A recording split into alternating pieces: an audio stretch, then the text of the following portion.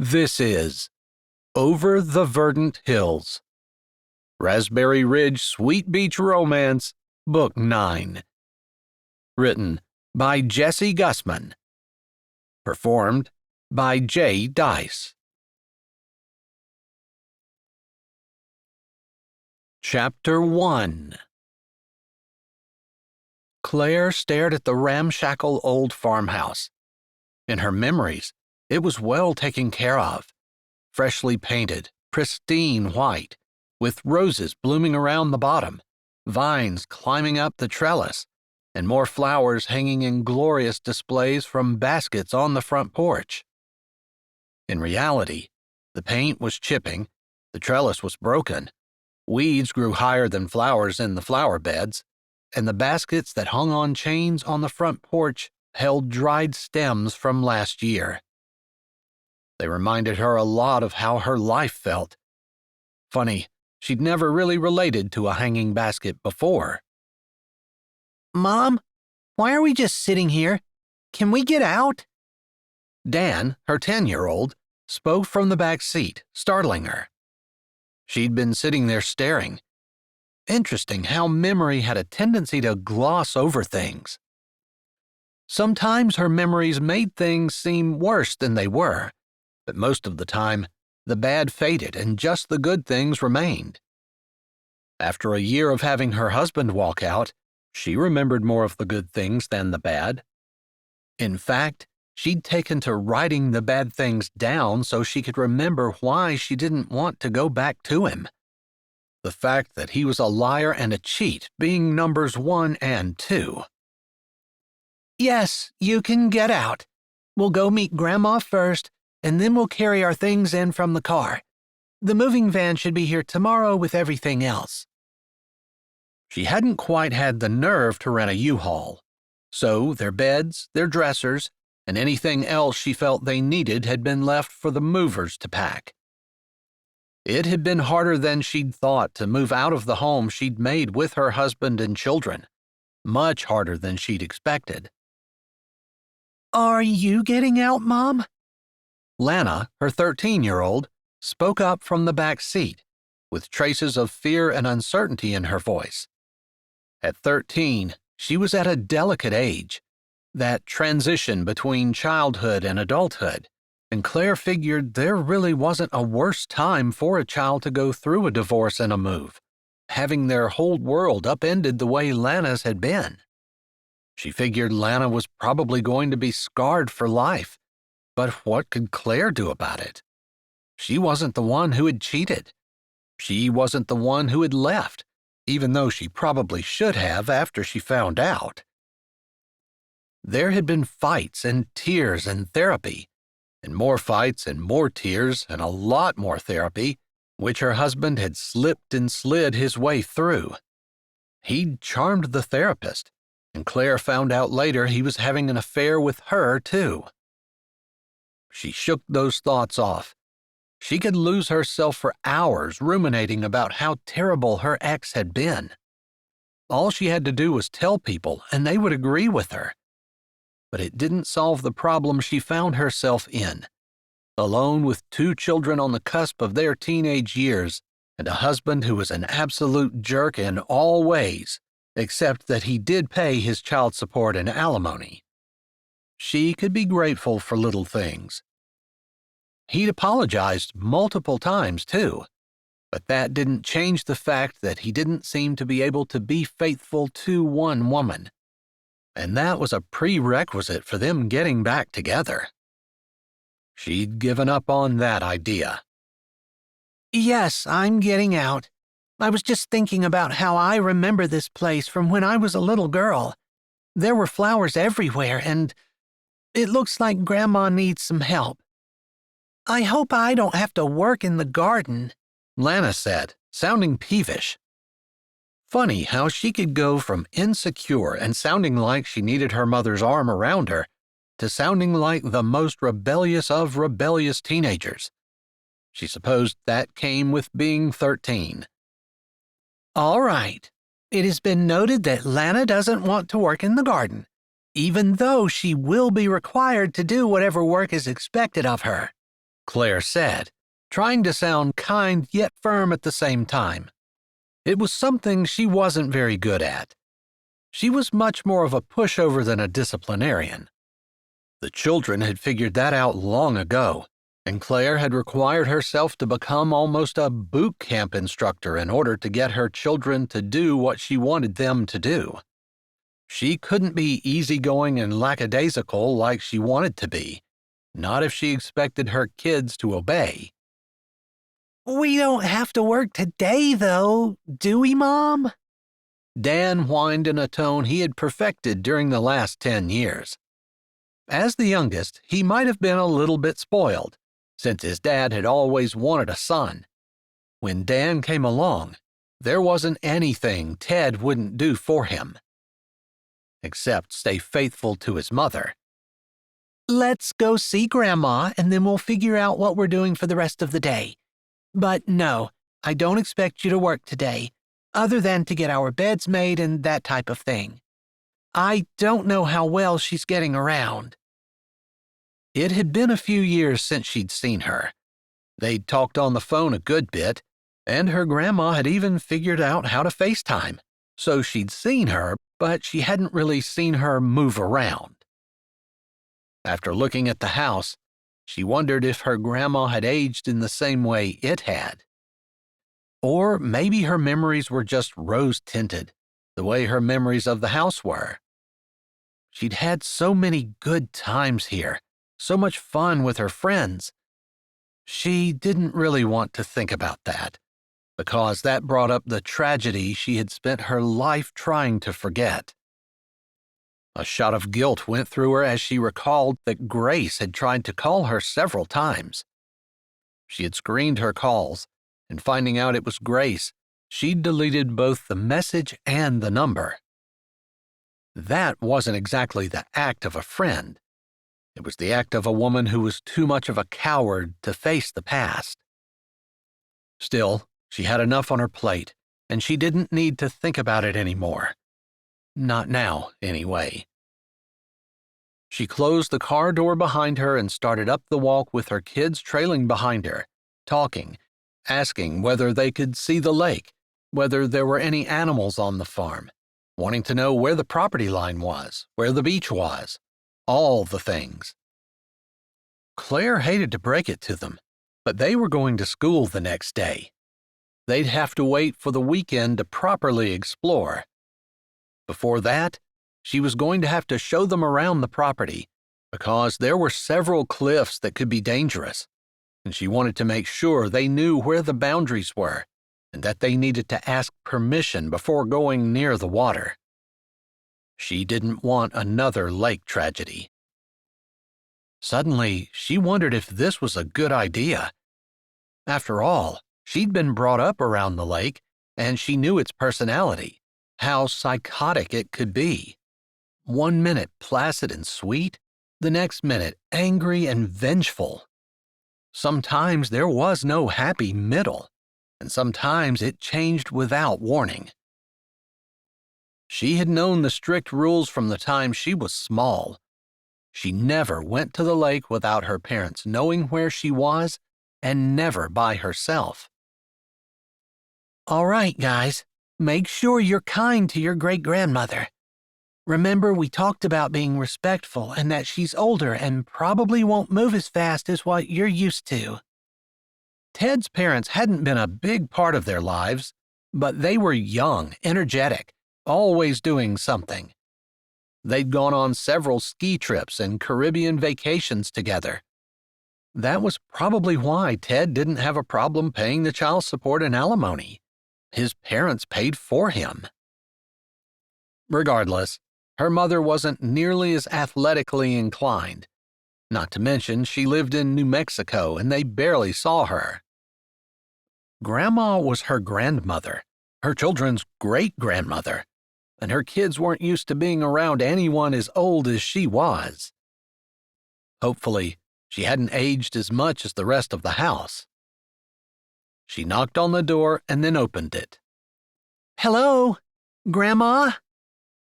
Oh, a voice from the kitchen said. Are you here? Was that today? Claire's heart sank. Grandma wasn't even expecting them? But she'd called her last night and texted this morning. Yeah, it was today. Did you not get my text this morning? She knew she had gotten it because Grandma had replied. I did, but I guess I forgot. Her grandma came out of the kitchen, leaning on a cane and walking slowly. Definitely a difference from her childhood, when Grandma had been smiling and, if not energetic, at least happy. There had been a cheerfulness about her that had seemed to settle over the entire farm. Of course, since those days, Grandma had lost her husband and had a son die of cancer, Claire's uncle. Of course, Grandma had been touched by the tragedy that had happened in Claire's youth as well. Children, say hi to your great-grandmother. Claire prompted her kids. She wanted them to love Grandma as much as she did, and she supposed that meant she needed to back off. But she appreciated her grandma was allowing them to move in, and she wanted to make sure they were as kind to her as they could be. She didn't think her grandma would ever kick them out, not for anything, but she didn't want to take that chance either. Her kids dutifully went up and gave lackluster, "Hi, grandmas," as they hugged her. Claire swooped in afterward and gave her grandma a real, honest-to-goodness, "I'm so happy to see you" hug. She truly was. It was good to be back in Raspberry Ridge. Good to be back in the old farmhouse that seemed so familiar and loving, even if it had been touched by time. It still brought her back to her youth, when life was carefree and happy. For the most part. I'll have to put something together for supper. Don't know why I thought you were coming tomorrow. You're right. I saw your text today. Don't worry about it. We just stopped on the way here, and I'll figure out something to make for supper. If worst comes to worst, I can go get some bread and meat and we'll just have sandwiches. I have eggs. I still have chickens, although those are the only animals on the farm anymore. All right, we can do something with eggs. The kids like them hard-boiled, or we can have egg salad sandwiches if you have bread. I can whip up a couple of loaves. Of course. Her grandmother always made her own bread. A sigh of longing started at her very soul and whispered from her lips, Homemade bread sounds amazing.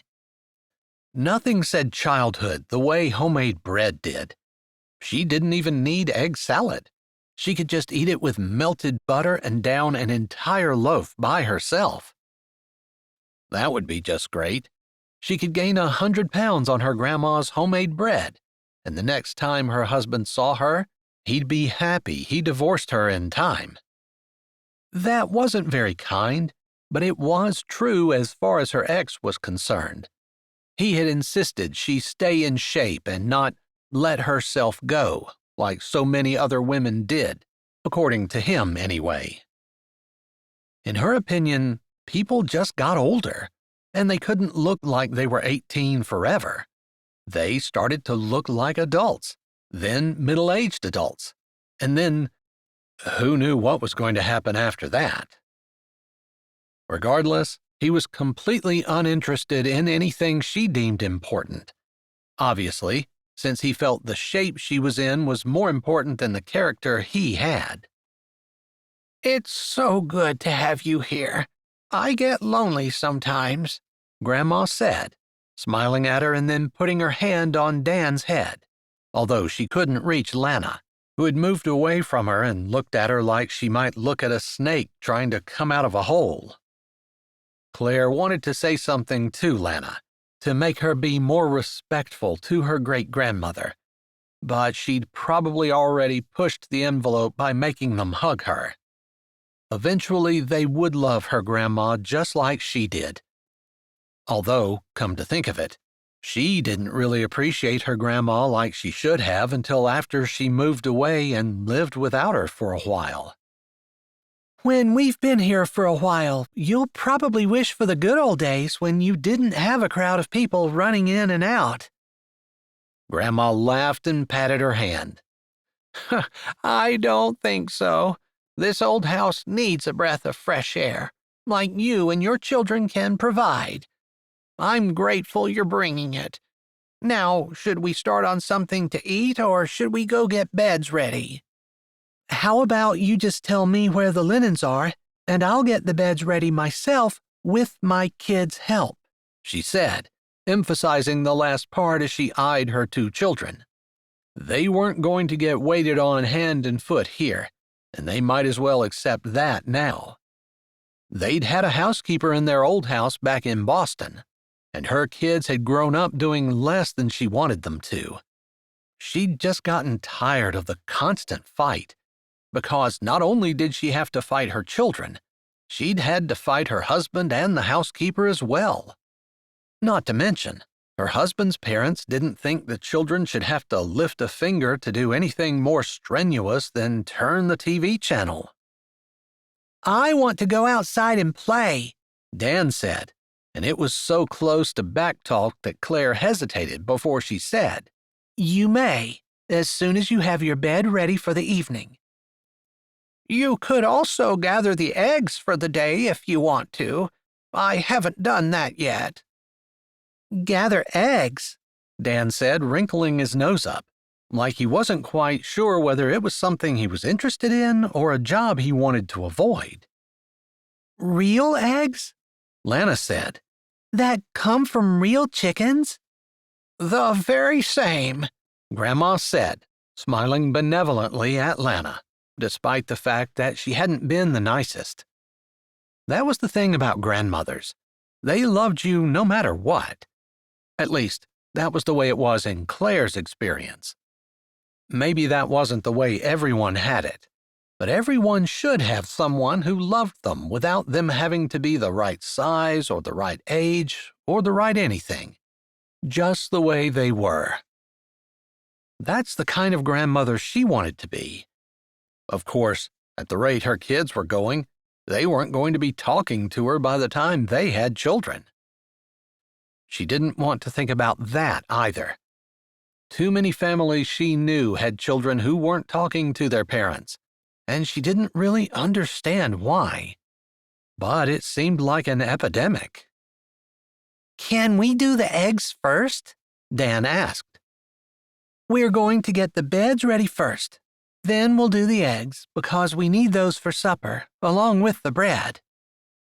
"Does making bread take a long time?" Lana said, and she didn't sound like she wanted to wait a long time for supper. "We'll have supper today, so it doesn't take that long," Claire said, sidestepping the question of exactly how long it might take. She'd benefited from eating the bread her grandmother had made multiple times over the years, but she'd never helped her make it. She didn't know why not. Well, maybe because she was so busy being outside running around that she didn't have time to come in and help. Maybe she should just let her kids run around wild. It would probably be good for them.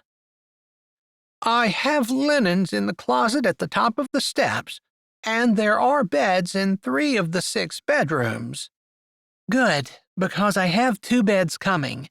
I hope that's okay." "It certainly is. We talked about it, didn't we?" Grandma furrowed her brows as though she were trying to remember. Was Grandma losing it? Claire's heart shivered. That was the last thing she needed. She'd wanted to come back here and be grounded, to rest and recover and figure out the rest of her life, not be scared every day wondering whether her grandma was going to recognize her or not.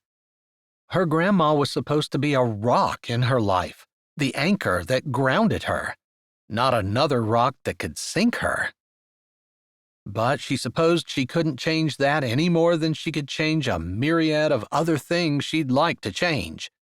Whatever happened, she'd have to accept it and be okay with it. "All right. Thanks, Grandma," she said as she started toward the stairs. I'll get started on that bread, and when you guys are done with the beds, I should be in a good place where we can go out and meet the chickens."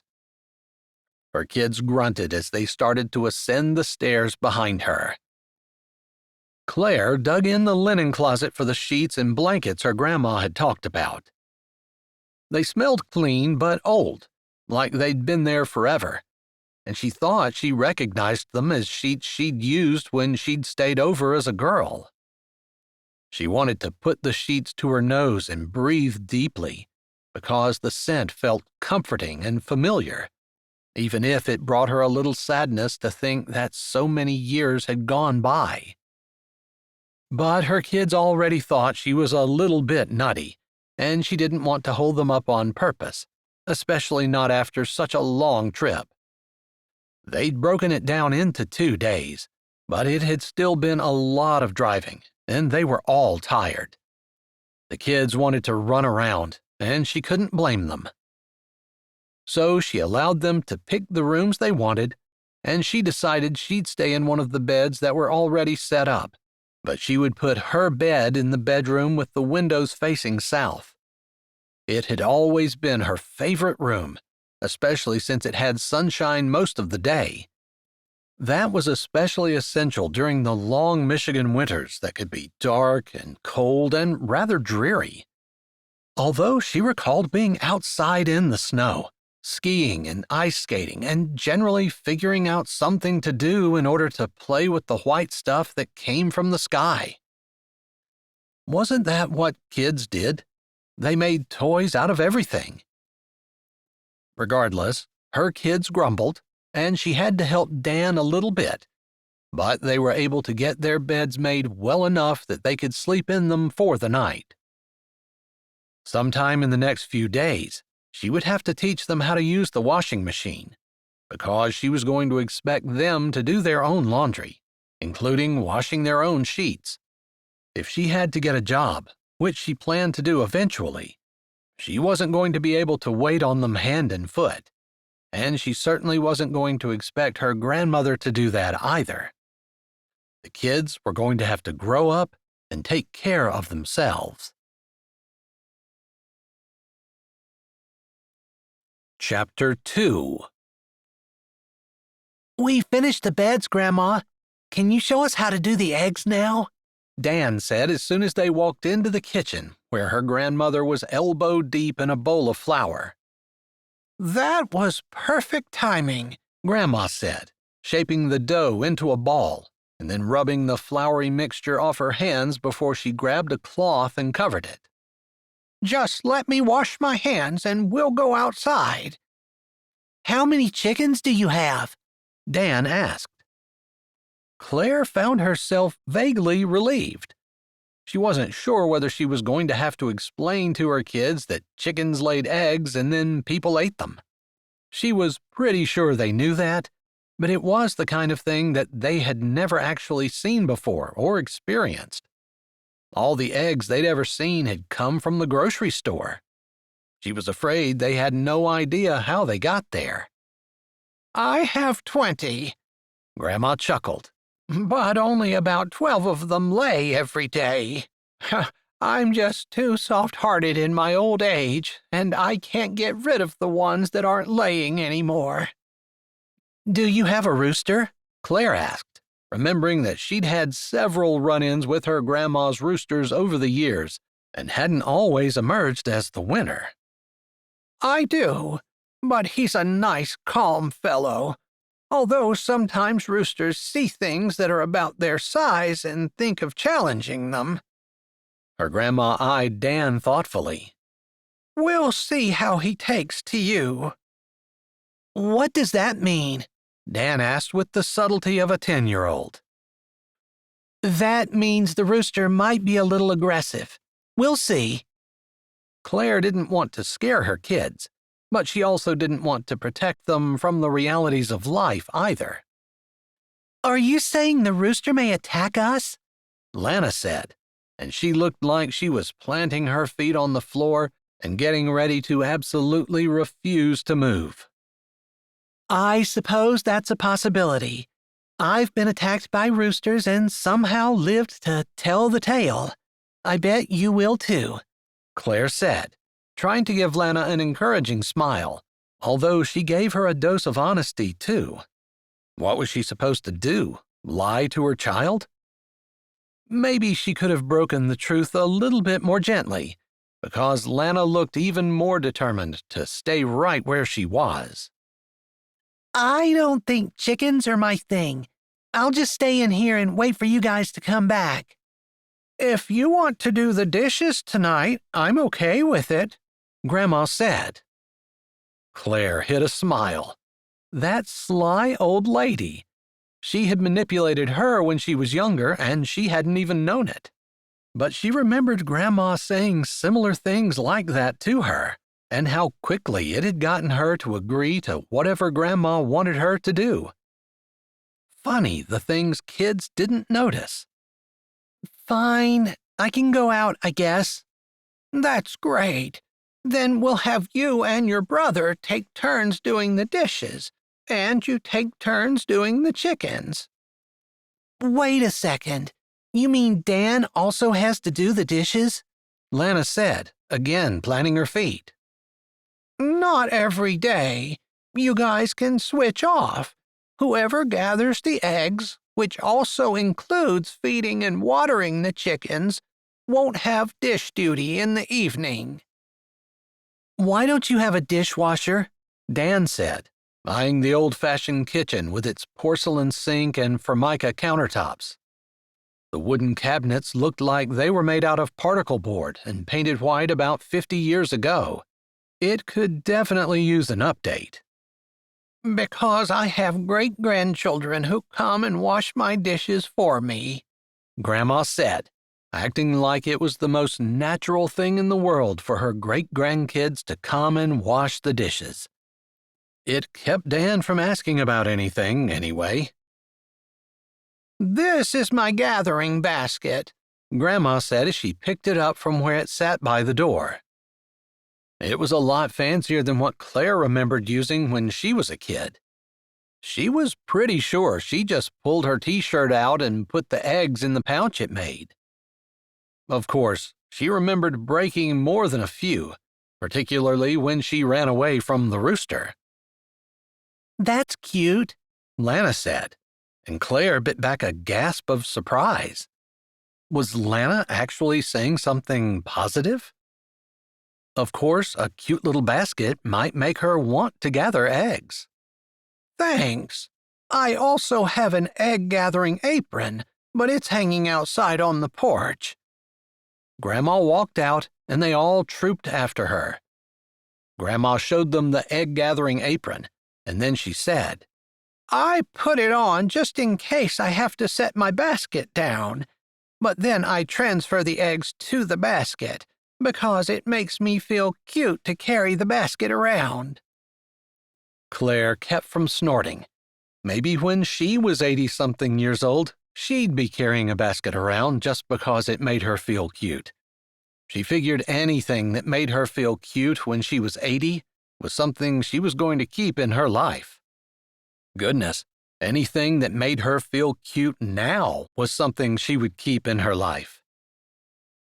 Her kids tramped after her grandma, and Claire brought up the rear as they headed toward the chicken coop, which was 50 or 60 feet away from the back door. She recalled the chickens pecking all around when she was younger, but she also remembered that Grandma didn't let them out until it was fairly warm out on a consistent basis.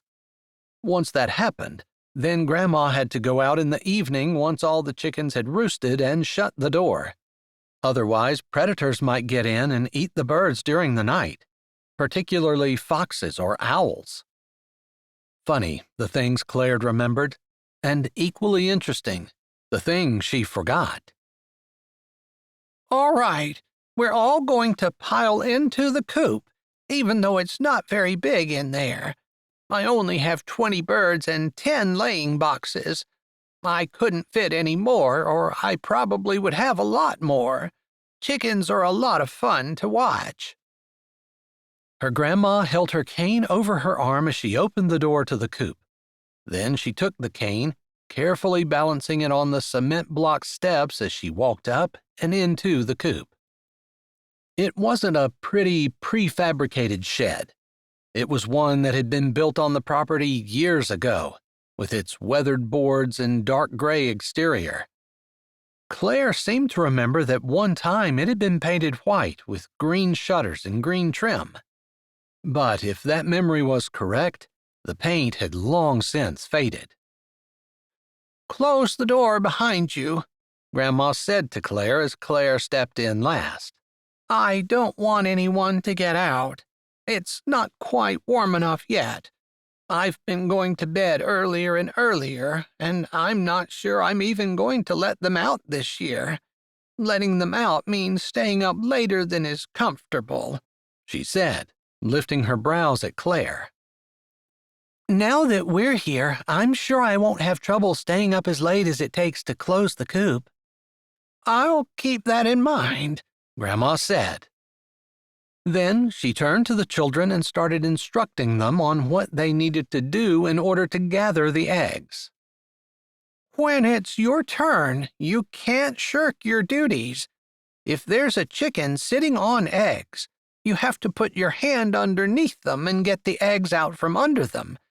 Otherwise, they're liable to sit on the eggs and they'll go bad." "How do we know if there are any eggs under there?" Dan asked, looking curiously at a chicken who eyed him suspiciously from the nest box where she sat. "You have to put your hand under there and feel around. Usually they're toward the front, but sometimes they'll put them by their feet. You'll be able to feel them," Grandma said with assurance.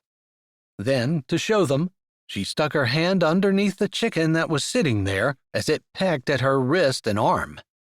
"Doesn't that hurt?" Lana asked as she watched with horror as the chicken practically attacked Grandma's arm. "Not really.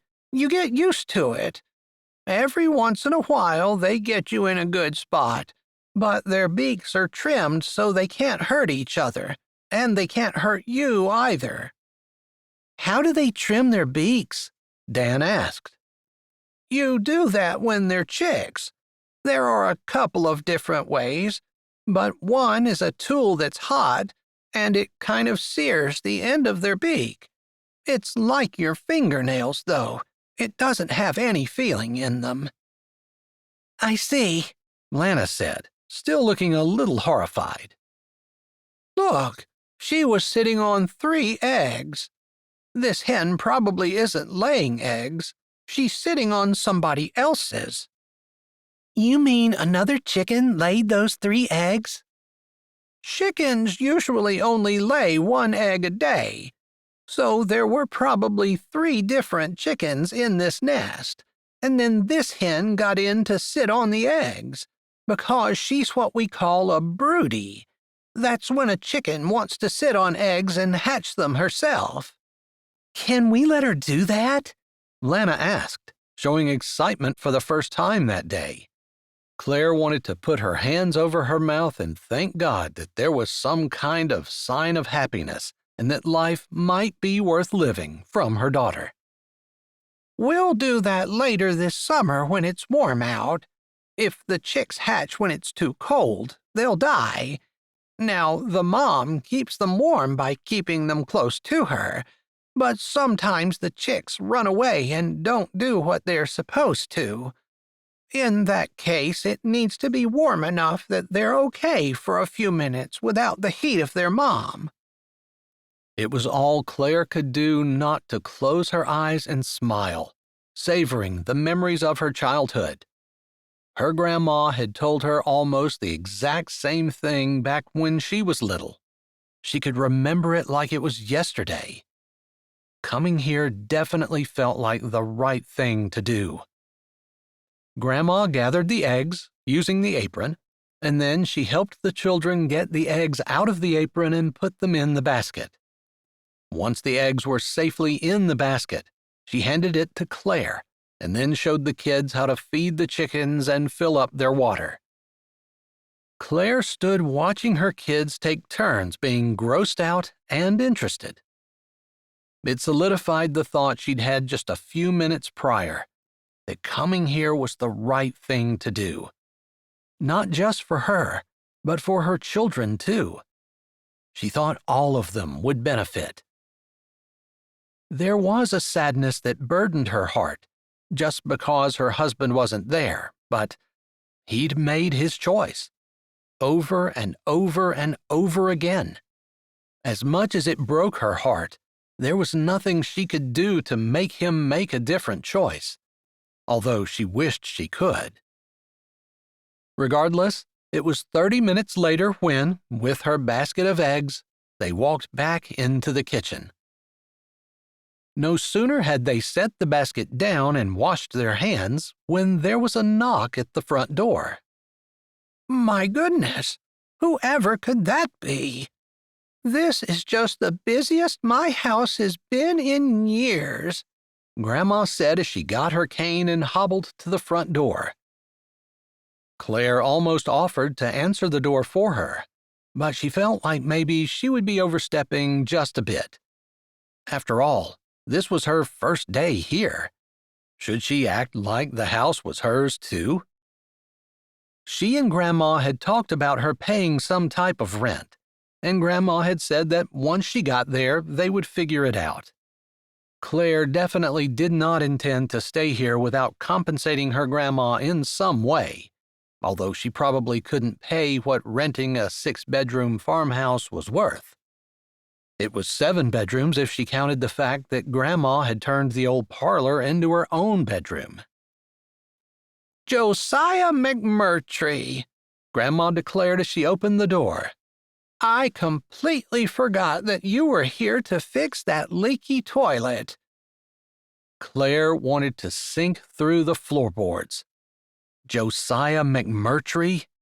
Figures he would be the first person she ran into on her first day here. She slowly turned and realized his eyes were boring into hers. I see your granddaughter showed up like you thought she was gonna, Josiah said in his slow, methodical way. Only I wasn't expecting her until tomorrow. My goodness, I just have my days all mixed up. Grandma waved a hand, and Claire wondered exactly what she was doing. She didn't seem to be the slightest bit addled any time except when it came to the day that Claire was going to show up. Had Claire messed up and told her the wrong date? Or was Grandma doing something different? Regardless, Claire steeled herself to face this ghost from her past. Chapter 3. Josiah stared at Claire Bainey. Well, it wasn't Claire Bainey anymore. Whatever her married name was, he didn't know. But she looked just the same as she had in high school, when he'd had a bit of a crush on her. Of course, he'd been skinny with glasses and a nerdy reputation, and someone like Claire wouldn't have looked at him twice. She didn't really look at him twice now, although he'd changed a good bit since their school days. He was one of those kids who hadn't really started to grow until their senior year in high school. He'd filled out a good bit after that, too, but of course, Claire hadn't been around to see it. Hello, Claire, he said as she continued to stare at him. She seemed to shake herself. Hello, Josiah, she said, looking like she was forcing herself to be polite. It's good to see you. Unfortunately, I have bread rising in the kitchen, so I better go check on it. He stood there while she turned around and walked into the kitchen. Then he turned his gaze toward Miss Mattie. Most people around here called her Grandma. Miss Mattie shrugged and then said, That toilet is back here, and she led the way to the bathroom, where he could hear the toilet running long before they got there. There were a couple of kids watching him from inconspicuous places, and he assumed those were Claire's children. He'd heard she had too, but he wasn't exactly well plugged into the underground gossip vines of Raspberry Ridge, and he wouldn't be surprised if his information was inaccurate. His mom had suffered from multiple sclerosis since he was in junior high, and he'd foregone college so he could stay and help her and his dad. His mom was still doing okay, and his dad still worked as a radiology tech at the Blueberry Beach Hospital. And he still hung around, taking care of his mom and helping out around the house for his dad as well. He supposed most people would figure he had a lack of ambition and look down on him. In reality, he loved his small town and spent a lot of time trying to figure out how he could earn a living so he could stay right where he was. "Once you get that fixed, don't you run off. We're having homemade bread for supper and fresh egg salad with eggs I just gathered. I also have eggs for you in a carton on top of the refrigerator. Don't leave without them, and make sure you get yourself some fresh bread, okay?" Miss Mattie put her hands on her hips and gave him her no-nonsense look. He could no more disagree with her than he could backtalk his mom. "Yes, ma'am," he said, meeting her gaze before he turned back to the running toilet. It sounded like it might need a new float, and he didn't have one of those with him. But once he got the lid off, he might be able to figure out something else. He ought to at least be able to figure out a way to get it to quit running until he could get to the hardware store and get the pieces he needed. She'd told him she had a toilet that needed fixing, but she hadn't given him any details. He'd done a good bit of work for her around the place in the last year or so. It was almost like she was gearing up to host her granddaughter, but if she'd known about it, she hadn't told him. She had jobs lined up for him through the summer, too. One of those included fixing the trellis beside the rose bush on the gable end of the house. He remembered back when he was a kid, the deep red roses that had climbed up there every spring. He could still smell them if he thought about it, and remember how he thought about climbing up the trellis to Claire. Not that he'd had an idea to pursue Claire for very long. She'd been pretty clear that she wasn't interested, and somehow her lack of interest had convinced him that he was wasting his time. It took about an hour to fix the toilet. It turned out it wasn't the float after all, and he was able to use the tools in his bag to fix it. He'd figured out that he was pretty clever at fixing things and putting things together when he was in junior and senior high. Of course, at that point in his life, he hadn't considered that he might be able to make a living out of it. But it turned out there were millionaires who had large yachts that ran on Lake Michigan, and with just a little bit of advertising, but mostly word of mouth, he'd been able to pick up jobs at the port down in Blueberry Beach. He only needed 1 or 2 jobs a month, and then he could spend the rest of his time in the small town he loved. Interesting the way life worked out sometimes. He thought that again as he walked into the kitchen and saw Claire in there. He hadn't thought he'd run into her again. There was a lot of water under the bridge, but they did have some history. Nothing she would probably want to remember, although he thought back on it with fondness. "And then, once you have the loaves formed, you can put them into the pans you buttered, and then you have to wait for them to rise. Usually takes about 30 or 45 minutes, Miss Mattie said as he walked into the kitchen. "I just wanted to let you know that I was all done. The toilet's fixed. I thought I would need a new float, but it turned out I had the pieces I needed in my bag." He'd set his bag by the door, and he'd been tempted to walk out, but Miss Mattie had specifically asked him to stay, and he found he couldn't deliberately ignore her request. "My goodness, that took hardly any time at all. Come on in. The bread isn't quite ready, but you can sit at the table and catch up with Claire. I think you remember her, don't you?" "I do. We went to school together," he said, after pausing for a moment to see if Claire would speak up, She was looking at him from the corner like he was some kind of spider that had crawled out of hiding. It was kind of the way he remembered her looking at him in school, too. But he couldn't change that. He wasn't quite sure what her issue was, although maybe he had an inkling. Still, she'd been through a good bit back in school, and he had no idea what she'd been through since then. He could cut her some slack. "I don't want to stay too long. My dad—" "Oh, don't you worry. Your mom expects me to feed you, and you told me yesterday that your dad was going to be home tonight, so it was a good night for you to come over and fix the toilet." He'd said that. It was true. His dad got home early on Thursdays and had Fridays and the weekends off. He worked 14 and 16-hour shifts Monday, Tuesday, and Wednesday. "Claire, have you spoken with Josiah since high school?" Miss Maddie was obviously trying to facilitate a conversation between the two of them. Josiah felt a little bad for her. After all, Claire was obviously not wanting to talk to him.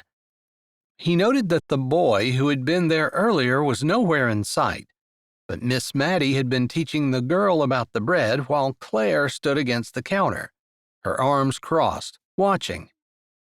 "Josiah, go on, sit down for a bit." Miss Maddie smiled engagingly.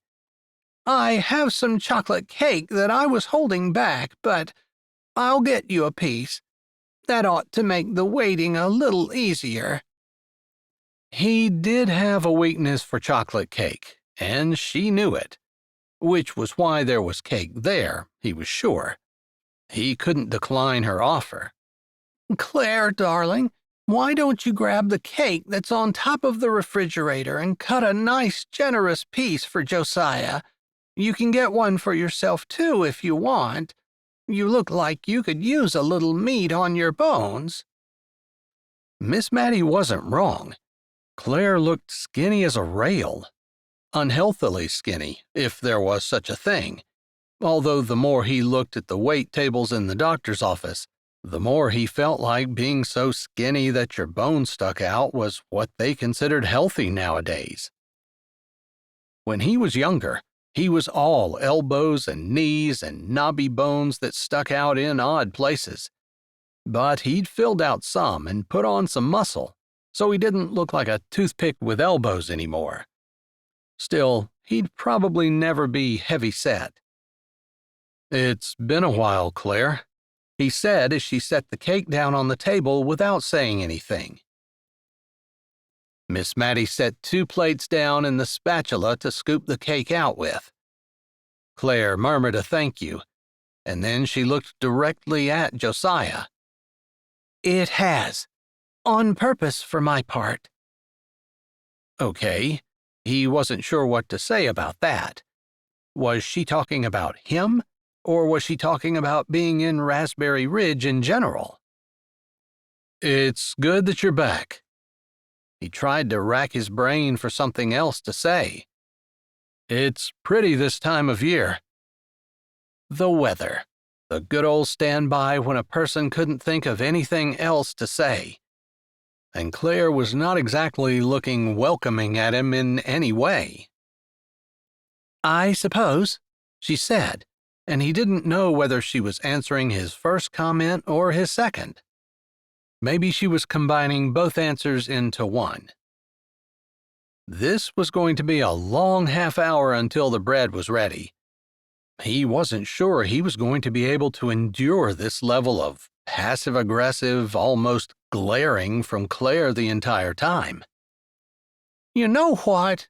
It's pretty warm in this kitchen with the oven heating up and everything. So why don't you two take your cake and go sit out on the front porch? Lana and I will tidy up in here, and then we'll go make sure that Dan didn't wander off. We'll have to talk to him about lake safety soon." "Yeah, I wanted to do that, but I haven't gotten around to it. I figured after they get back from school tomorrow, We're going to school tomorrow?" the girl said.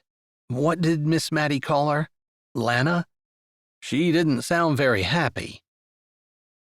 Maybe Josiah should thank her, because it made Claire move a little quicker, and she was hurrying toward the front door with 2 pieces of cake almost before he was able to catch up to her and open the door before she got there. "Thanks," she said without looking at him as she used her elbow to push the screen door open. "No problem," he said as he shut the door behind him and then caught the screen so it didn't slam. Miss Mattie had yelled at him years ago when he was a kid for slamming the screen door, and those lessons stuck. "Here's your cake," Claire said, still not looking at him. "Is there something I did that made you mad?" he asked, knowing that he hadn't seen her for more than 10 years. It was probably closer to 12 or more. She might have been around a bit during college breaks, but he couldn't specifically remember seeing her. "Not really," Claire said, taking her cake and going over and sitting in the rocking chair that was farthest away from the door, the one by itself. He figured he could either slide a rocking chair over to her or sit down away from her. He decided he'd sit down on the porch swing, since that was the most comfortable, and it was his favorite spot anyway. If she didn't want to talk to him, he wasn't going to make her. He'd tried to ask her if there was anything he needed to apologize for, and she'd acted like there wasn't. Except she'd said, "Not really." "Not really? Does that mean there is something?" "No, it's just that seeing you brings back bad memories." "In what way?" he asked, truly baffled. There was that game of truth or dare, and she had been his first kiss, but they'd been 11, 12, maybe 14, but definitely no older. All he knew was it had been nice, and he wouldn't have minded more, but she had acted like it was the grossest thing that had ever happened to her, and he'd ended up embarrassed. If anyone should have bad memories about that, it should be him, right? Except it had been his first kiss, and he mostly remembered it with fondness. Although he'd had better kisses over the years, there were none that he remembered with quite so much nostalgia.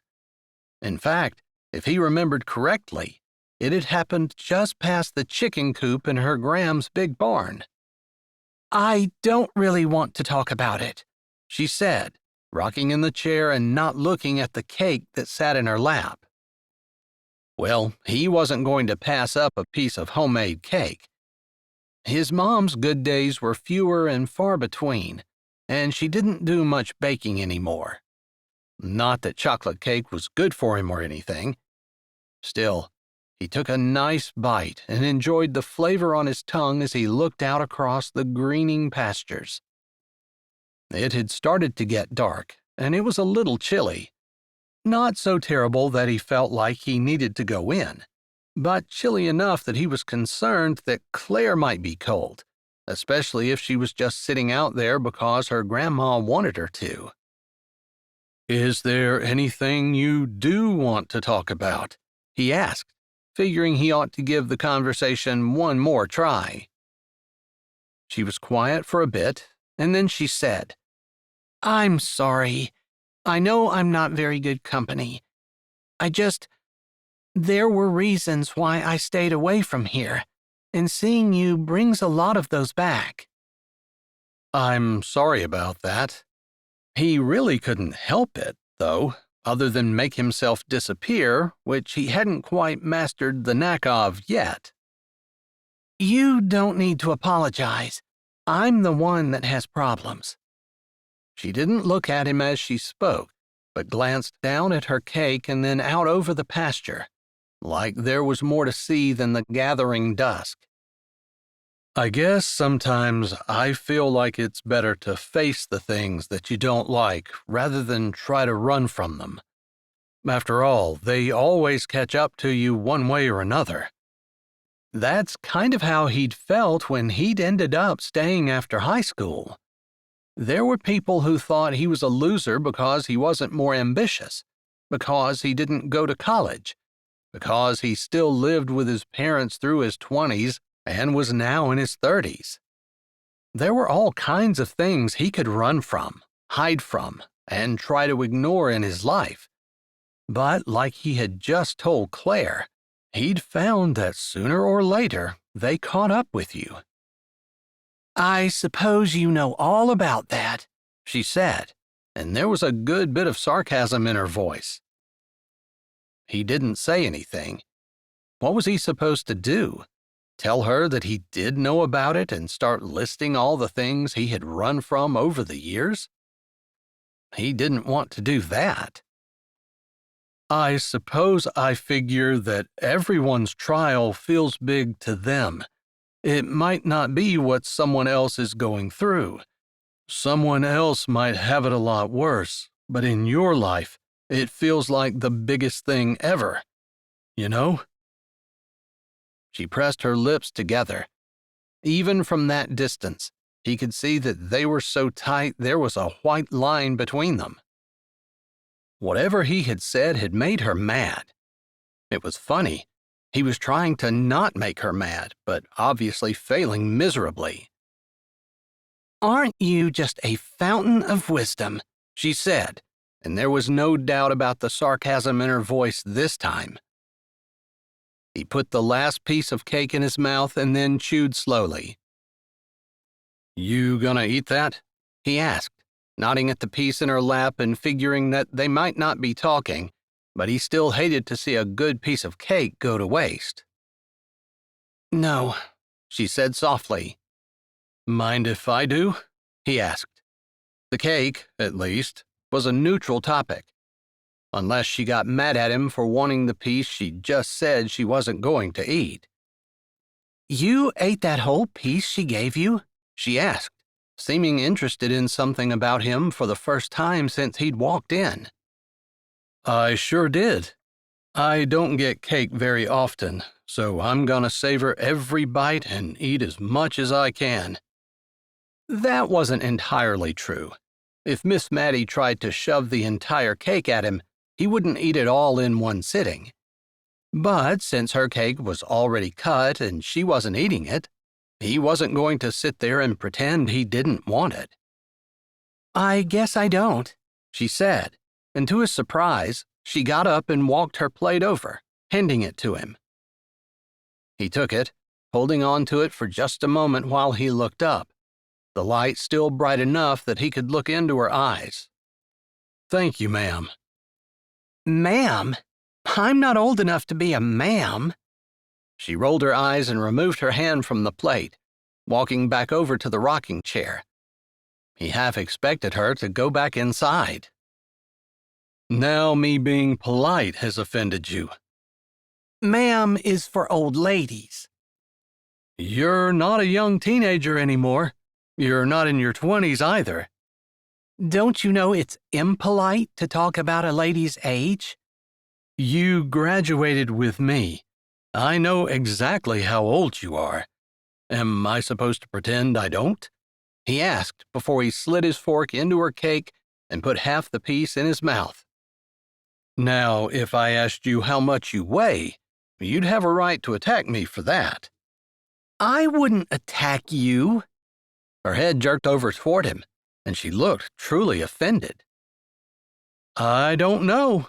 I guess if you say you didn't, then you must not have, but it felt like an attack. Like everything else she'd hurled at him since he'd walked through the door. I told you I'm sorry. I guess the move has just been that hard. Coming back? To your Grams?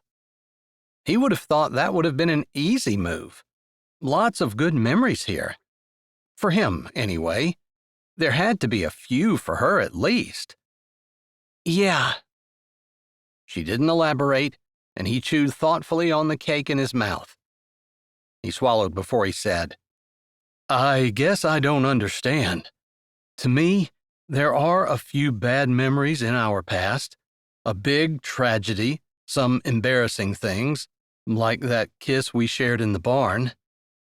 He figured if that was what was bothering her, he might as well get it out in the open. Oh my goodness! Are you really going to rub that in? It was my first kiss. I have fond memories of it. It was my first kiss, too, and I don't have fond memories. I think I've gotten better at kissing over the years, but I suppose I shouldn't take offense if I wasn't any good at that point, considering it was my first. I guess you must have had natural talent. He'd wondered if it had been her first, too. He hadn't thought they were going to talk about that tonight. But there was something that smiled deep inside of him at the thought that they had shared their first kiss. He supposed it should have been something special that he shared with someone who really meant something to him. But at that age, he hadn't exactly been wise or smart or a combination of either one of those things. In fact, he felt like the best word that could describe him would have been stupidly dumb. Hopefully, he'd gotten a little better as he'd aged. She hadn't said anything, and he didn't press her any more on that. I have so many good memories of this farm. We played hide and seek in the barn. We butchered chickens out back, and then your grandma cooked chicken for supper. Oh my goodness, that was not a good memory, Claire said with the first hint of humor in her voice he'd heard the entire time he'd been there. Talk about wanting to throw up. I don't think anybody ate a bite that night. Me either. If you're going to spend your Sunday butchering chickens, eat beef for supper. She laughed outright at that. It was a little bit of wisdom he gleaned from the farm. After spending the day around the stench of chicken, one absolutely could not abide the smell of anything that had to do with cooking chicken. All right, you might be right. So that's not a good memory. But everything else is good. Maybe for you, she said, and then she didn't elaborate. You can't tell me that the bad outweighs the good. It just seems bigger somehow. There's more weight to it, more emotional baggage. Isn't that in your head? He was a big believer that a person could control their thoughts. Sure, he could focus on how his mom seemed to get worse and worse every day, how she wasn't cooking hardly at all anymore and hadn't baked in years, how his dad's eyes looked worried when he looked at her and he didn't know how much longer she'd be with them. Or he could cherish every day that she was there, share laughter whenever they could, and talk about and cherish all the memories of the good times. He supposed it was just a matter of focusing on one or the other, at least for him anyway. My thoughts and feelings are part of me. Am I supposed to ignore them? You don't have to ignore them, but you can control them. Spoken like a man, she said dismissively. Glancing over, she saw that he was done with his cake. I guess we can go inside. Surely the bread is in the oven by now. I can leave. You can tell Miss Maddie that I needed to go. I don't even have to go back inside. My bag's sitting by the door, and I'll just pick it up and I'll be out of here. He really didn't want to make her more uncomfortable than what she obviously already was. No, I don't want you to leave because of me. And I'm sure you're looking forward to Grandma's homemade bread just as much as I am. I'm sorry. I need to shake this and not let these things upset me. I guess it's just been a rough year. He wanted to ask what had made her year rough, but she walked toward the door and moved so he could open it for her to walk in. Holding both plates in one hand, with his thumb over the forks so they didn't fall off the plates, he carried them in, closing the door behind him and making sure the screen door didn't slam. Claire didn't look back for him or walk with him into the kitchen. It was like she wanted to make sure there was distance between the two of them. He couldn't blame her for that. Whatever had happened in the last year, whatever she was fighting, whatever had made her feel like the memories from this town were almost unbearable, he felt bad for her. A person needed to get a hold of their thoughts so they didn't allow them to get them down. He supposed she could argue with him if she wanted to, but that was how he had lived, and it had served him well. He wished he could help her do the same. Chapter 4. And I'm going to have Josiah fix the rose trellis. The rose bush got so heavy it tore it down. That was years ago, and the bush has all but died. I don't know if I can bring it back if I get the trellis fixed or not. Grandma had her cane as she and Claire walked around the old farmhouse. Claire had taken her children to Blueberry Beach that morning, registered them for school, and they'd gone straight to their classes. She'd come back home and started talking to her grandma about fixing up the old farmhouse. Turns out her grandma already had a plan, and Claire had to admit it was a pretty good one. The only problem was, she'd be seeing a lot of Josiah McMurtry if Grandma's plan came to fruition. Aren't there any other handymen around? She asked hopefully. She wasn't sure why Josiah brought such bad vibes out in her, but he did. Well, she had a pretty good idea, but she didn't want to examine it too closely. That kiss was one of them. It had been a terrible kiss. Maybe that was the problem. She'd been surprised she'd liked it as much as she had. After all, it was Josiah, and she had zero attraction to him. She'd been afraid for a really long time that she was some kind of weird pervert who enjoyed kissing anyone, if she could enjoy kissing Josiah. And then there was the tragedy.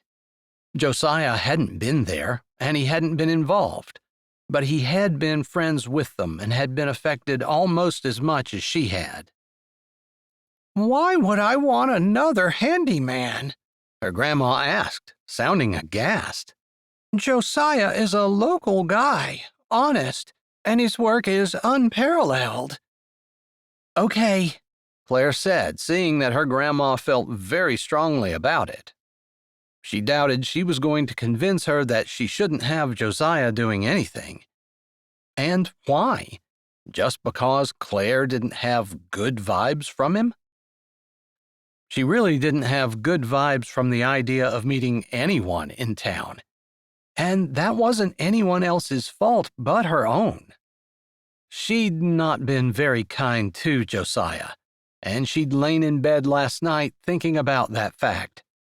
She owed him a sincere apology, although she'd already apologized a couple of times. She just wasn't happy to be back, wasn't happy to have her family torn apart. She loved her grandma and was glad she got to spend time with her. But coming back to Raspberry Ridge had not been an easy thing, and she was struggling with memories, struggling with the fact that her life hadn't gone the way she wanted it to, struggling with the fact that she was basically coming back a loser. She hadn't expected to return to town this way. She'd expected to return triumphantly, successful, rich, confident, and the envy of the town's darling, perhaps. If she ever came back at all. Memories of what had happened here tore at her heart and soul, and she figured Josiah was correct. She was going to need to face them eventually.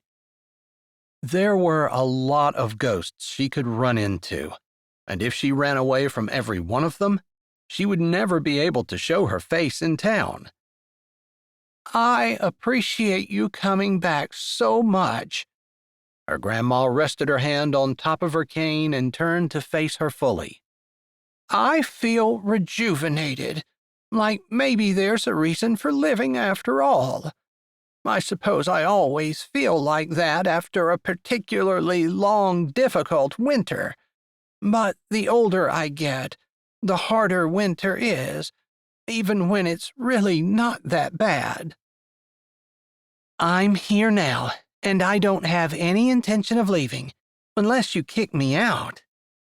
She wasn't sure whether she could afford it, particularly if her ex didn't continue paying child support, but she'd figure that out when the time came. In the meantime, she had a couple of things she was doing online, including an e-commerce subscription website, which hadn't exactly taken off but gave her a couple $100s of extra income every month. I'm not going to kick you out. I'm so happy to have you, her grandma said. Tell me more about what you plan to do. She looked at the crumbling old farmhouse. It needed some paint, and she'd like to paint.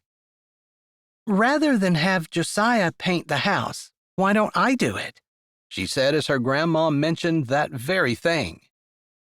You? Sure. What else am I going to do around here all day? Well, I did think you'd help me work in the flower beds some, and I'd love to have a big garden. But it's been getting smaller and smaller every year because I just can't keep up with it. I can help with the garden and the flower beds and still paint the house. It's not like you have to paint the house in a day. I could spend the entire summer working on it, couldn't I? I suppose so. I really don't know much about painting, though.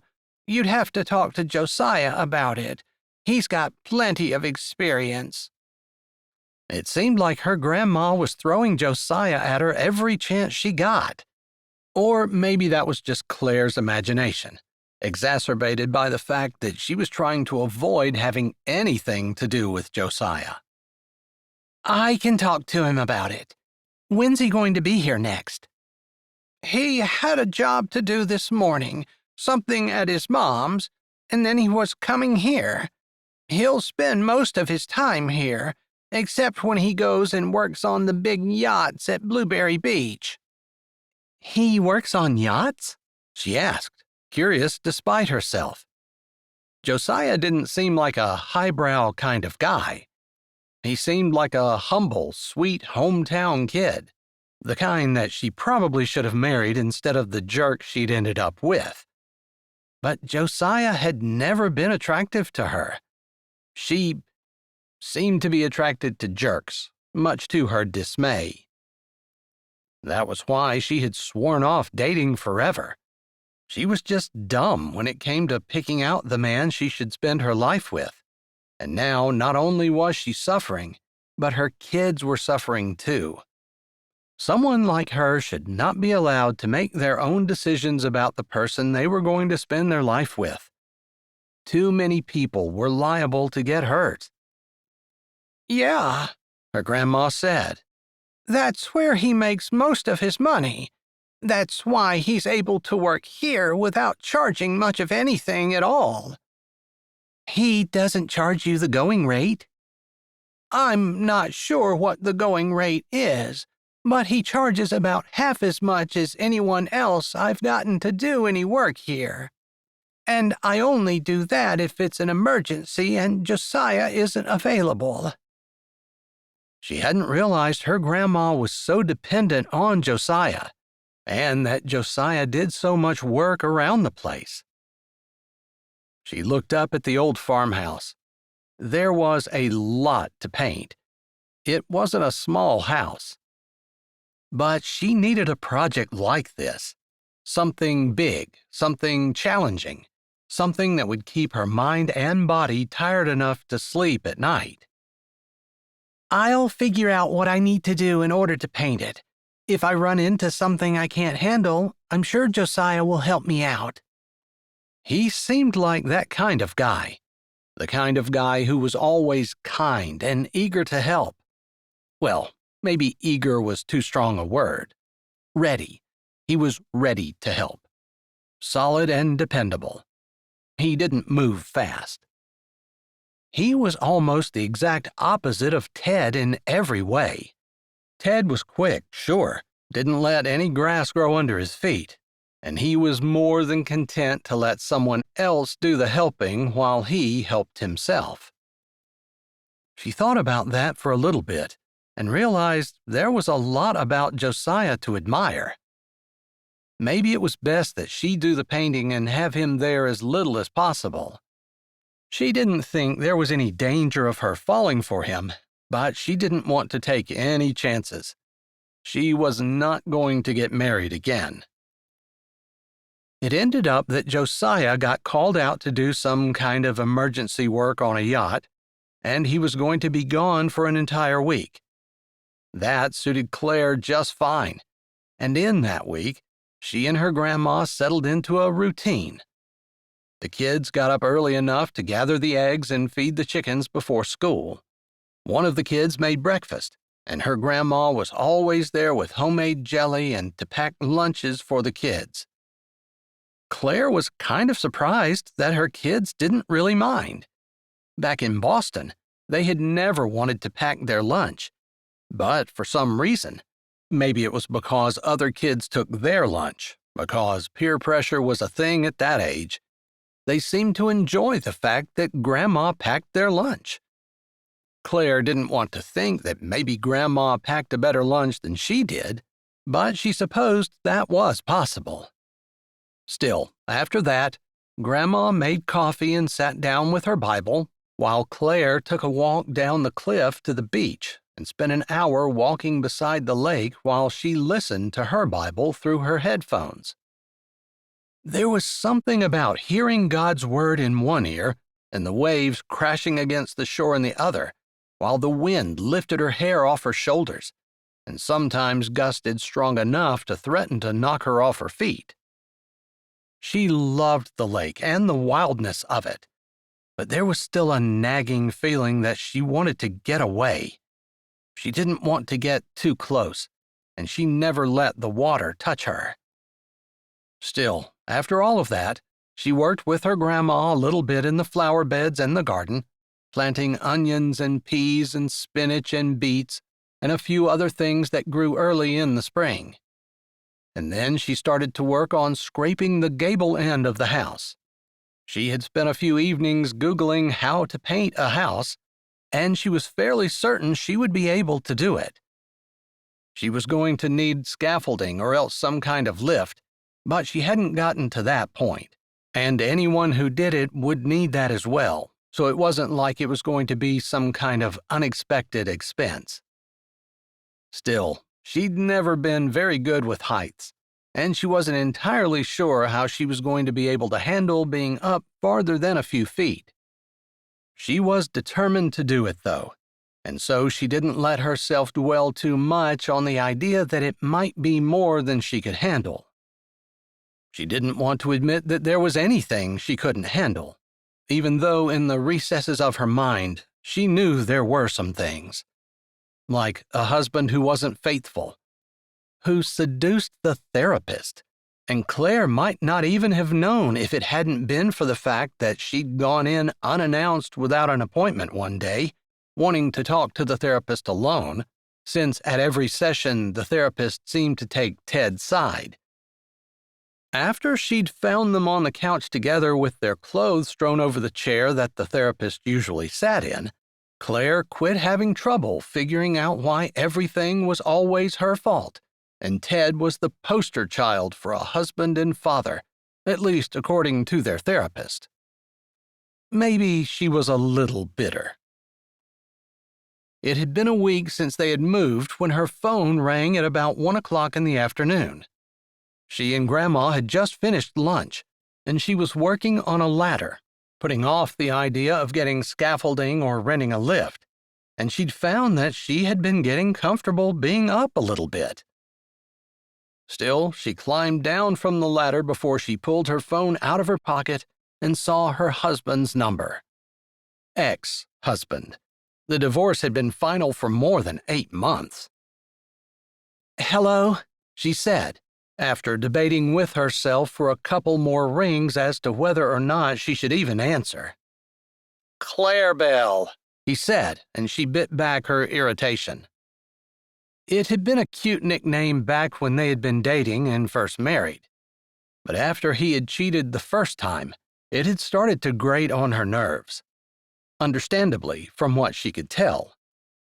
Still, they weren't married anymore, and he had no right to mess with her name. I've asked you over and over not to call me that. She kept her voice cool, not ice cold, but cool enough to let him know that she wasn't messing around. He liked to charm people, catch them off guard, and take them for everything they had. There was a reason he had become a lawyer. Come now, you don't have to be mean. What do you need? She asked, her words clear and containing disinterest. She had no desire to talk to him any longer than she had to. I don't know why you have to be so short. After all, we agreed that we were going to stay friends for the children's sake. Yes, friends. Distant friends. Friends who only talk once a year. So you're calling me outside of our yearly conversation. It must be about the children. She didn't want to be mean. She didn't want to be sarcastic.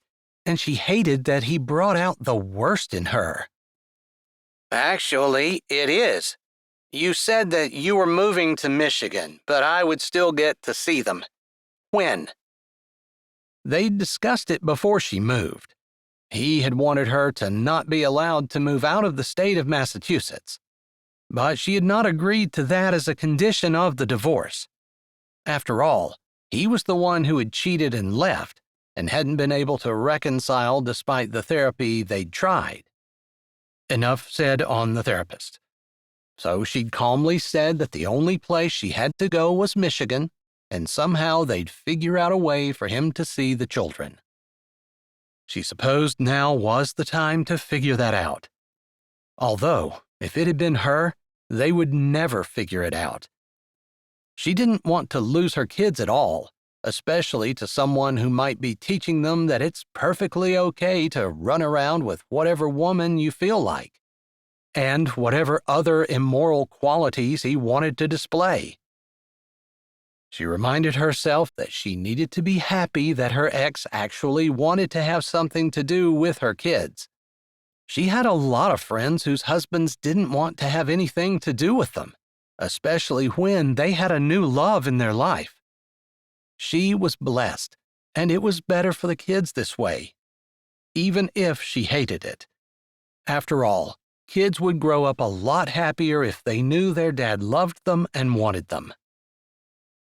What would you like? She asked, hedging a bit as she walked around the house and sat down on the front porch step. She had no idea what to offer. Chapter 5. I think I should get the summer, if you're going to have them during the school year. And I probably should get them at Christmas vacation and Easter too, or spring break or whatever school districts are calling it now. Ted sounded like he'd thought about it a good bit. Claire wanted to be thankful that he was a good dad, that he loved her children and wanted to see them. But she really resented right now that he wanted to have anything to do with them. After all, he hadn't wanted to keep their family together enough to actually stop cheating on her and try to make their marriage work. It was hard not to resent that. I suppose that sounds fair to me. She didn't like it, didn't want to go 3 months without seeing her kids, but that was one of the prices she had to pay for the fact that she'd made a stupid choice and married a jerk. A cheating jerk. They had set the custody arrangements up before the divorce was final, because the judge had allowed them to. She had wanted to sell their house before she moved, and up until that point, they had been able to have the kids stay with her during school nights and with him on the weekends. We'll get the judge to add that to our agreement. I can talk to him tomorrow at work, he said casually. She might be thinking that he was sleeping with the judge in order to get himself a better deal, but it was a man. So she didn't think so. Although her husband was such a scoundrel, she really didn't know what depths he would sink to. That wasn't fair, and she needed to stop thinking like that. God loved him, and God wanted her to love him, although she was pretty sure God was okay with her loving him from a distance. She wasn't sure whether Michigan was far enough away from Boston, but it was the best she could do for now. All right, I just registered them for school last week, and I'm pretty sure the last day is sometime in May. I'll let you know when I know for sure, and we can make arrangements to get them back to Boston. Do you really want them for the entire summer? She asked, trying not to sound like she was desperate. I think that's fair. He didn't answer her question. She wanted to press him, but what was the point? The more he thought that she wanted them, the more he would fight to get them for himself, even if he didn't really want them. He would do it just to punish her. But he would do it in such a nice, civilized way that someone not as attuned to his wily ways wouldn't even know that they were being played. That was her years ago when they'd first met, and she'd fallen for him. All right, I'll get back to you on exact dates. She had the papers inside, but she couldn't remember what exactly the school had said. There was a website, and she'd been on it a couple of times, and she could get on it right now if she really wanted to, but she didn't want to while he was on the phone. Was that terrible? She knew it was, and she wished she was a better person, but she really wasn't. Movement out of the corner of her eye caught her attention, and she turned, seeing Josiah walking up to the side of the house, his hands in his pockets, his eyes on the work she'd been doing on scraping paint. Suddenly, she wanted to have nothing to do with her ex and to just disappear, although most of her wanted to run out and defend what she was doing to the house. She wanted him to have seen her working and not sitting on the porch talking on the phone. Do you need anything else? Why are you whispering? Of course, he was going to ask that. No reason. Sorry. Do you need anything else? She forced herself to talk in a normal tone, although that drew Josiah's attention, and he looked over at her. She held the phone out from her ear a little bit, and he nodded before looking back at the house. No, that was it. Let me know the dates, and I can maybe meet you halfway.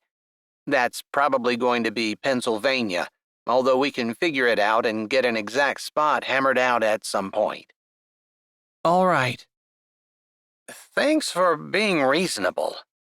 Of course, she said, like she'd ever been anything but reasonable.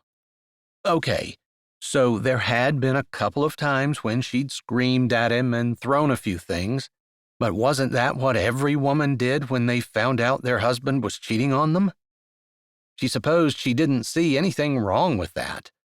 After all, he'd lied to her in a very big way, and destroyed everything she'd been working for the previous decade and more. She would consider herself crazy if she hadn't wanted to smack him over the head with a cast-iron skillet. Just because she'd thrown a pillow and 2 slippers at him didn't make her a crazy woman. They said goodbye and hung up. She slid her phone back in her pocket and walked over to the ladder, pulling out the scraper she'd shoved in her other pocket and picking up the small propane torch she'd been using to heat the paint so it scraped off easier in her other hand. "Who's been working on this?" Josiah said before he turned to look at her. Then his eyes fell to the scraper that was in her hand and the propane torch in her other. "Never mind. Guess I have my answer." Is that okay with you? She asked, raising her brows high and acting like she was asking him seriously, like he had any say in it at all. She was emphasizing that, and he got it. His mouth closed and his lips pressed together. "Of course. You know I have no say in it. It has to be okay." I'm sorry. She wanted to say she was just talking to her ex and was in a bit of a mood, but she didn't want to go into that, because then she might have to go into more detail. And the very last thing she wanted to talk about was her ex. And that wasn't just today. That was any day. Of course, she was bummed because she knew it was coming, but she hadn't wanted to admit that she probably wasn't going to see her children most of the summer. Maybe she could sneak in an extra week at the end of the school year and get them back an extra week before the next school year started. But she wasn't going to try to do that without her ex knowing. That wasn't the way she wanted to be treated, and she couldn't treat him worse than what she expected to be treated by him. That wasn't right, even though she felt like he deserved it. After all, if it wasn't for him, they wouldn't have to figure out how to divide up their kids. "Do you have some experience in painting houses?" Josiah asked as he examined her work. Part of her wanted to know what he thought, and part of her wanted to close her ears, because she couldn't stand to be critiqued right now. She already felt like a horrible person. What had been so terrible about her that her husband hadn't been able to stay true? That he would rather be with someone, anyone else, rather than her? That he would break up their entire family in order to get away from her? That he would let her move halfway across the country and not care? No, this is my first time, but Google is my friend, she said, trying to lighten the mood and make a little joke. She has a sense of humor after all, Josiah said, and somehow the way he said it kept her from taking offense at it. He wasn't like her ex, where everything was a competition. It was obvious in the casual way he stood, and in the interest he showed in her work. I have all sorts of hidden talents. I'll say, you have a sense of humor, and you can paint houses. Two things I wouldn't have guessed when I first laid eyes on you last week. I heard you were working on $1 million yacht. I would not have guessed that about you when I first laid eyes on you last week. I guess we both have hidden talents, he said. Suddenly, she wondered if maybe he was fooling around with the wife of the owner of one of those $1 million yachts. Or maybe he didn't bother with the wife. He found yachts where the woman owned it and fooled around with her. She tried to stop herself. It wasn't fair for her to assign guilt to Josiah. They were very different, as she'd already observed, and Josiah wasn't that kind of person. Although she would have said Ted wasn't that kind of person either. So you really think I'm doing okay? She asked, hating that vulnerability but needing his reassurance. I've been kind of worried that I'm ruining my grandma's house. No, it looks to me like you're doing it perfectly. Better than I would have done it. Scraping paint is my least favorite job in the world. Well, I don't think the fumes are very good for me, but using this little thing has been almost miraculous. I found a video of it on social media and had to try it for myself. I can never figure out which thing I need to hold in my dominant hand. I'm a lefty, and I want to hold them both over here, because my right hand is pretty much worthless.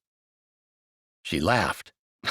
I actually had to juggle that for a little bit too, and it took me a bit to figure out that I wanted the scraper in my right hand, since it's my dominant hand. But I need to be very careful with the torch, because I've burned myself a couple of times. She held her wrist out to show him. There were a couple of red marks, but thankfully she'd had quick enough reflexes that she jerked her hand back before it had truly burned her bad. Oh boy. Looks like that wasn't too bad, but those things are hot. You be careful. I'm definitely trying to be. I would prefer to keep the skin on my hand and not broil it off. He grinned. I'm not sure why, but that reminds me that I've got some ribs out, and I'm going to make my famous barbecue ribs tomorrow. I'll have to bring you guys some. I take it the kids are in school? They are, and ribs are my favorite. When she and Ted went out to a restaurant, she always ordered the ribs, and the waitress almost every single time thought the man was getting the ribs and the woman was getting whatever pasta dish or salad Ted had ordered. They'd always laughed about it. Claire? I'm sorry, She said, realizing he had said something, and she had no idea what it was. She'd been lost in the memories. Was that the way it was always going to be? Something would trigger a memory and she'd remember what she'd lost. Nothing important. I just wanted to know if you wanted me to order some scaffolding or a lift. That's what I was planning to use rather than a ladder. It's a little safer. I thought I would check and see if I was comfortable above the ground before I spent the money on renting any piece of equipment that was going to get me up higher than my comfort zone. And? He asked, sticking his hand in his pocket and shifting his weight so it was balanced on one foot with a hip stuck out. It was a casual pose, and for some reason, she noticed the ripple of muscle under his t-shirt. She jerked her eyes away. And I haven't gotten dizzy or fallen off, and I've been okay. But I've only made it up to the third rung. It's going to take a lot longer than what I was thinking to paint this house. The first day she'd done it, she'd gone to bed with aching muscles and woken up with arms that were so sore she wasn't sure she would be able to use them that day. But the more she'd used them, the more they'd limbered up, and her grandma had told her to drink a lot of water. She supposed that had helped, because she almost couldn't feel it anymore, and she thought she might be developing some muscles of her own. Before she knew it, she was going to look like a bodybuilder. House painting is not for the faint of heart, although spraying it on is actually kind of fun. You're not using a paintbrush? No way. Paintbrushes are for the previous generation. Us modern guys use sprayers all the way. She lifted her brows and then laughed. Seriously, paintbrushes are good for some things, but if you've got a lot of area, a sprayer is the way to go. You can waste a lot of paint. If you're doing something like a rocking chair or a piece of furniture, or even the porch, it's okay. But when you're doing something as big as a house, a sprayer makes it worth it. I'll keep that in mind. Although, are you trying to take over?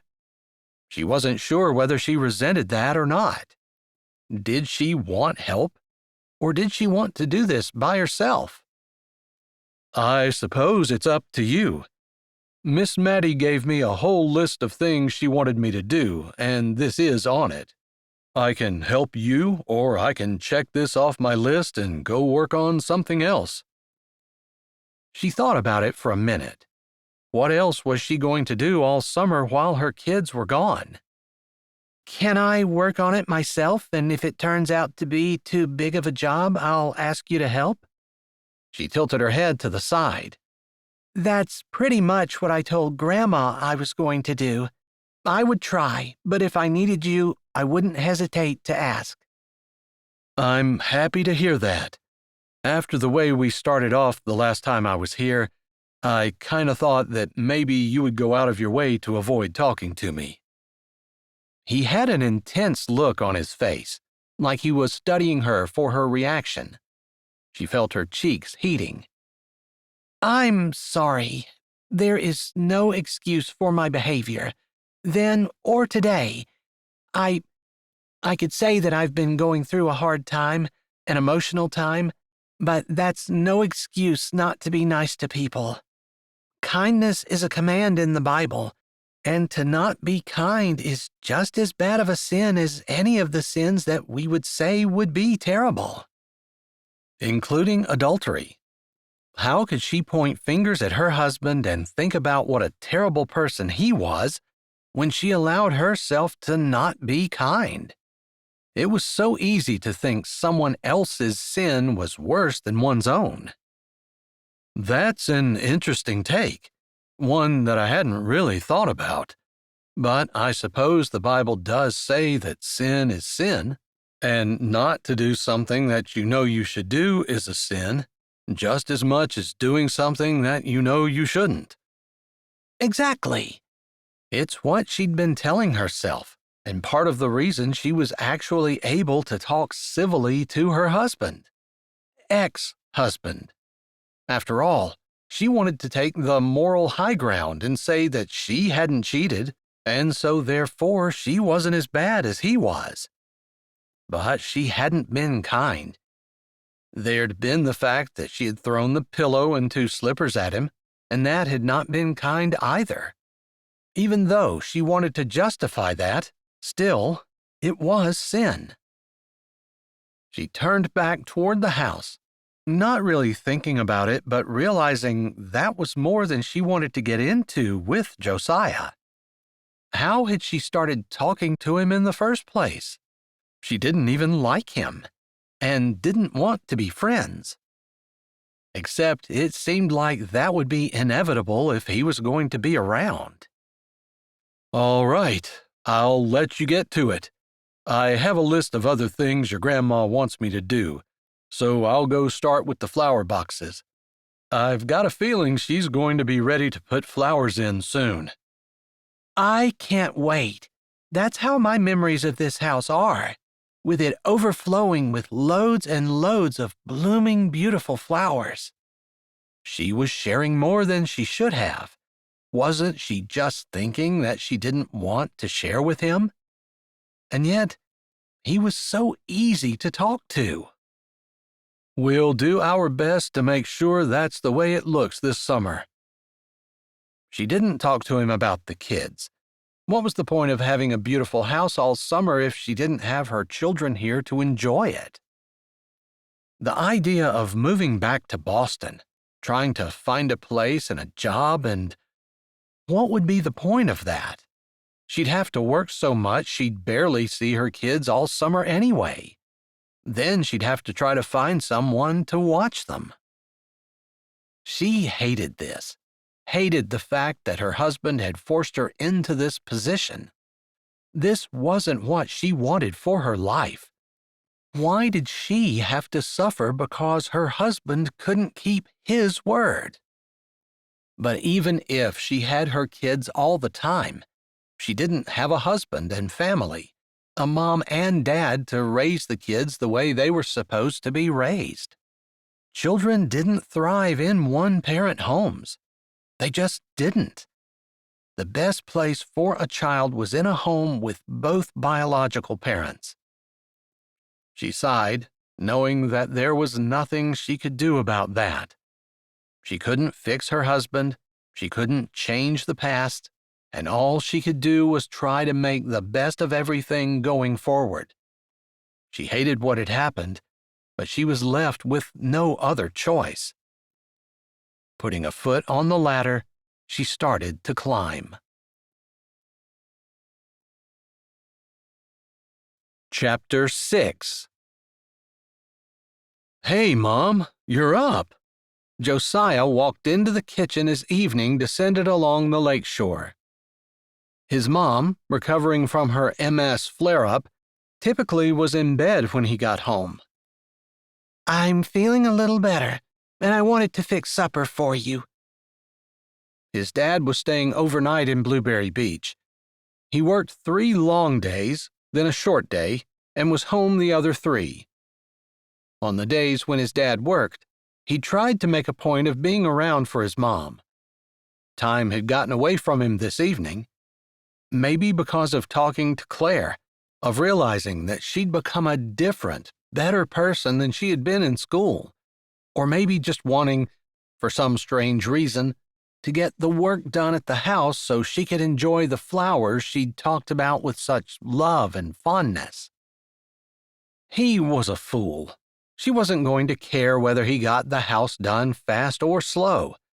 But for some reason, he was driven to do it. "Thanks. It's always nice to come home to someone to talk to," he said.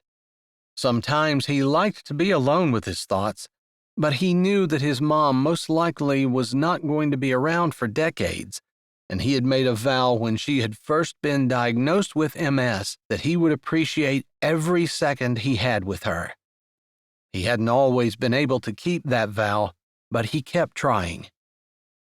"I didn't realize you were lonely," she said, walking slowly to the cupboard to get out a bowl so she could scoop out the soup he'd made the night before, when he'd gotten home from working on the yachts.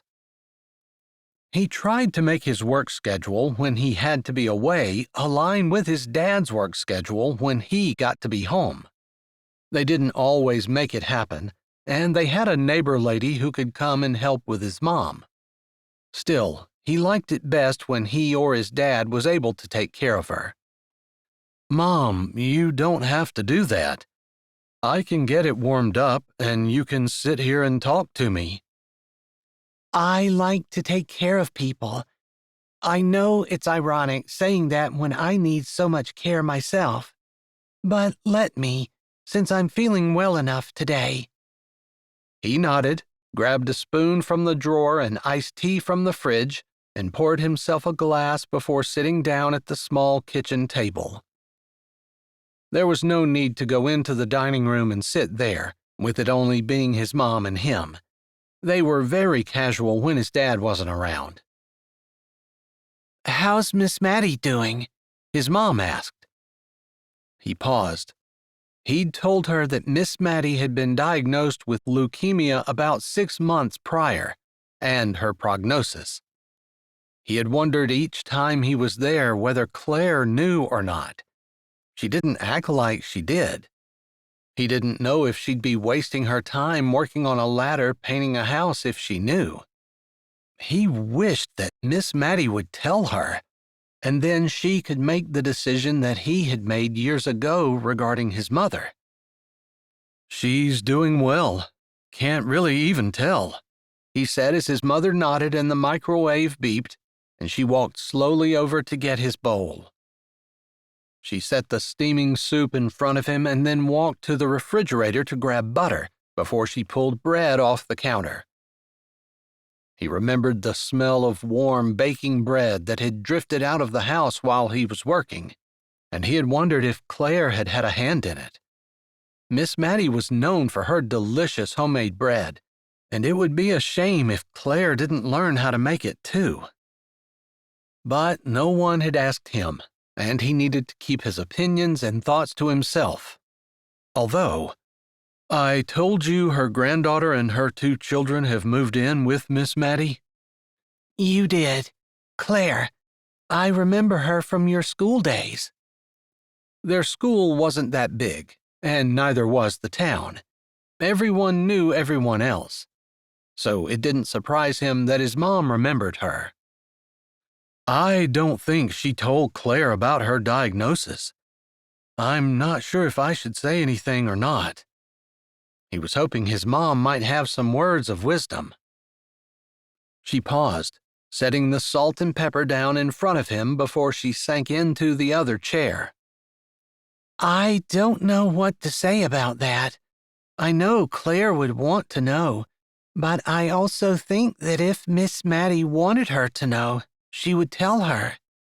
So you're torn because they want different things, most likely." Yeah, that was the problem. He nodded and then said grace before starting to eat. "Did you already eat?" "I wasn't very hungry tonight," his mother said. He tried not to worry about that. He wasn't going to try to coax her to eat if she wasn't hungry. Although if she was hungry and just too tired to make something, he would do his best to help her. But that didn't seem to be the case. She'd just warmed soup up for him. "I never thought when you were a teenage boy that you'd be able to make soup that tastes that good. I had some earlier, Maybe that was why she wasn't hungry. He shoved the thoughts away. He'd long ago accepted that she was going to have good days and bad days, and she wasn't going to get better.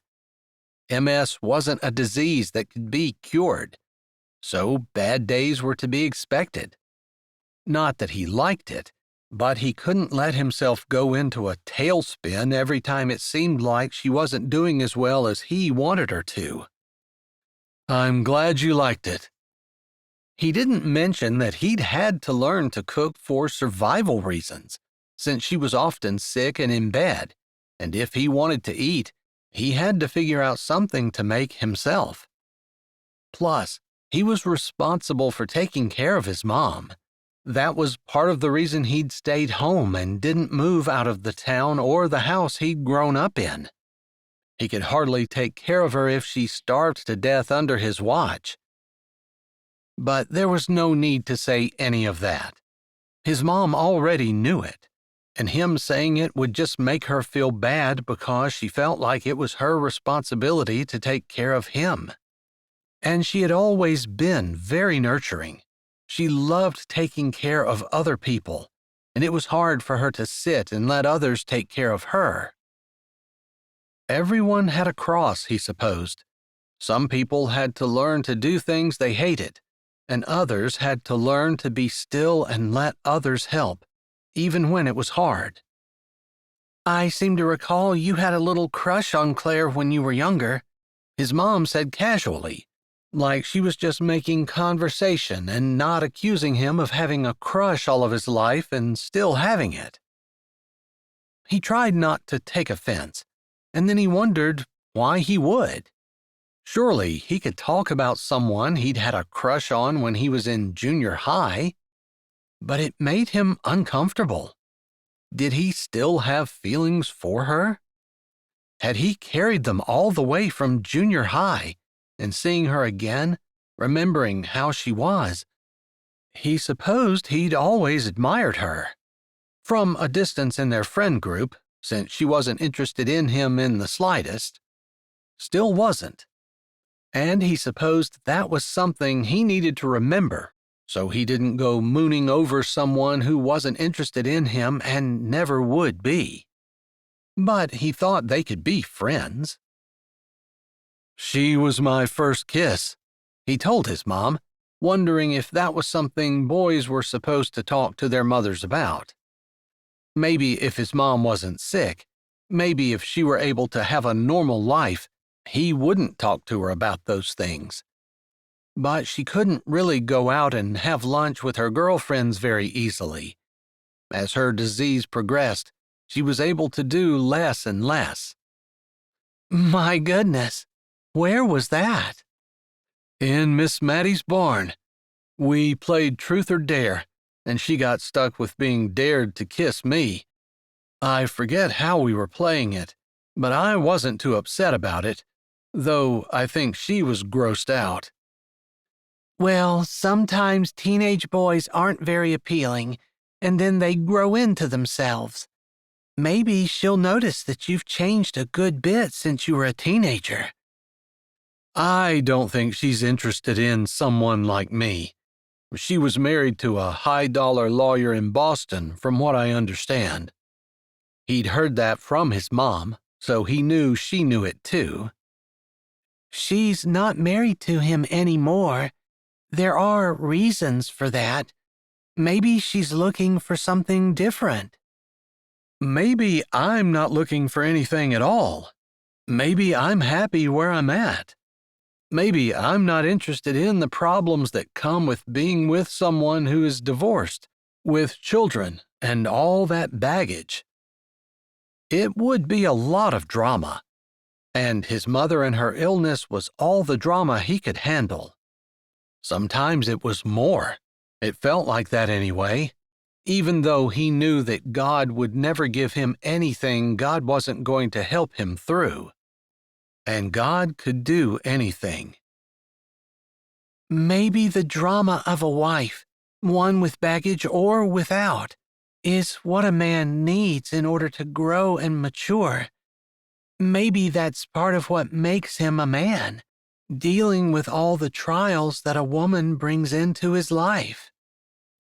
I suppose, he said, although he'd never really thought about that before. It could be true. After all, dealing with people, learning how to get along with them, to love them despite their faults, to be patient with them when they didn't live up to expectations, or when they fell into sin that he thought should be easily avoided, or just habits and flaws that irritated him, all of that helped him become a better person. He supposed his mother was right about that. What could be more helpful than having to live with someone who was just as big a sinner as he was, only in different areas, and who had just as many faults and flaws as he did, only in areas that irritated him? And I wouldn't blame her for the baggage. Sometimes people can't help it that they end up with stuff. Now, sometimes it's our own fault that we get saddled with things because we've made stupid decisions, but sometimes a man leaves a woman and it's not really her fault at all. It's just because he didn't have the character to keep his word and stay. You're blaming the man an awful lot, don't you think? It goes both ways. It could be the man who's saddled with baggage because the woman he married didn't have the character or enough integrity to do what she said she was going to do. He was teasing his mom a little bit, but he was also serious.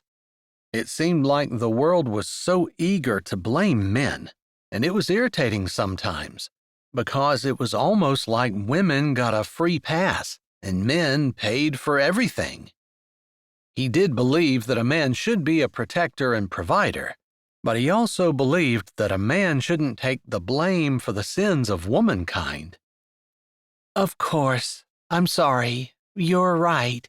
I was blaming men, but that was because I was talking to you, a man, and we were talking about Claire, and I was just saying it may not be her fault. She let out a little laugh. It sounded tired, and he thought maybe he should stop the conversation. But his mom continued to talk. Of course, I could be taking Claire's side in this, and maybe her divorce was all Claire's fault. Maybe she ran off with the man who ditched her, and her husband wouldn't take her back. Somehow, I doubt Claire's really that type. He pictured her standing beside the paint she'd already scraped off, her hands on her hips, her eyes going up the side of the house, trying to figure out whether she was going to be brave enough to stand on some kind of scaffolding or lift and scrape the higher parts. She'd had her chin jutted out and her eyes narrowed, and he'd be willing to bet she got it done. He admired that kind of grit and didn't really think that was the kind of person who'd run off with a man and wreck her family. But he'd been wrong about a lot more than a woman's character before. I didn't think she was that type either. His mother smiled, and he got the feeling that she had really liked Claire, maybe still did, although she didn't know her. Does she know she was your first kiss? She asked. I told her a couple of days ago. I found out that I was her first kiss, too. He laughed a little to himself and did not share with his mom that he had been more impressed with her initial kissing abilities than she had been with his. In fact, he'd gotten the feeling that she had been kind of grossed out by him. It didn't make him feel very good about himself, because it wasn't like he'd done a lot of practicing between then and now. Some, but not much. Not much at all, since he didn't see the point in kissing women he didn't plan on marrying. And while short-term pleasure was tempting, he had never been the kind of person who had trouble looking at the long-term goals he wanted to achieve in his life. Kissing every woman in the county was not one of those. In fact, he didn't want his wife to have to walk down the street and wonder which women they passed were women he had kissed. Claire was in a select group, although it apparently wasn't a group to be proud of, at least not in Claire's opinion. If you don't mind, I'm going to head upstairs to bed. My legs are aching and my back hurts too. I don't mind at all.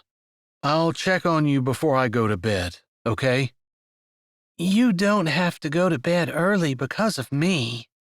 I want to get an early start in the morning, and I have a good book I've been reading. It's upstairs, so I might as well stay up there. Normally, he might sit on the porch for a little bit, if it wasn't chilly, as it often was in the spring. Still, the promise of summer was heavy and ripe in the air, and the idea that he would be spending a lot of it with Claire made him feel brighter. Except, was she going to get a job? What was she going to do? Were her kids going to be there all summer? He was curious, wanted to know, and that was kind of unusual. Usually, he could just take things as they came. He got up, rinsing out his dish before putting it in the dishwasher and putting the soup away. He thought they had enough to last through tomorrow, when he was going to make ribs. Was this what his life was going to consist of? Taking care of his mom when his dad wasn't home, cooking for her, and thinking about the girl with whom he'd shared his first kiss? Maybe the anticipation in the air wasn't because of summer coming. Maybe it was because of something else, like his life was going to shift in a major way. He shook his head. That was silly. Chapter 7. It always helps when the kitchen is warm. In the winter, it's harder to get your bread to rise, and you have to wait longer. Come summer, it'll rise so fast it'll practically fly out of the pan, and you'll have to chase it across the kitchen floor. Claire laughed at her Graham's exaggeration. There really wasn't a whole lot to making bread, but somehow her grandma had a knack for making it better than anyone she knew, and she was hoping to learn it herself. Her grandma had agreed to teach her, and Claire had already had several not-so-good failures. The bread tasted okay, but it didn't have that light, sweet, yummy taste and soft texture that her Graham's bread had. Grandma explained that it really had to do with kneading it, but Claire didn't understand what she was doing differently than what her grandma did. She did everything her grandma told her to. Grandma said it just took time. All right, I'm going to take my walk by the lake while this rises. That's good. I'll do my devotions in my chair. They smiled at each other, a little change in their routine, as the bread lesson had taken a little extra time this morning. Her kids were going to be sick of homemade bread by the time she was done, because they'd had it every night for supper for the last 3 nights. And it hadn't been fabulous, but she'd made garlic bread and then grilled cheese sandwiches, and Grandma had made some kind of vegetable soup that had gone perfectly with it the 3rd night. They'd just have to figure out something to have with it tonight, but she'd think about that while she was walking. She opened the door and came face to face with Josiah. How could she have forgotten about him? He'd been there all 3 days as well. She was starting to get used to him. A little, anyway. "Good morning," he said from where he was on his knees in front of the flower beds in front of the house. Good morning. I don't know why I forgot you were going to be here this morning, she said, feeling silly for startling when she'd seen a man kneeling as she opened the door. "You had a lot on your mind." Yeah, I guess I did. Making bread mostly, because she didn't want to think about any of the other hard things, including the fact that she knew exactly when school ended for the year and she still hadn't sent her husband the date. nor had she tried to figure out a route where they could find the best place for them to meet and exchange the kids. It was the fact that she dreaded exchanging the kids and losing them for the entire summer that was making her reluctant, she was sure. "What's the matter? You look down today." Did she? She didn't mean to. She brightened her expression and tried to put on a smile. "Sorry." She finished walking out the door, closing it carefully behind her without allowing the screen door to slam. "That's fine. Don't tell me." He paused. "I was just talking to my mom last night, and her MS is getting worse." "I didn't realize your mom had MS." "She was diagnosed when I was still in high school, but there's been a big change in what docs are able to do since then." "I'm so sorry. That must be really hard to have something that you know you're never going to get rid of." "She has such a great attitude. She hardly ever gets down. Not being able to do things, to serve people, is probably the hardest thing for her." "I remember her as always being a mom who volunteered to help in class." That probably hadn't helped make Josiah more likable in her eyes.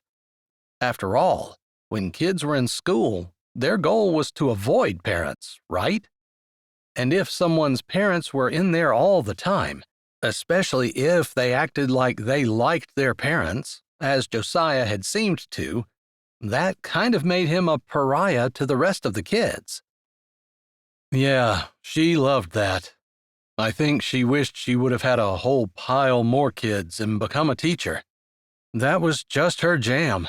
All those kids that needed help. Her cookies were the best, Claire said honestly.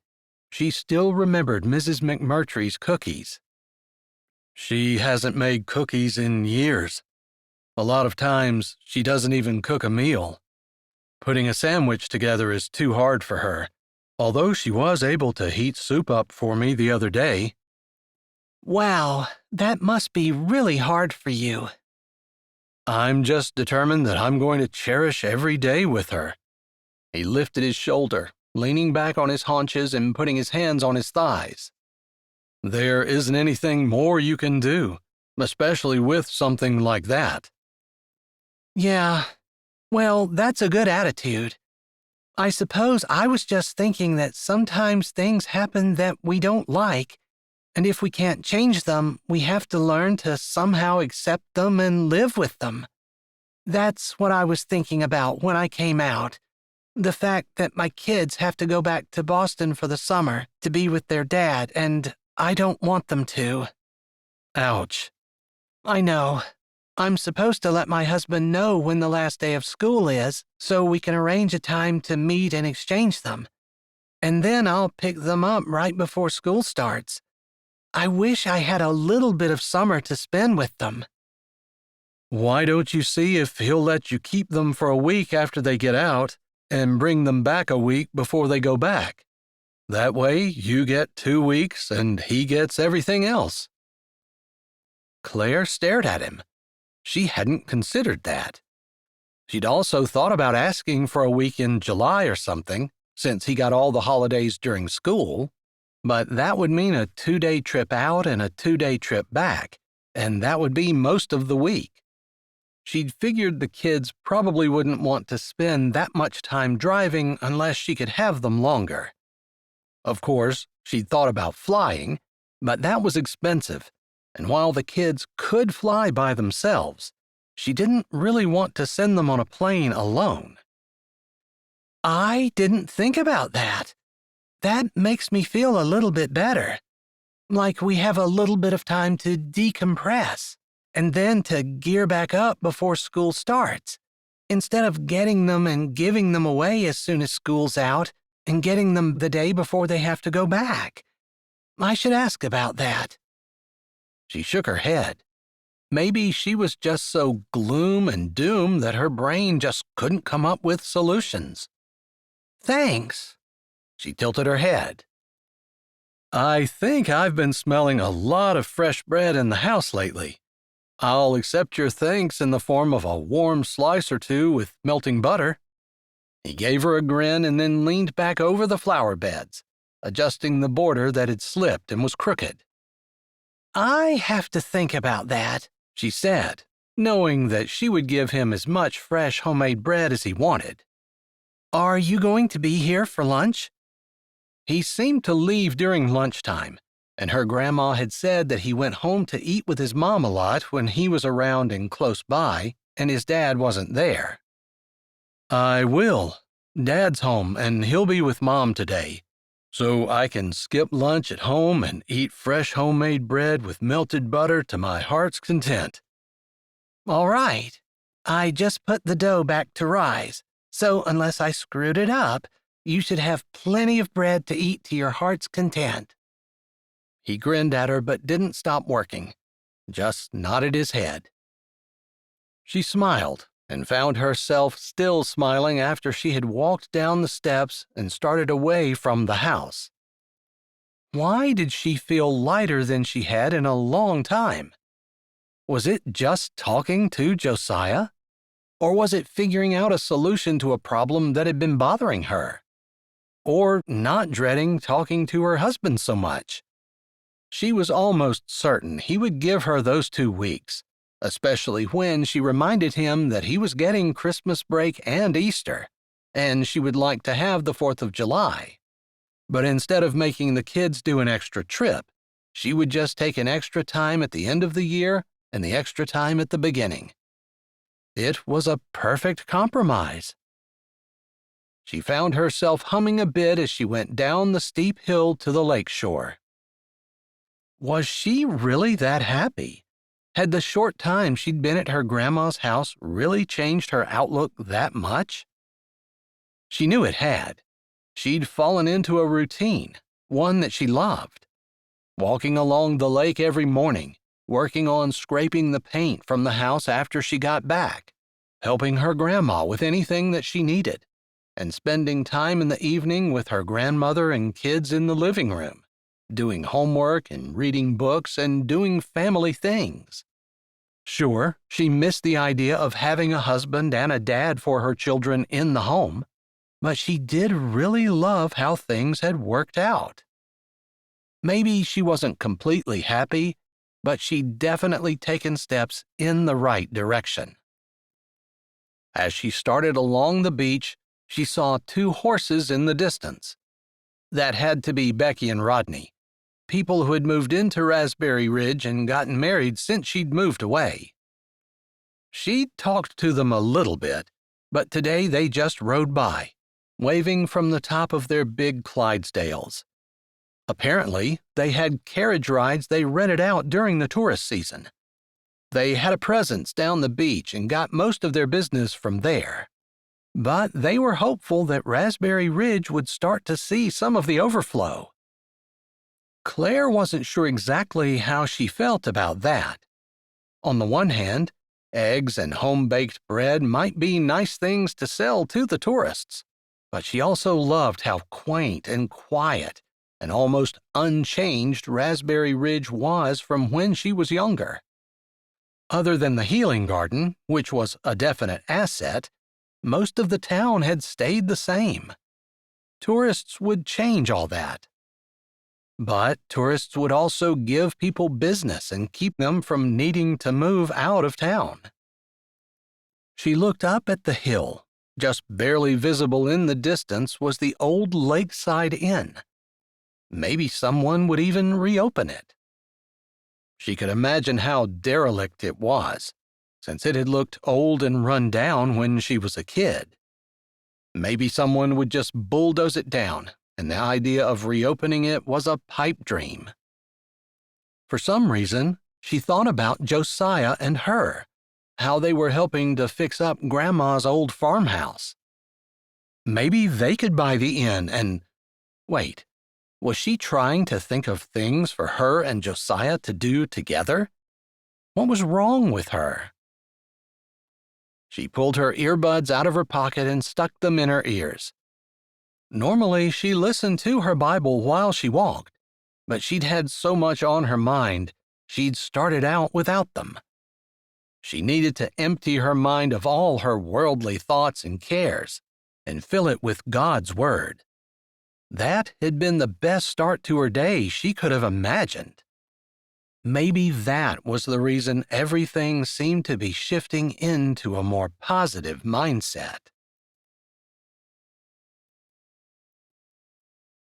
Chapter 8.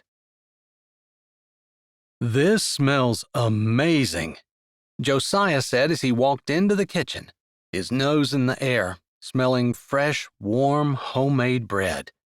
It was not quite noon, and the bread was done. Claire had said they might as well go in and eat. He was all over that. He had made breakfast for himself this morning, fried eggs with a few vegetables thrown in.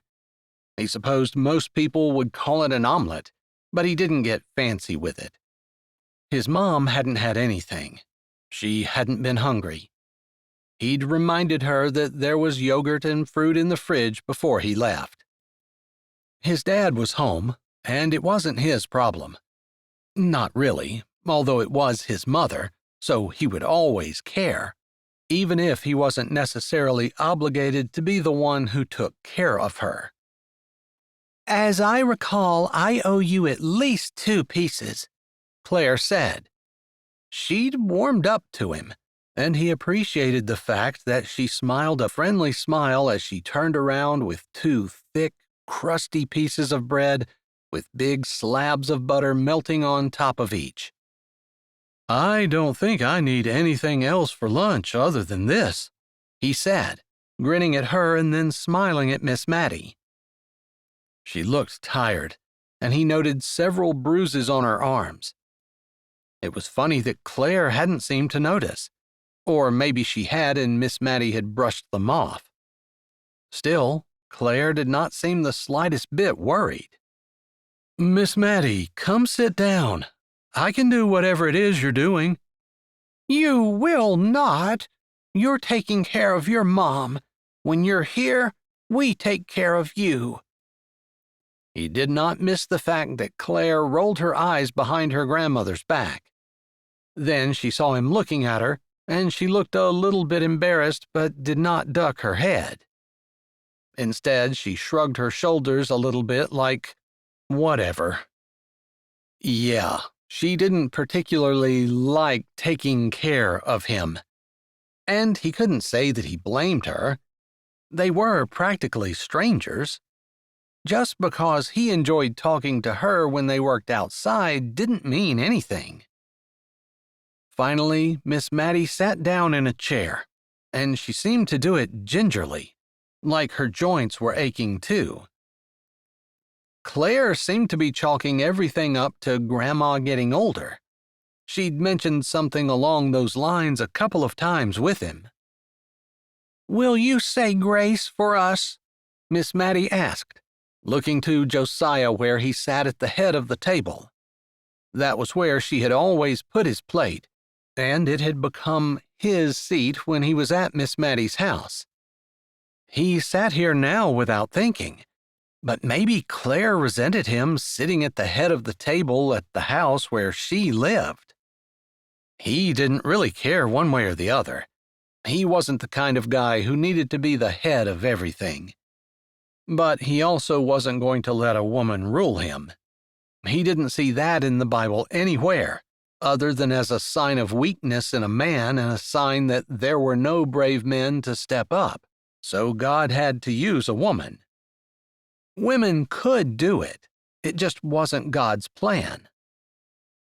He prayed and then used his knife to spread butter out on the bread. Still warm and soft, and probably his favorite thing to eat in the world. He bit into it and immediately knew that it was not Miss Mattie's bread.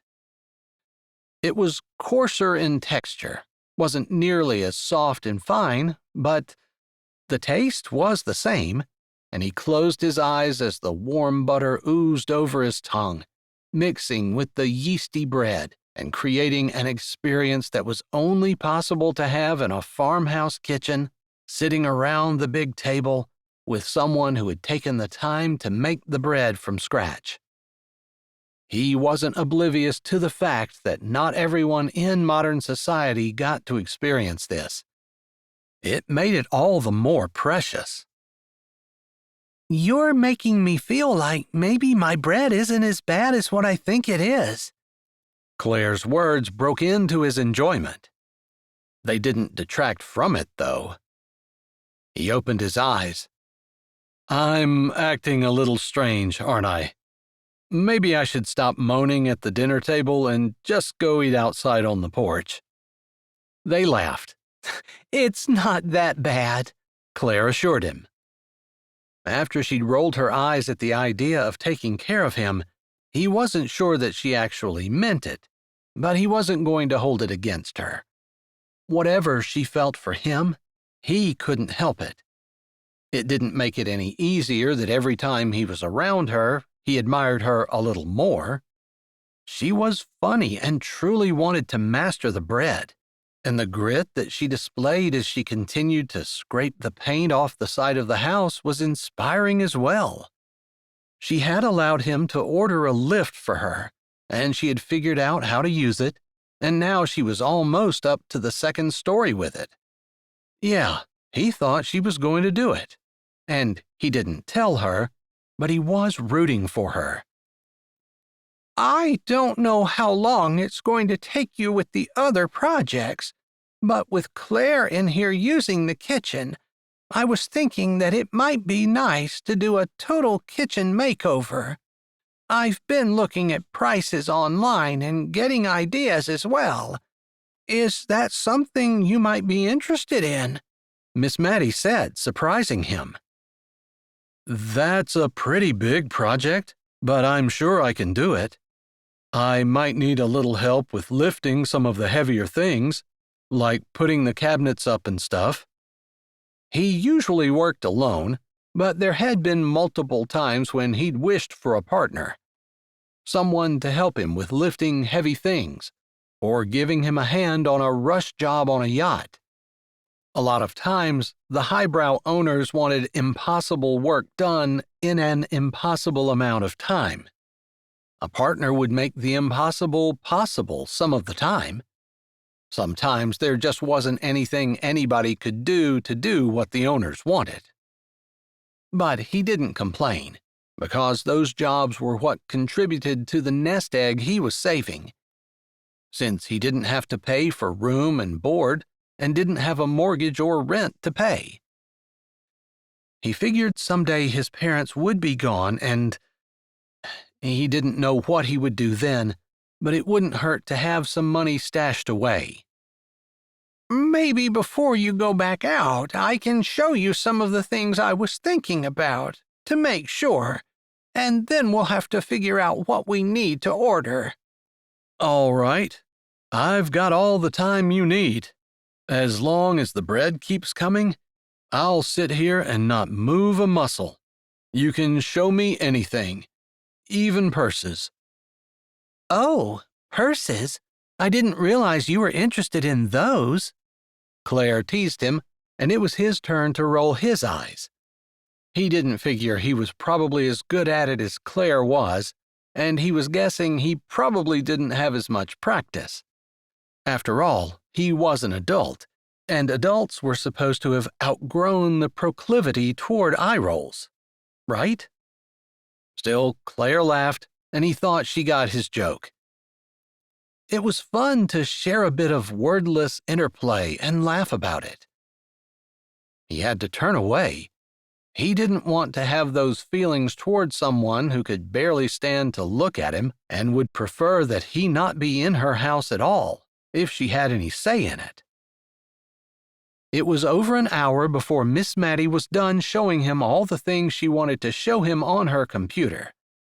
He had her email him a few links and told her he'd work up a price for her in the next few days. By that time, both loaves of bread were gone, and they truly hadn't had anything else to eat for lunch. He figured he would probably be hungry in the middle of the afternoon since there hadn't been any protein at the meal, although the butter he'd consumed would probably keep him full a little bit longer. And it was worth it, just to have that warm homemade bread. You do really well with my grandma, Claire said as they walked outside the front door together. She could have gone around the side. It would be closer for her, but she seemed to be in a talking mood. "What did you think of her kitchen?" he asked, not knowing what to say about her compliment. Thank you? That was the only thing that came to mind. After all, he wasn't trying to be good with her grandma. He just liked Grandma and enjoyed spending time with her and enjoyed talking to her, and he supposed that came out in their interactions. It wasn't something that was contrived. But he didn't want to lecture Claire about that. She probably knew it anyway. "I liked it. She and I had looked at some things previously, but I didn't really think that she was going to have it done so quickly." He thought about the issues that Grandma had and wondered if the kitchen would even be done before she passed away. He'd looked leukemia up online, but most of it talked about treatment and life expectancy and that type of thing if someone were going to a doctor. Since Miss Maddie had chosen to not be treated, he wasn't sure where that put her. Did she seem like she was extra tired to you? Claire said as they stepped off the bottom of the front porch steps. She sounded like she hadn't really wanted to ask him, but the question came out anyway. Now she tilted her head and studied him. Her eyes narrowed as though she were running over all the things in her mind that had hit her and just wanted him to reassure her that Grandma was fine. What was he supposed to do? He couldn't lie. But he didn't want to tell her what was going on with her grandmother if Miss Maddie hadn't said something herself. After all, if Miss Maddie hadn't told her, there must have been a reason for it. "Well, I suppose she does seem more tired than she used to be. Even from this winter, when she was first diagnosed. Definitely from last summer, when she had been much more spry, still smiling and energetic, although obviously older." That's how I feel too. A lot more tired than what she should be. I think I'm going to say something to her about going to the doctor. I don't want to borrow trouble, but my gut tells me there's something wrong. "Maybe you should see if she would go," he said, knowing that Claire was going to be mad when she found out that he knew and didn't tell her. She might not understand that he wasn't going to spout off knowledge that wasn't his to share. Did you see those big bruises on her arms? Claire started to take a step away but turned around and shot that question out. "I saw them while we were talking, yeah." She told me she didn't know what she did to cause them. "I guess that happens sometimes," he said, knowing that bruising was one of the symptoms of leukemia that he'd read about. But big bruises like that, you'd think she would remember, wouldn't you? She paused and then continued before he could answer her. It was a good thing, since he really didn't know what to say. I guess part of me wonders whether she's losing her mind, too. She seems like she's all there, but then something like that happens, and I know that she should remember what happened, but she claims not to. I have so many other things on my mind right now. I don't know if I can handle anything happening to my grandma." If something happens to her, God's with you. He's not going to give you more than what he will help you handle. "That's not helpful," she said, leveling her gaze at him and not smiling. He didn't figure it would be. People knew it, but they insisted on worrying anyway. "I'll be here to help, although that might not be any more helpful." I guess it should be. I should be happier about God being with me than you, but You're starting to feel like an anchor. Thank you. She paused for a moment, and then she added, I'm sorry I rolled my eyes. It wasn't necessarily at you. It was the idea that she was volunteering my services and— He waved a hand. Don't worry about it. It wasn't annoying. I got that anyway, and she laughed. I saw. He knew she had, and they laughed about it, which was what he wanted.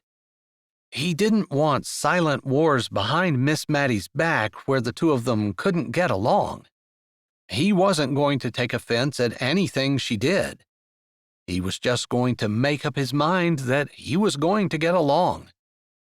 If she chose not to, she'd have a hard time fighting with someone who had already decided they weren't going to fight.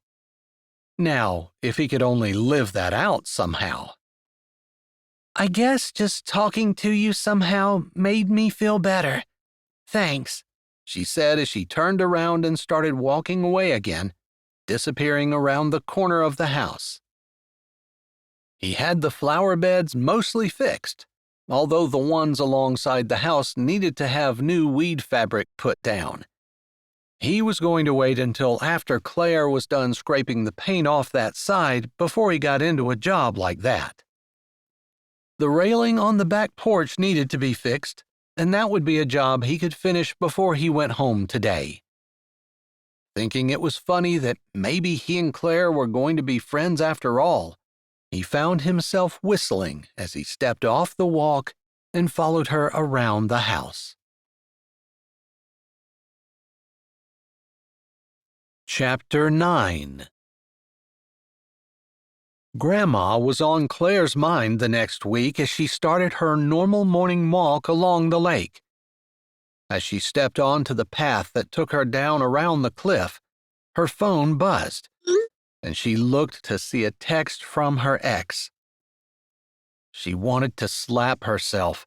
She'd talked to Josiah about adding an extra week after school and adding an extra week before school started, but she had totally forgotten to message her ex about it and see what he thought. Now, this text did not sound happy. Are you ignoring me? When does school end? Do we need to do this through the courts? He was a lawyer, and part of the reason she really didn't want to go through the courts was because he knew most of the judges. He knew the judge who would be handling their case, and she thought he might get special treatment. He was so good at charming people, and that judge didn't seem immune to his charms. In fact, she wouldn't be surprised if that was one of the people he had cheated with. He really liked appearing before that judge. He'd made no bones about that during their marriage, although it hadn't been until the last year or so that Claire had realized what the reason for that might be. She held her phone in her hand for a moment and thought about what she should say. She didn't want to appear too conciliatory or like she was begging him to forgive her, but at the same time, it was an honest mistake. She figured an apology wouldn't show too much weakness, although Ted was very attuned to attacking a person at their weakest point. It was a lawyer thing, she was pretty sure. She reprimanded herself.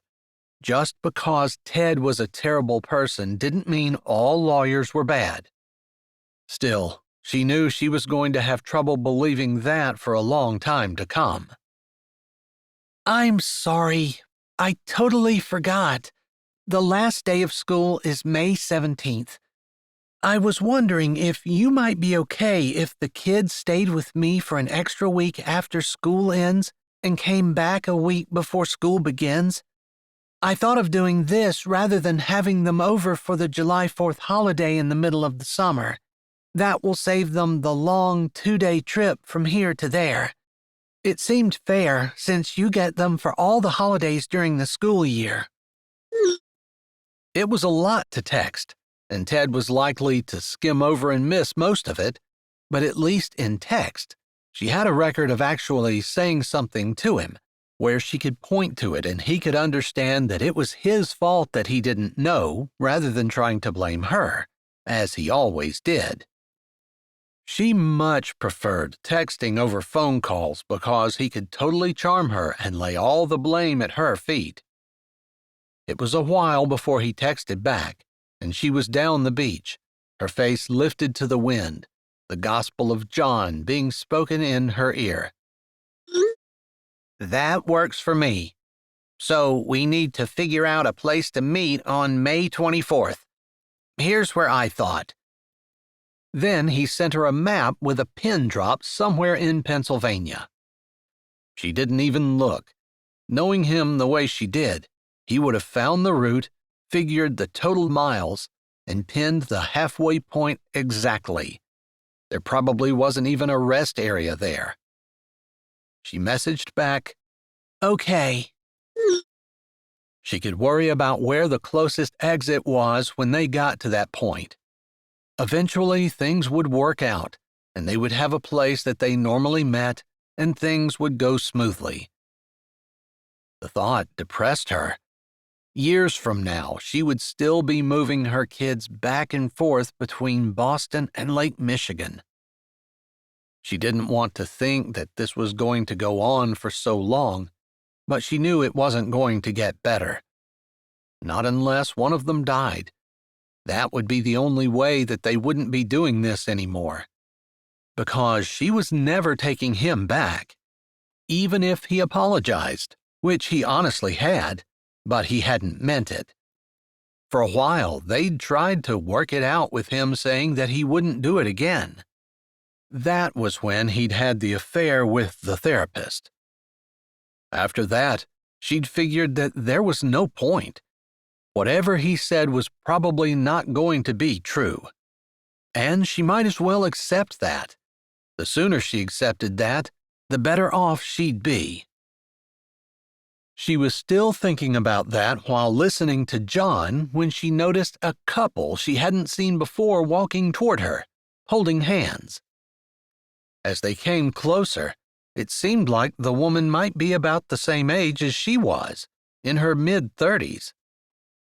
The woman didn't have the slender, reed-willow-thin figure of a teenager, and while the man looked athletic and strong, he didn't put her in mind of an older person or a young man either. She braced herself. They might be people she knew growing up. Really, she didn't want to see anyone, but there was one person she absolutely did not want to see: Grace. She had ignored the few messages Grace had left on her phone and completely deleted the number so she wouldn't be tempted to use it at any time. The area code wasn't from around here, so she'd assumed Grace must have been calling from wherever she'd moved. Chicago? Cleveland? She wasn't sure. Some big city where Grace had ditched the rest of them, riding out with all the confidence and arrogance of youth. Claire had felt the same way, but she hadn't been quite as flamboyant as Grace had been in her exit. But Grace was one of the people who knew what had happened, who had gone through the tragedy with her. And then Claire had deliberately pushed Grace away with her accusations, and they hadn't had a relationship since high school. And that was really the way Claire wanted to keep it. She had zero desire to revisit the past. Of course, the Lord was going to put the one person in her path that she didn't want to see. She knew it was Grace before they were closer than 20 feet. The sea-green eyes, the gorgeous, picture-perfect smile, along with the honey-brown hair that hadn't changed at all.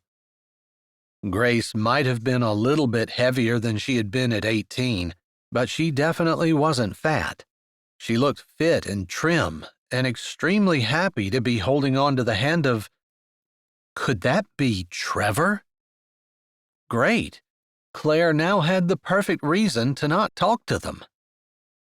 but she couldn't quite manage to make herself continue putting one foot in front of the other when the couple stopped in front of her.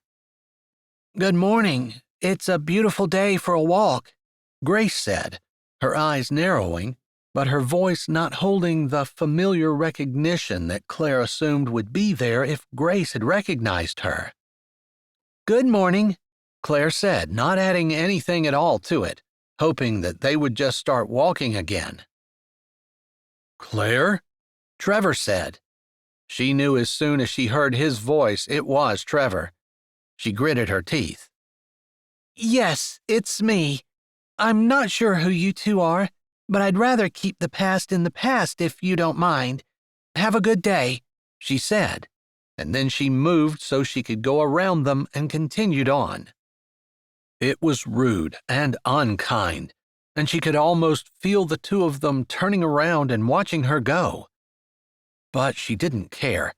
She didn't want to talk to them, didn't want to dredge up the tragedy, didn't want to have to deal with the past. She had told Josiah that she couldn't have her grandma get sick because she couldn't handle it. She definitely couldn't handle anything popping up from her past. That was all safely buried, and she wanted it to stay that way. "Claire!" Claire heard Grace's call, and her first instinct was to continue to walk.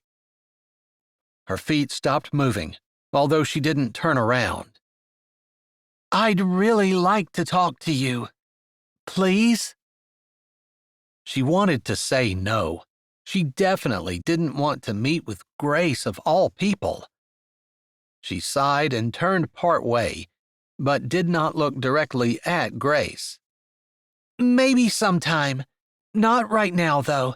I've got to get back, and I need to get my walk in." She turned around before Grace could suggest that they walk together and started moving quickly.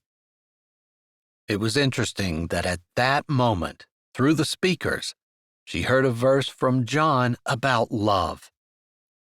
"Okay, Lord, I hear you, but can I have a little bit of time to process, to get used to the idea?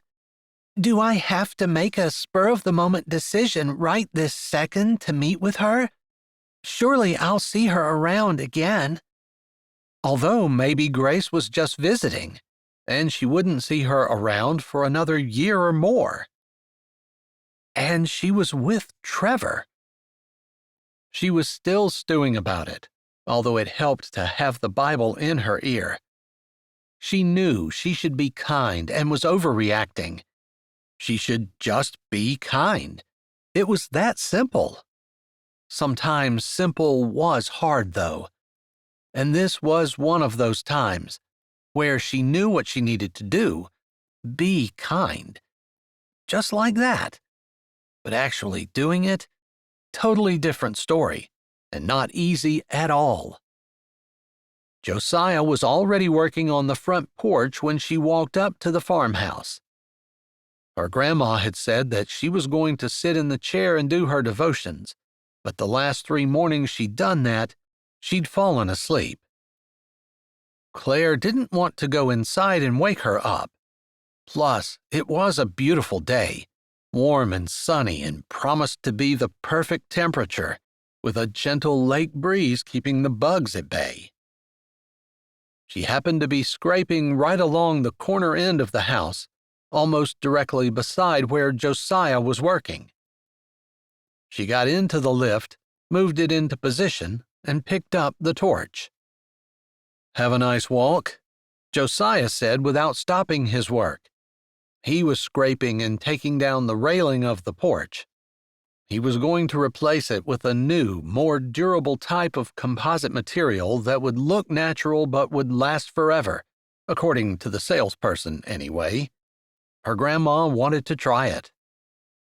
"I guess," she said, and then sighed.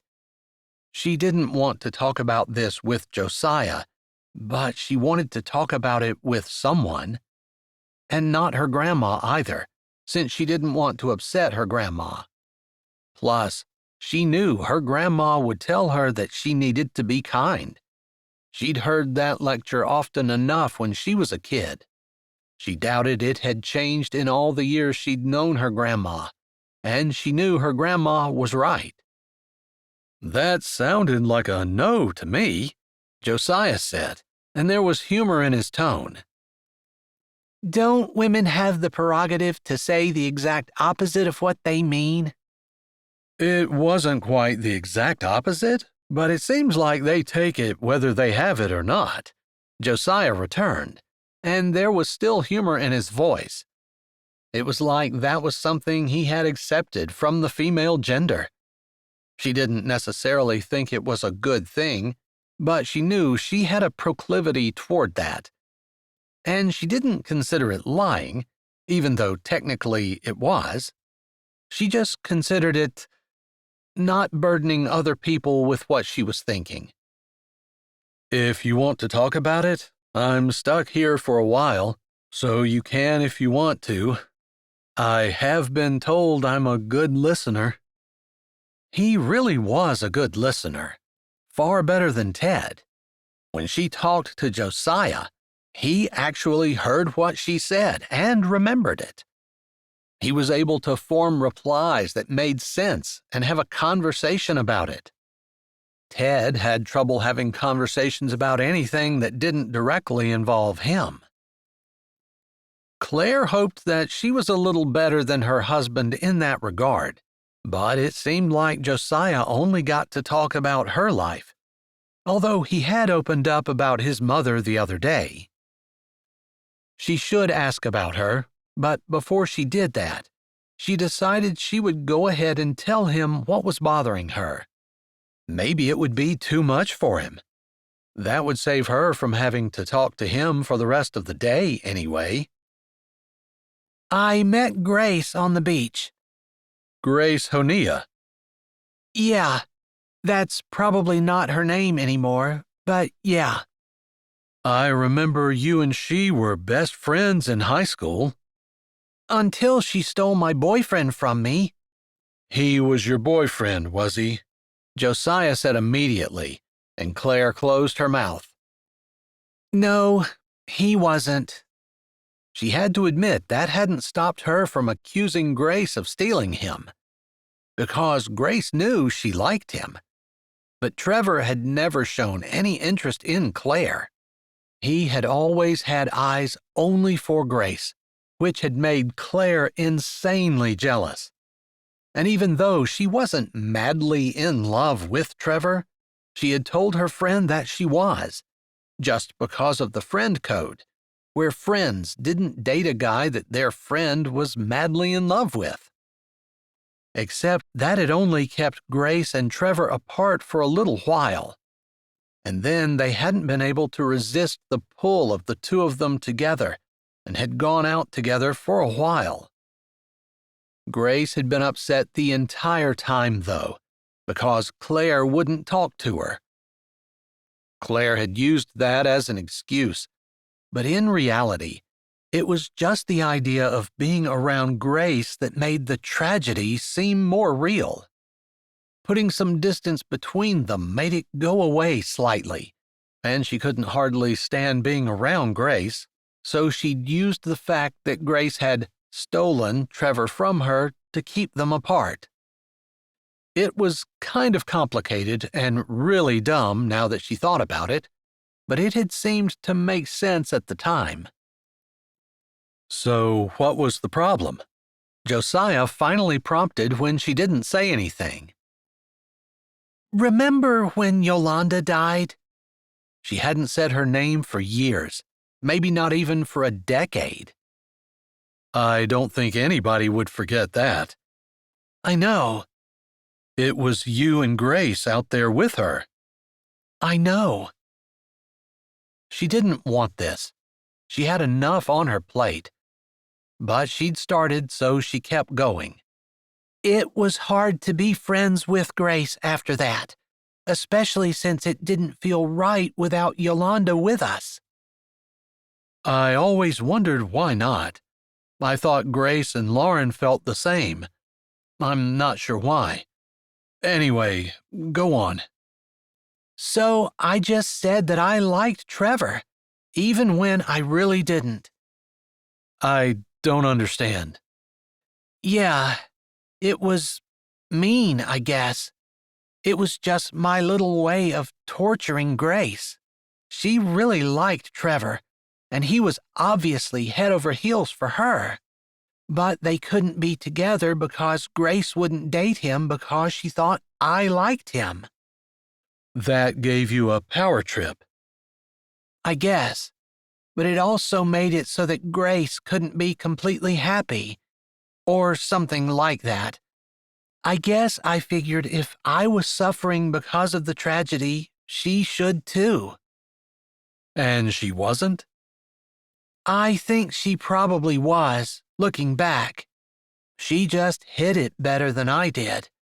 And I didn't understand that even though she didn't look like she was suffering, she was. Maybe I didn't look like I was either. But they ended up dating for a while. They did. And I was mad at Grace the entire time. I wouldn't talk to her, wouldn't sit with her, talked Lauren into going with me, and generally made her life miserable. I was such a brat. Yeah. I'm sorry, but I kind of agree with you. I didn't realize it was that bad. Yeah, it was that bad. Eventually, Grace broke up with Trevor because she couldn't stand not being my friend. But it was too late. We had almost graduated, and things were never the same between us. She left in a blaze of glory, determined that she was going to go conquer the world, and I guess I followed not long after, thinking the same thing. It's ironic that you're both back here. Oh, she's back to stay? Claire asked, surprised. She'd had in her head that Grace was just visiting. Yeah, she moved back early this spring, maybe late winter. She moved in with her mom, who appreciated the help, because I'm pretty sure she's getting married. My goodness. It's been a long time since I talked to her mom, and she was always so good to us girls. Just the thought alone brought back a ton of memories that she'd thought had been buried forever. They weren't all bad. In fact, most of them were good. Yeah, she was a good woman. You knew her? Claire asked, surprised. Not that he knew her necessarily, because it was a small town. Of course he knew her. But he wasn't a great friend of Grace's, as far as she knew. She felt an odd sensation inside of her, uncomfortable and unwelcome. Was that jealousy? Man, she didn't want to be a jealous kind of person. I knew her around town. She always had cookies and a smile. I can remember stuff like that. Not that my mom wasn't the same.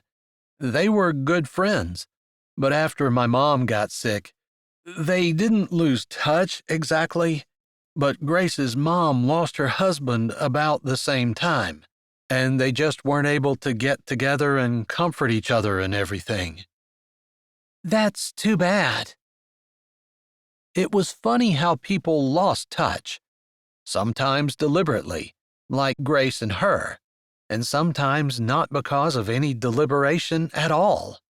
She hadn't come to see her in a long time, but it wasn't because she didn't love her grandma or want to see her.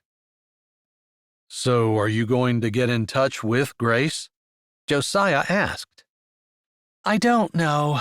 I know I should, but I don't really want to. You know, you were just telling me earlier that you felt overwhelmed, like if something happened to your grandma, that would be the last thing you could handle. But you know that Grace could be an ally, right? The way he said it made her feel like she was missing an opportunity. And she probably was. He was right. Grace had never been anything but kind to her. even when she hadn't been kind at all. In fact, she'd been deceitful. Maybe that was why she was dragging her feet. If she were to meet with Grace, she'd have to admit what she had done and apologize. And how selfish is that? When people apologized, it lifted the burden from themselves, not the other person. But she supposed she'd been raised to think that apologizing was weak. It showed that a person wasn't strong, which really wasn't true, because it took a lot of courage and guts to apologize. It didn't take anything except stubbornness and nastiness to withhold an apology. And there she was, being stubborn and nasty. Grace was always a really good friend. I don't know why I was so mean to her. Grace was perfect, Josiah said offhandedly, like that explained everything. You think I was jealous? I didn't say that, he said. She tried not to get offended, but she felt the irritation rising up in her. Of course, he assumed she was jealous of Grace. Who wouldn't be? Grace was gorgeous and, like he said, perfect. She had good grades and everything always went her way. But wasn't that Claire, too? Didn't she get good grades? Other people thought she was fairly good-looking, even if she looked in the mirror and saw all of her flaws. And she had planned on being successful as well. She'd married successfully, according to world standards. Of course, there had been something so terribly wrong with her that her husband wasn't able to stay faithful to her and couldn't work it out even though they'd tried. That was a little embarrassing, and maybe that was part of the reason she didn't want to talk to Grace, because she would have to admit what a failure she'd been, where Grace probably had the perfect life. Although she was with Trevor, so at some point she'd had issues too, and she was back in Raspberry Ridge. Maybe Grace isn't as perfect as what you think she is. She came back for a reason, Josiah pointed out, and it was interesting that Claire's thoughts had been going in that direction already. He just accelerated them. You think she's back for the same reasons I am? She asked, not really hoping, because she wouldn't hope that kind of pain on anyone. The kind of pain where a person's family exploded, their children were crying, their hopes and dreams were lost in a sea of infidelity and lies and playing around. The kind of pain where a mom had to watch her children go halfway across the country to spend the summer with their dad, knowing that it would be almost 3 months until she saw them again. I don't know. I heard that she and Trevor were back together, though. He stopped scraping for just a moment and leaned back, looking up at her. It's kind of sad that I know more gossip from around here than you do. You really need to get out more. I'd just like to hand over my man card now. It was much-needed levity in the conversation, and she laughed. I'm sorry. I guess I am depending on you for my gossip. Grandma could probably tell me all this, but she wasn't feeling the greatest this morning, and I was thinking that she probably was taking a nap after she got done with her devotions. Maybe you need to make sure she goes to the doctor, he said casually. Too casually, she thought. Really? We talked about this before. You didn't seem to think it was imperative. I thought you said you were going to suggest it to her. I did, but I was waiting for the right moment. You think I should do it now? I don't think it would hurt, he said, and again, his words sounded studied, like he was weighing them before he said them. It made her suspicious, but she didn't know how to ask what was going on. After all, he wouldn't know anything that she didn't. She was the granddaughter, He was just the hired help. Grandma wasn't going to talk to him before she'd talk to her. Maybe I'll do that when we go in for lunch. They worked for a few more hours, talking occasionally about light subjects, the weather, ideas for the house, and the kitchen project that he was going to be starting soon. She hated to admit it, but she really did enjoy working and talking with Josiah. He was one of the good guys. Chapter 10. Josiah felt guilty for not telling Claire about her grandma. He'd dropped as many hints as he possibly could and hoped that if she suggested going to the doctor, her grandma would come out and talk about what she already knew. Of course, he was sure that Claire was going to be upset with him when she found out that he knew and she didn't. But maybe her grandma wouldn't say. Maybe Claire would figure it out, and maybe he wouldn't be around when it happened. They quit for lunch around noon. He'd packed a bag lunch, which Claire had stuck in the refrigerator earlier, and she threw a couple of sandwiches together from the leftover homemade bread from the day before. "No bread today?" he asked as they moved around the kitchen together.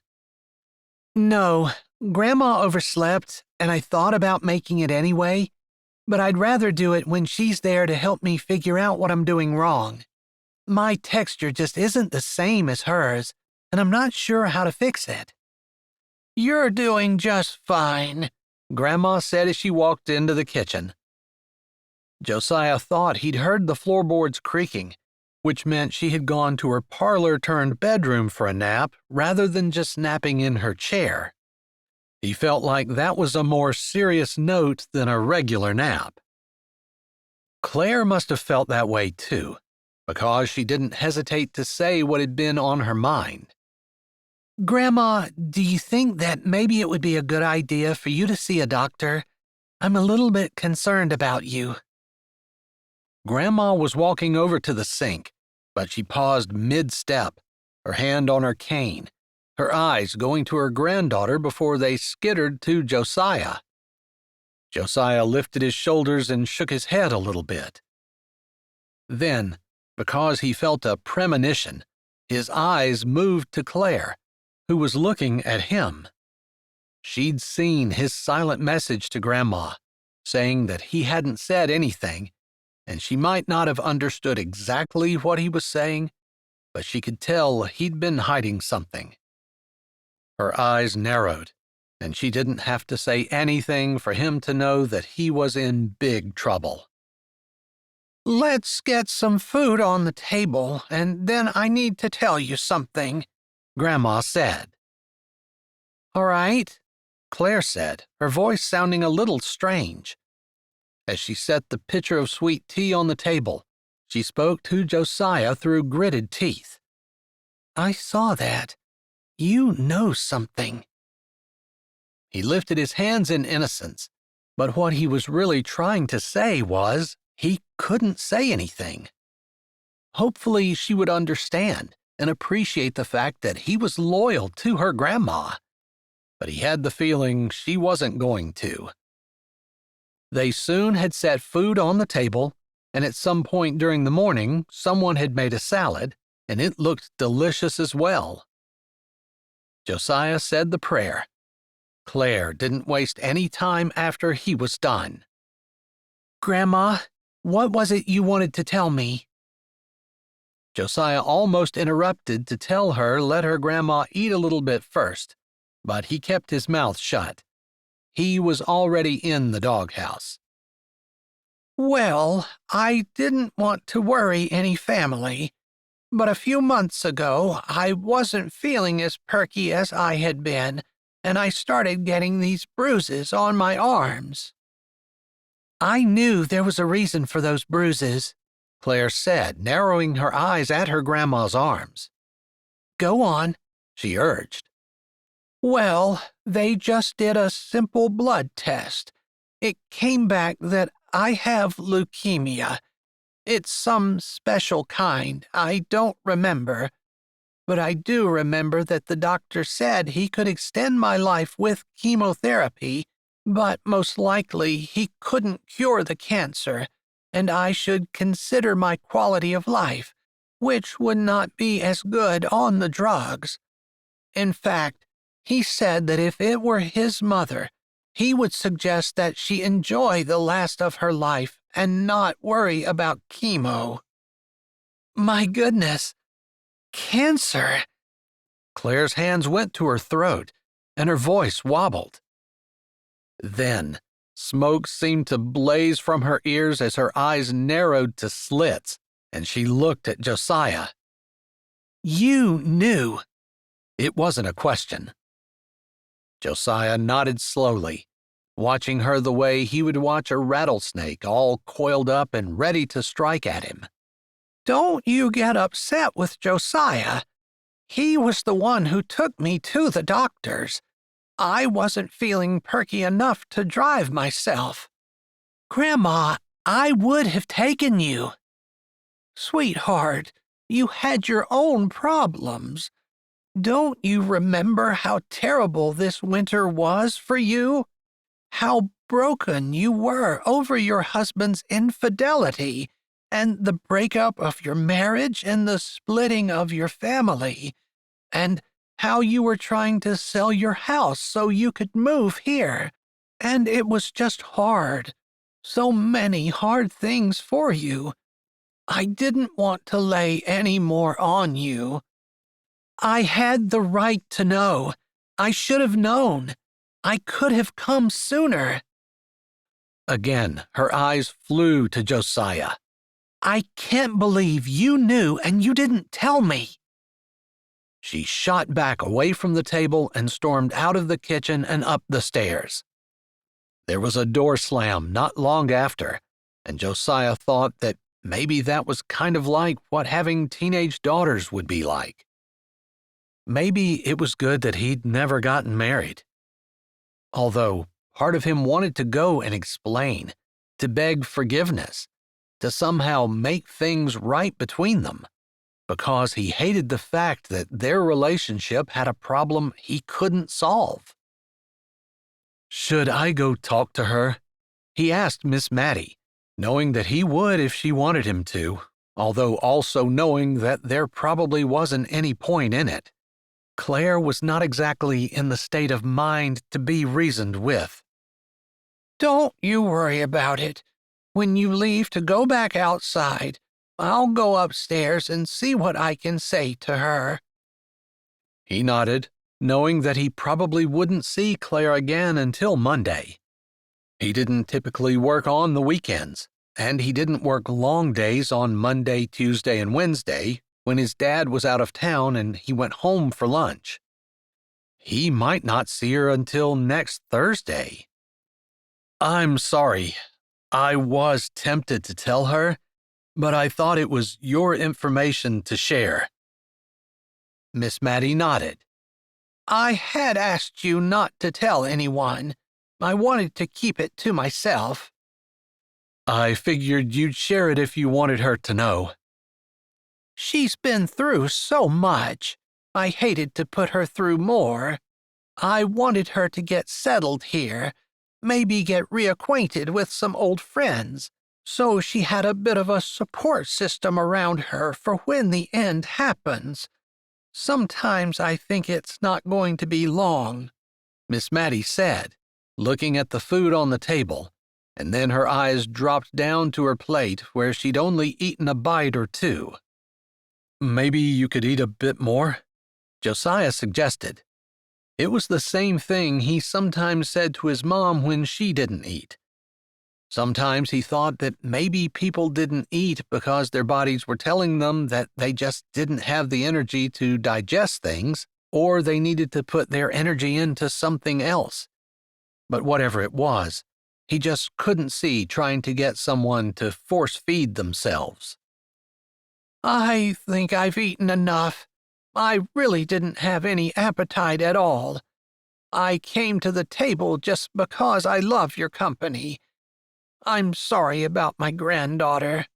No, she's mad at me and upset about you. She loves you. I think she thought she was going to come back and you guys were going to have a long, long time together. She's had a grandmother a lot longer than a lot of people do. Longer than I did.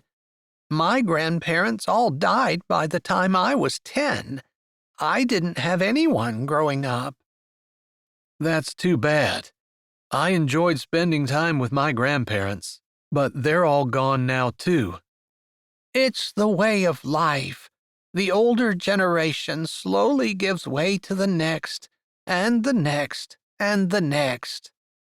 Somehow, Miss Mattie smiled, and it made things feel like they weren't so bad. He liked being around people who were able to make bad times seem not so bad. He knew that Claire was going to be upset, but he hoped it was short-lived. And he hoped she could see that he was doing the best he could under the circumstances. Because, for some reason, having their relationship not be right bothered him more than he wanted to admit. Chapter 11. Claire knew she was acting like a child, but she felt like a child. Her whole world had come crashing down around her in the last year, and now more of it was crashing. More than she even thought she could have crash was crashing. She knew that bad things happened to people all the time. She didn't expect her life to be trial-free. She didn't expect good things to happen to her on a daily basis and for her never to experience hard times. But it seemed like this was harder than most, because the hits just kept on coming. Lord, how much more am I supposed to take? She let that question hang in her mind for a bit, but then it seemed like God reminded her that she wasn't supposed to take it alone. She was supposed to give her burdens to the Lord. But how do I do that? Just dump them on you and walk away? There was no answer, but in her mind, she thought she heard yes. Wasn't that what Jesus said? To cast your burdens on him because his yoke was easy and his burden light. She was just supposed to give it to God. And then what? Not worry about Grandma? Pretend Grandma wasn't dying? That wouldn't be terrible. Grandma would be going to heaven to be with Jesus. She would be happier. But life would be sad here without her. Jesus would still be with her, Claire. Of course, there would be sad times. Even Jesus wept when Lazarus died, and that was knowing that he would be raising him from the dead. So it wasn't that people weren't supposed to feel sadness. It was just they were supposed to trust the Lord and keep walking on.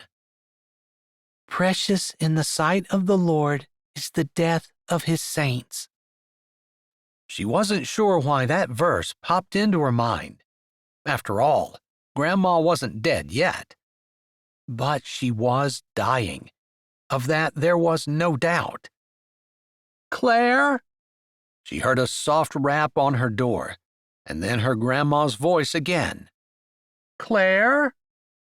"Come on in, Grandma," she said, straightening herself off the bed and wiping the tears off her face. She was angry at Josiah because he knew. He knew and he hadn't told her. That made her so mad she wanted to grab a hold of his neck and just shake it. And she wasn't usually prone to violence.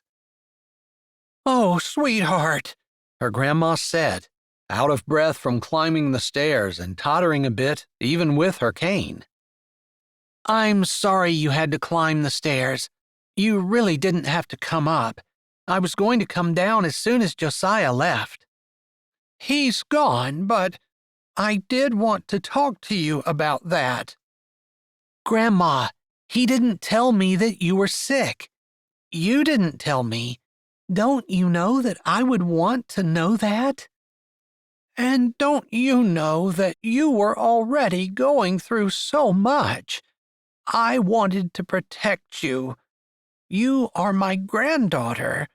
I love you. I love you too, and I want to know when there's something wrong. She paused, then tilted her head. Don't you want to know when there's something wrong with me? Grandma's gnarled hand slid across the bedspread, one she had made with her own fingers, those same fingers, more than 2 decades ago. Claire remembered Grandma sitting in her chair that summer, quilting as her grandchildren played around her, coming and going. She was a teenager at the time, and she'd stopped, eaten cookies and drunk tea and talked to her grandma, and then run off again with her friends. She couldn't quite remember, but that was probably a couple of summers after she'd kissed Josiah. Of course I do. I was going to tell you. I didn't really want to keep it away from you, but I wanted you to get settled some, get a support system around you. Have you made any friends yet since you've come back? I talked to Grace this morning. There, Grace will be good for you. See, if I'd told you earlier, you wouldn't know Grace was back. She didn't want to argue with her grandma, so she just kept her mouth closed. Josiah should have told me. I went to him about your bruises. I talked to him. He pretended he didn't know anything.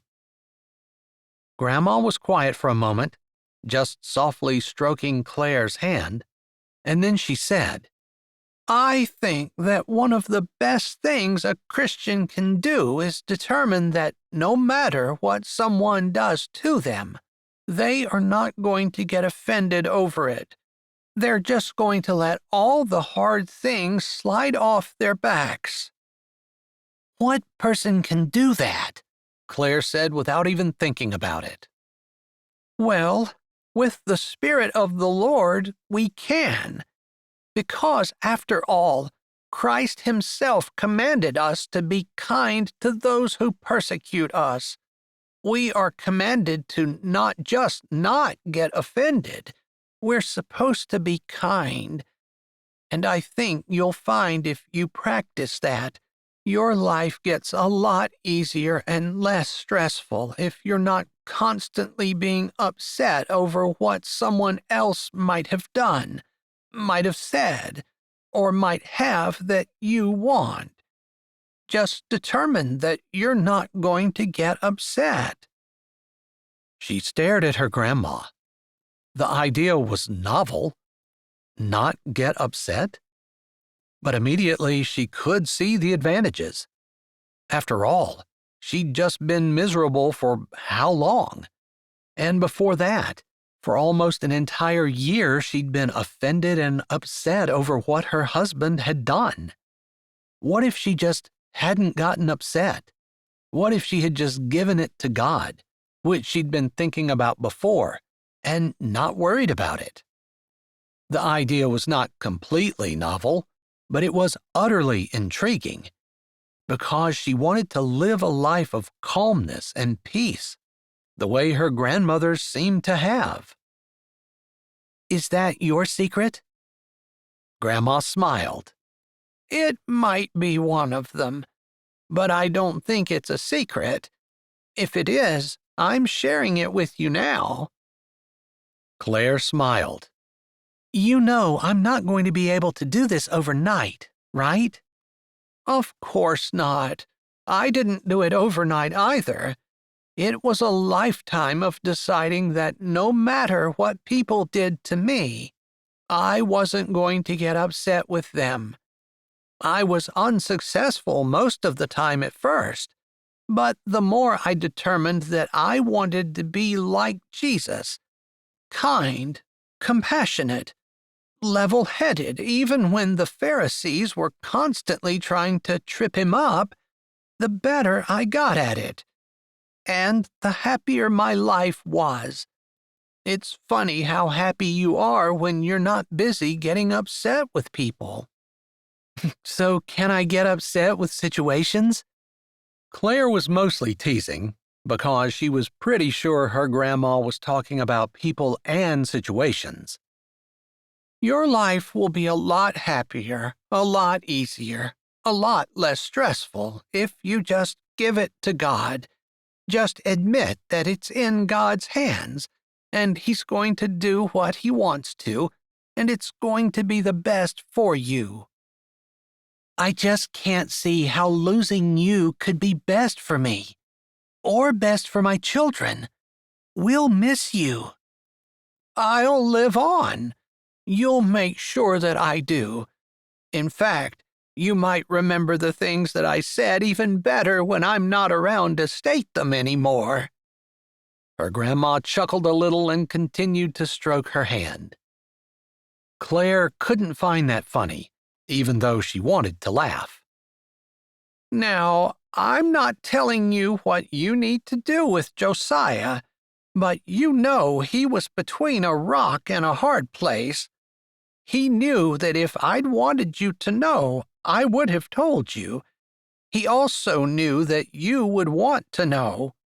So he had to make a choice, and he chose to honor the trust I had placed in him when I'd asked him to take me to the doctors."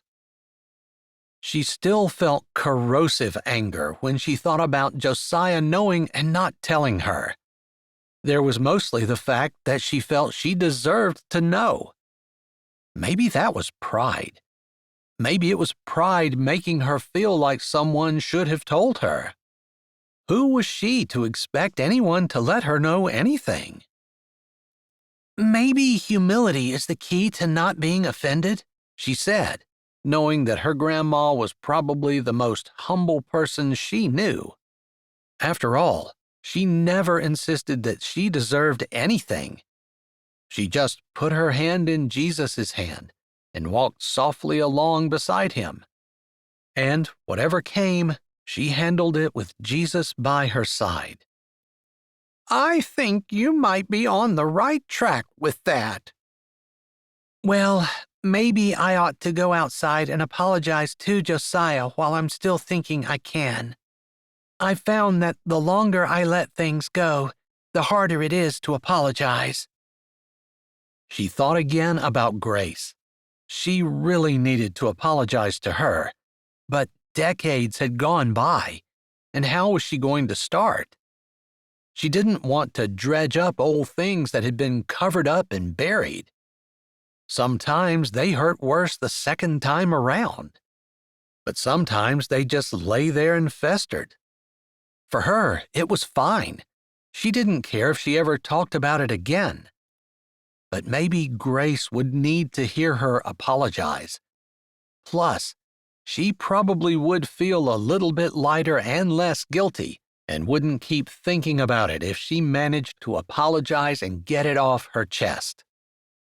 "I think it would be a good idea.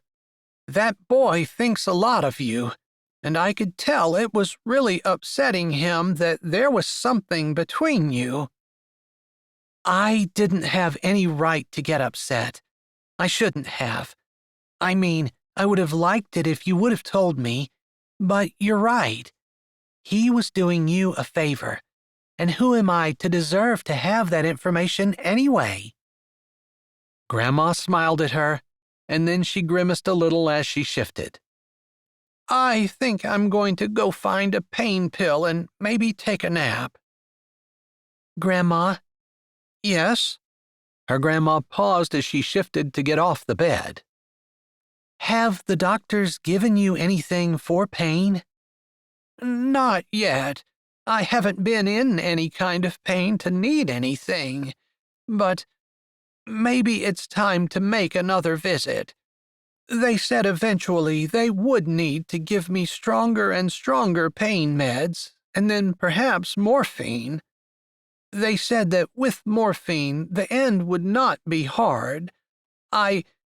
The one thing I asked when I went was that death be painless, as painless as it can be."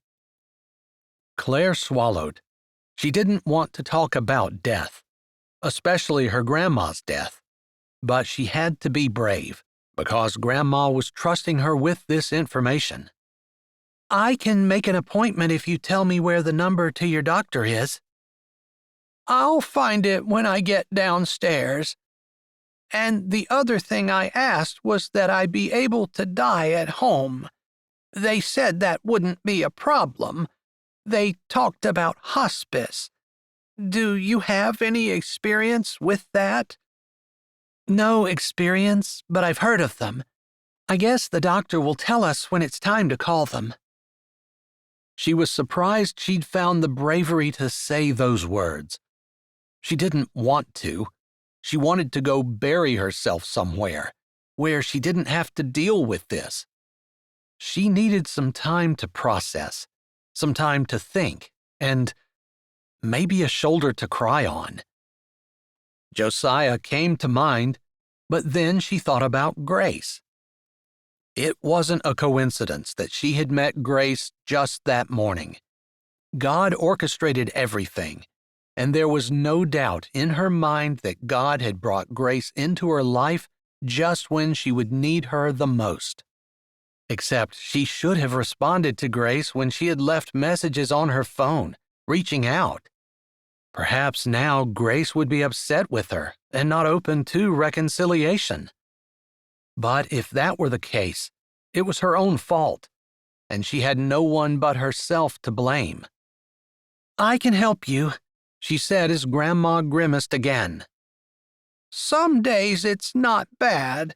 I think it was the rain that we had earlier, or maybe the rain that's coming." Claire didn't say anything.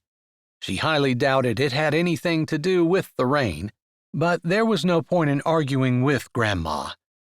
It might have been her grandma's way of thinking that things would get better, and she supposed that was a positive and healthy way to look at things. It would at least keep Grandma's spirits up, and Claire wasn't going to do anything to dash her hopes.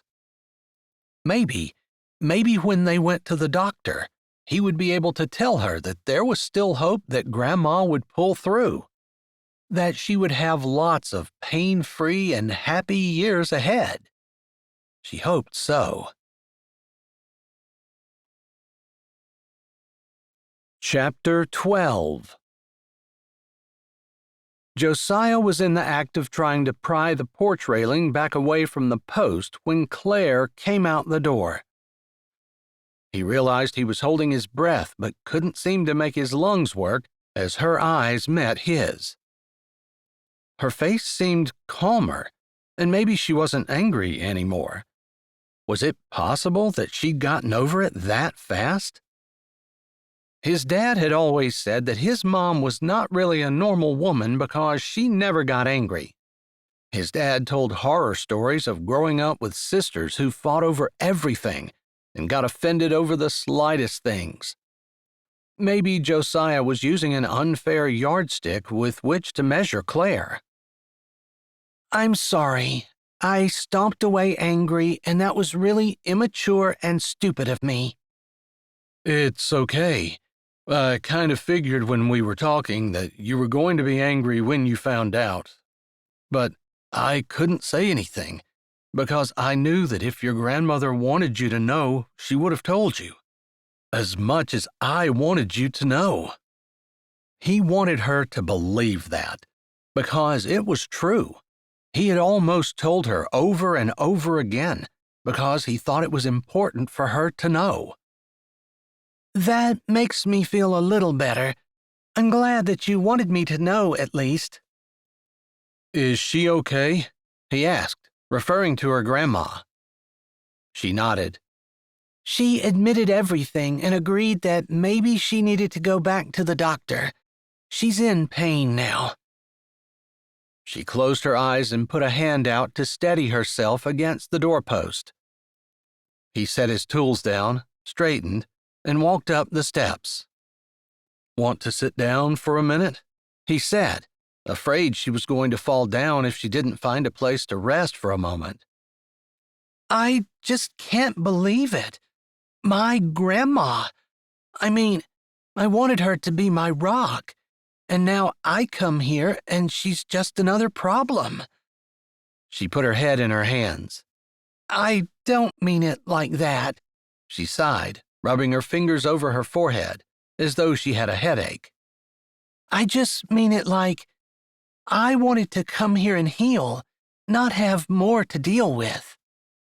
Apparently, the Lord had other plans, he said, knowing that she was just as liable to get upset with him for saying it as she was to be comforted by it. She looked up. Grandma said that I should be careful not to be offended. She said that my life will be a lot less stressful if I learn to just let things go. Not just the things people do, but situations too. Like Grandma. She lifted a hand and held it out. I can't do anything about it. Worrying isn't going to solve anything. So I just need to trust God. But you know how much harder it is to do that than it is to say?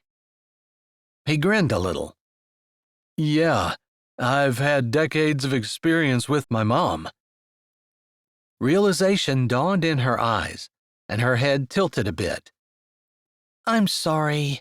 I'm making my problem huge while you have your own problems. But I've dealt with them. I've done what you just said, what your grandma told you to do. God's got it. And yeah, sometimes I look at her and think, man, I think she's worse than she used to be. Or, is that another symptom? Does that mean she's going downhill faster? But then I remember that it's not up to me to know the times or the seasons. I just have to trust that God's going to keep her here with me until it's time for her to go. And of course, I'm going to do everything I can to make her more comfortable, to follow the doctor's orders, to help her eat healthy and hopefully extend her life. But in the end, God is in control, and I have to pry my fingers off and let go. He'd never really said it that clearly to anyone before, but it seemed like Claire could use a little help. She seemed overwhelmed. Thank you for that. I guess that's what I need to do, but it's so hard to think of the future without her. Why do you need to think about that now? He asked. He'd long ago stopped wondering what things would be like when his mom passed. After all, he could sit around worrying about that for years and end up dying first. It was a silly thing to worry about. I guess I don't, she said after a moment of thought. I just feel like I have to figure everything out this second. Isn't that what faith is? Just knowing that God will figure it out. We don't have to. When the time comes, God's going to give us grace to get through whatever it is we need to get through. And if we need to figure something out, we'll figure it out then. That's such a more relaxed way of looking at it. I want to worry. I feel like I need to worry. If I'm not worrying, then I'm not doing my job. The Bible says that worry is a sin, he said, not meaning to argue with her, but he knew he was right. And he knew that she would understand when she heard it, because she'd been talking about it. I know. Why do I feel like I need to, when the Bible clearly tells me I don't? Maybe that's Satan trying to convince us that what God said isn't relevant. He does that all the time, you know. He thought about how people felt like it was important that they not be doormats, and if someone wasn't kind to them, they were being a doormat if they were kind in return. So many things the Bible clearly said were not God's will, and yet Christians quickly did what the world said, and hardly ever tried to put the Bible into practice in their life. They read it, and the words went right over their head.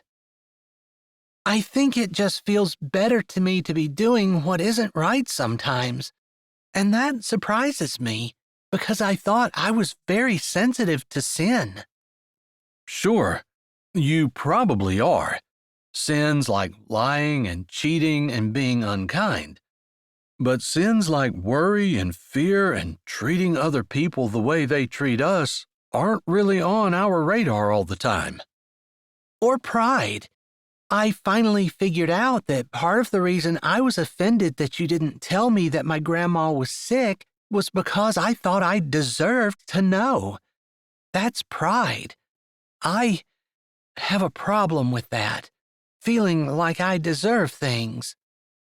I guess we don't deserve anything but hell, but it's hard to reconcile that.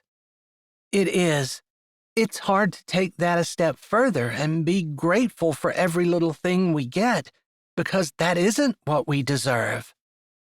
Sometimes we get something and we feel like we need even more on top of that, rather than being grateful for what we get. Guilty, she said, smiling at him. He wanted to ask if she was feeling better. She looked like it. Finally, she took a deep breath and then looked out over the horizon. Thank you. I feel better. Maybe not able to handle everything, but at least armed with the knowledge that there's nothing I can do, and I might as well let go and give God the control that I want to so desperately wrestle away from him. And why? She laughed. Because I think I can do so much better? There's pride again. I don't think God is handling it well enough, so I need to grab it from him and take control. We all do that, right? Thanks for talking to me. She looked over at him and looked grateful. It made his heart swell a bit, and he just nodded, then looked away. He didn't want to have any tender moments between them, because he knew that she was just seeing him as a friend. And he also knew that there was a part of him that could want more, and shouldn't. I think I'm going to do what you suggested and reach out to Grace. I think it was pride keeping me from it. After all, who wants to apologize? And that's the first thing I need to do. You might be surprised. She might not remember things the way you do, and she probably isn't expecting an apology. Are you defending her? Claire asked, causing his eyes to slant to hers. She had been joking. I might have been a little bit. You're not allowed to do that. Not until we're friends again. And then, once Grace and I are friends, then you can defend her all you want to. I'll keep that in mind, he said. You keep me posted. I will.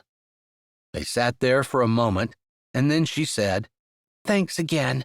I appreciate your listening ear and your wisdom. I needed it to kind of get out of my slump. Whatever happens, happens, and I'm going to trust God and hold on to him. She put a hand up. Which does not mean that I'm not going to miss my grandma. But she's not gone yet, so I don't have to think about that now. That's right. Something will come, something better, and God will work it all out for good. She smiled at him one last time before she got up and walked around the edge of the house. He sat there for another moment, thinking.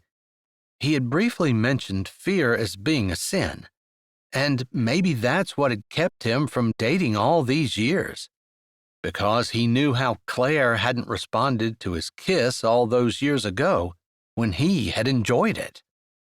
Maybe that had marked him, caused him to be afraid, more than he realized. But maybe, too, he was waiting for someone more like Claire to come along.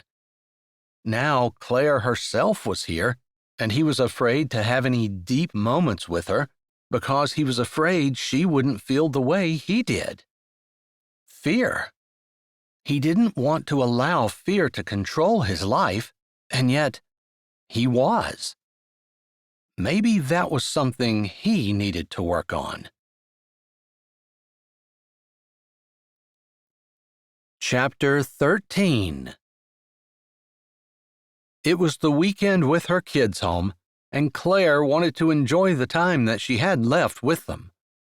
Then, on Monday, her grandma had an appointment with her doctor, and Josiah was gone, working on a yacht.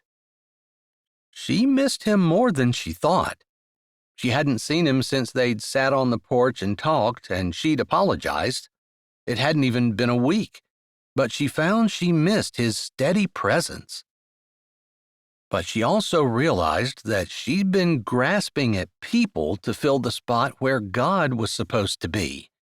She wanted someone she could depend on, someone who would steadily and unfailingly help her through these hard times. Wasn't that the position of God Himself?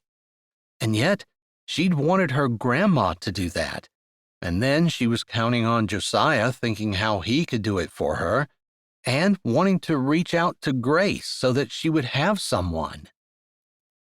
They were sitting in the waiting room waiting for the doctor to call them back when she finally realized that it was okay to depend on people.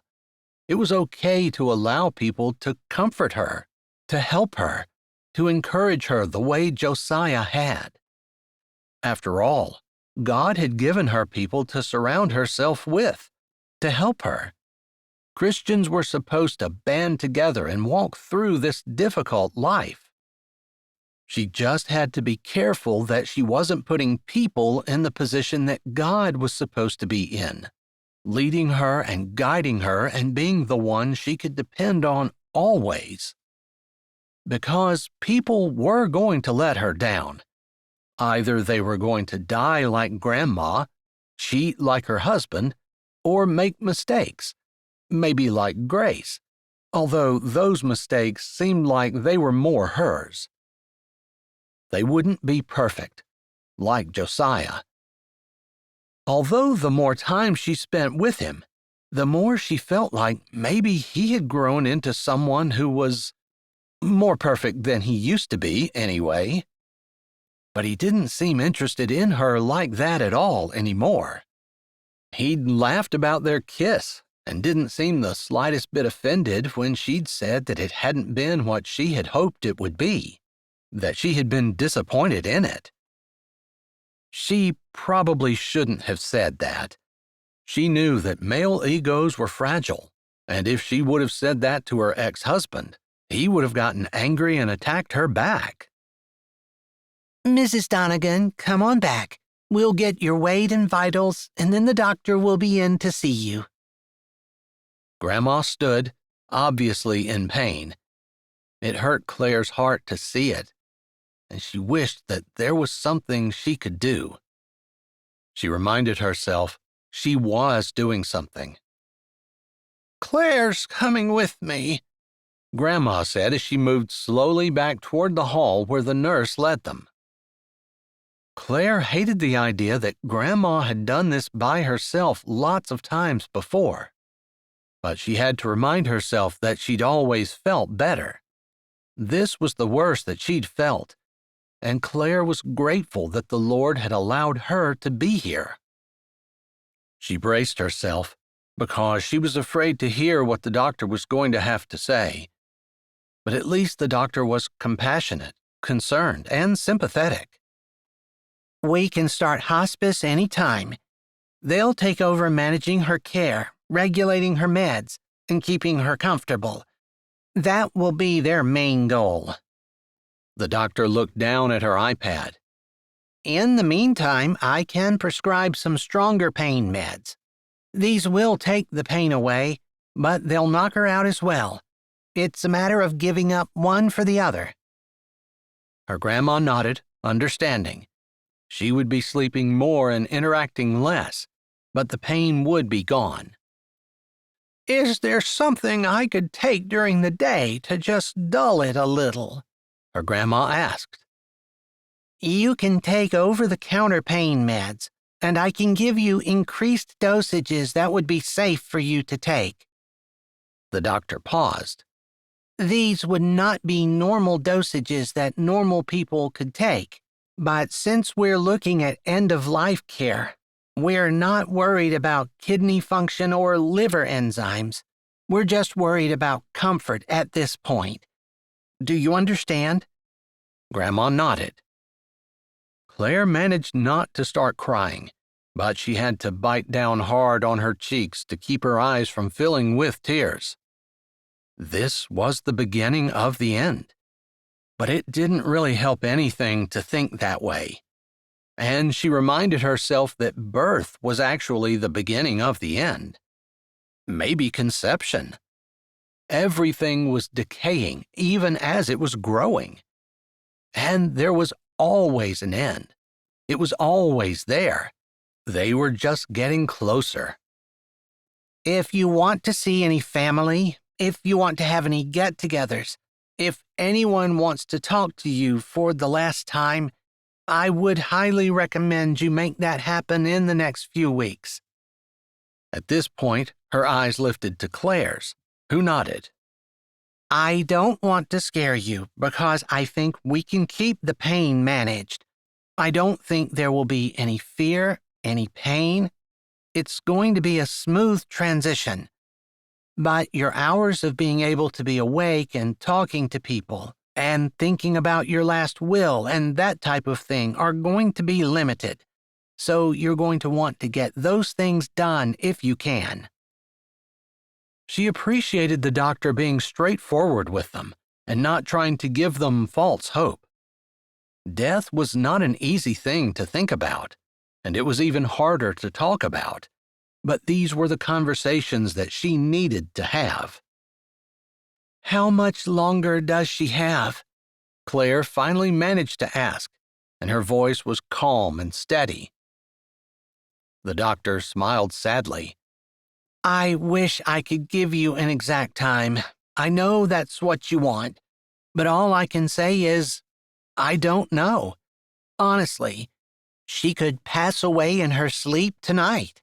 It's unlikely, the doctor said quickly when she saw Claire's eyes widen. But it's possible. Or she could make it to Christmas. If she does, I would plan on having a really big celebration, because it will probably be her last. I would say no more than 6 months. Her voice lowered, and it was full of sympathy and sadness as she delivered the last time frame. Less than 6 months. Next spring, she would welcome the warmer air and the flowers and the roses blooming without her grandma. She'd make bread this winter without her. She'd get her children back from her husband, and it was possible Grandma wouldn't be there. She wanted to sob. She wanted to put her head down and cry, but she couldn't. She had to suck up all the tears she wanted to just allow to flow and put a hand on her grandmother's hand.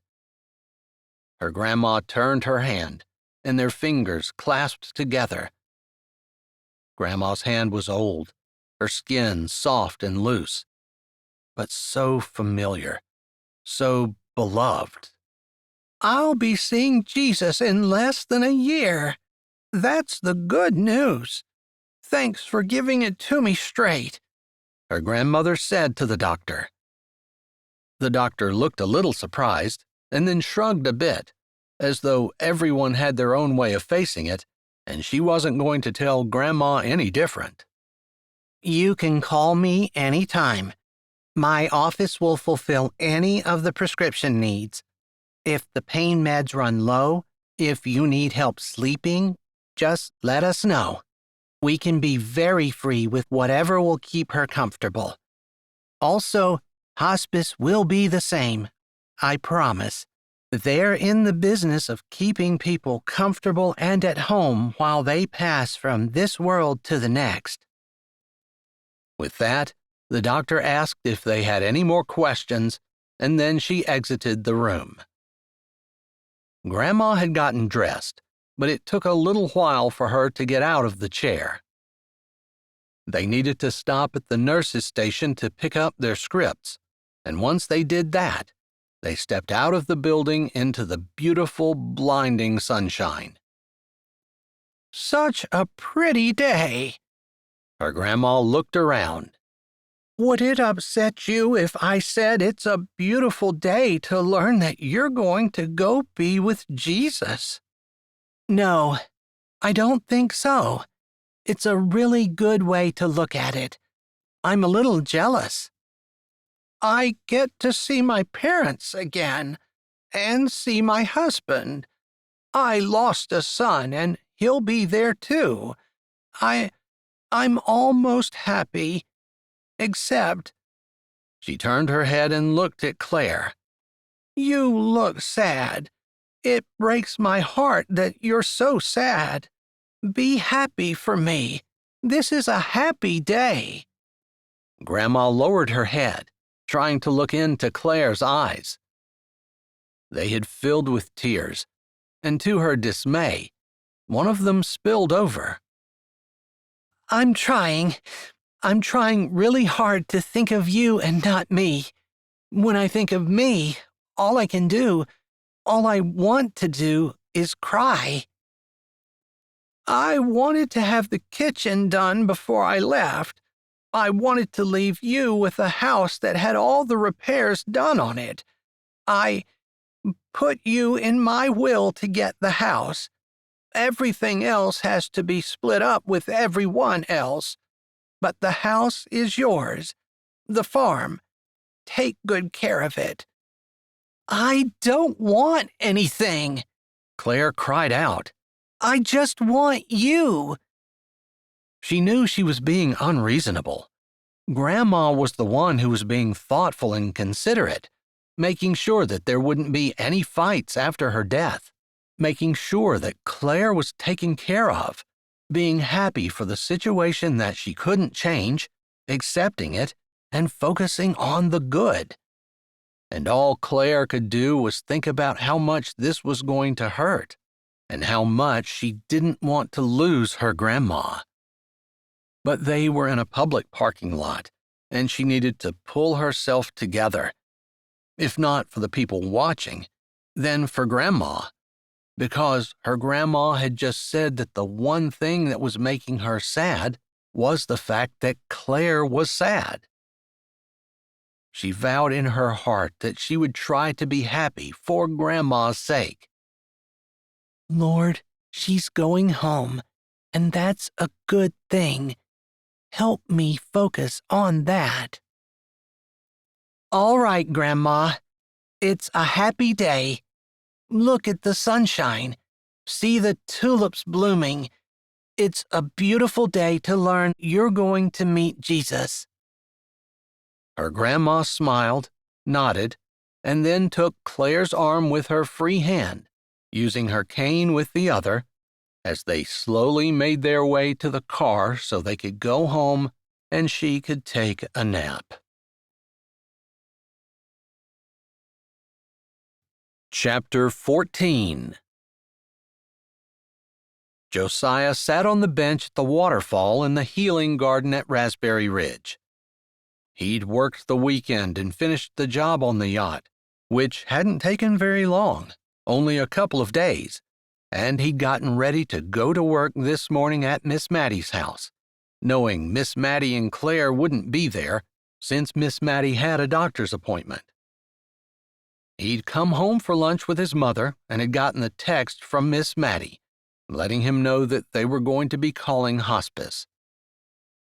Rather than going back to work, he'd gone to the healing garden to sit and think.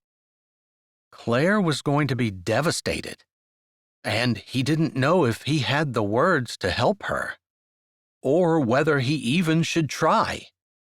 What did he know about death and dying? Other than the fact that he knew that his mom had an autoimmune disease that was never going to be healed, and he'd resigned himself to that and the fact that she could die at any moment years ago. And yet she had hung on.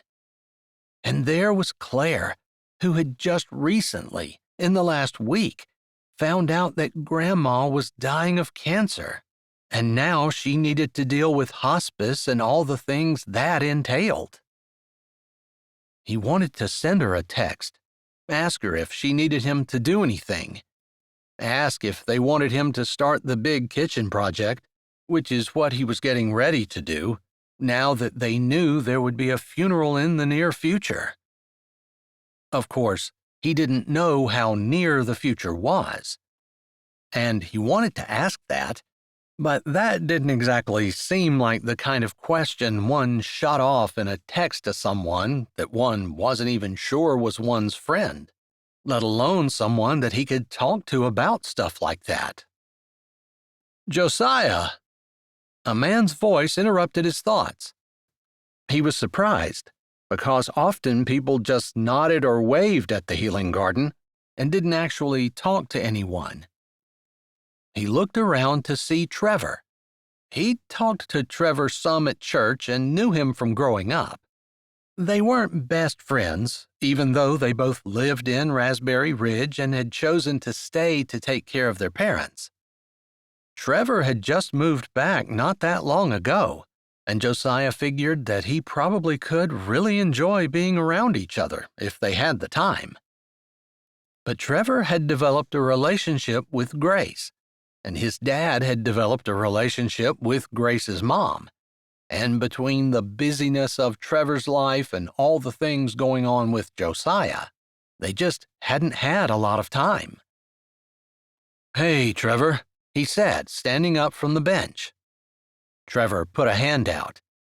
"I didn't mean to interrupt you." "You're not. I came home to eat with my mom, and I had a little bit of extra time before I needed to get back to work at Miss Maddie's house. But it's time for me to leave now." "Well, I don't want to keep you, but I was looking for a chance to talk to you." "All right," he said. "I've got time. I keep my own hours so I can show up when I want to." He didn't add that Miss Maddie had a doctor's appointment that morning. That wasn't really his news to share, although Miss Maddie hadn't told him not to tell anyone. "I know that you spend a lot of time at Miss Maddie's house, and I didn't know if you and Claire had been talking, but Grace asked me to say something to you if I ran into you anywhere." "I've spoken with Claire some, and I think she wants to talk to Grace. I think sometimes those things a person just needs a little bit of time to get up the nerve, you know?" "Did she say that Grace was mad?" Trevor asked, sounding surprised. "I think she just feels like she needs to give an apology, and sometimes that can feel like an insurmountable thing. After all, if apologies were easy, it wouldn't be such a big deal." "True," Trevor nodded. "But I guess you kind of answered her question. Grace wanted to know if Claire was still mad at her, because she's reached out to Claire several times and Claire hasn't responded." "Claire's been going through a good bit. I'm guessing that she probably felt like she couldn't handle even one more thing, but that's just me guessing." "All right, good to know. If she's not actively upset, Grace thought she might try reaching out again." "I really think Claire could use a friend. I'm not even sure that she knows how much she could use one." Trevor's face became thoughtful, but he just nodded. "There are always times in our lives when we need friends, and I've never found that having too many friends was a bad thing. Sometimes it's hard for me to keep up with everybody. I want to be a good friend, but that takes so much time and work that I feel like I can only have one or two." Maybe he was just being weird. Maybe it was a man thing. But he wanted to be a good friend, and he couldn't do that with a whole pile of people. "Yeah, I guess you could have a few and go deep, or you can have a lot and just be surface friends. Different personalities prefer different ways. Josiah nodded. Congratulations to you and Grace. I heard that there's a marriage in your future soon. Thanks. Trevor's face lit up. There is. And our parents got married. Did you hear that? I did. Congratulations again, I guess. Lots of marriages going around. And a death. But he didn't say that. Again, it really wasn't his news. Maybe you'll have one in your future. I think we're the only 2 bachelors in our class. And if I got married, I wouldn't be representing the bachelors very well, would I? He was making light of the situation. It wasn't that he didn't want to get married. He would like to. But he had the feeling that women looked at a man in his 30s who wasn't married and who still lived with his parents and figured that there was probably something wrong with him. Some reason why other women hadn't been willing to give him a chance. Maybe I'm too old, he muttered, not really expecting Trevor to say anything. Don't forget, we're the same age, and I'm engaged for the first time. Good point. I didn't mean to insinuate that you were too old. I always thought Claire had a thing for you. I know that she always acted like she had something for me, but we both know she didn't. And there was that truth or dare game. Josiah grinned. Was the whole class there that day? It's funny. The only person I remember being there that day was Claire.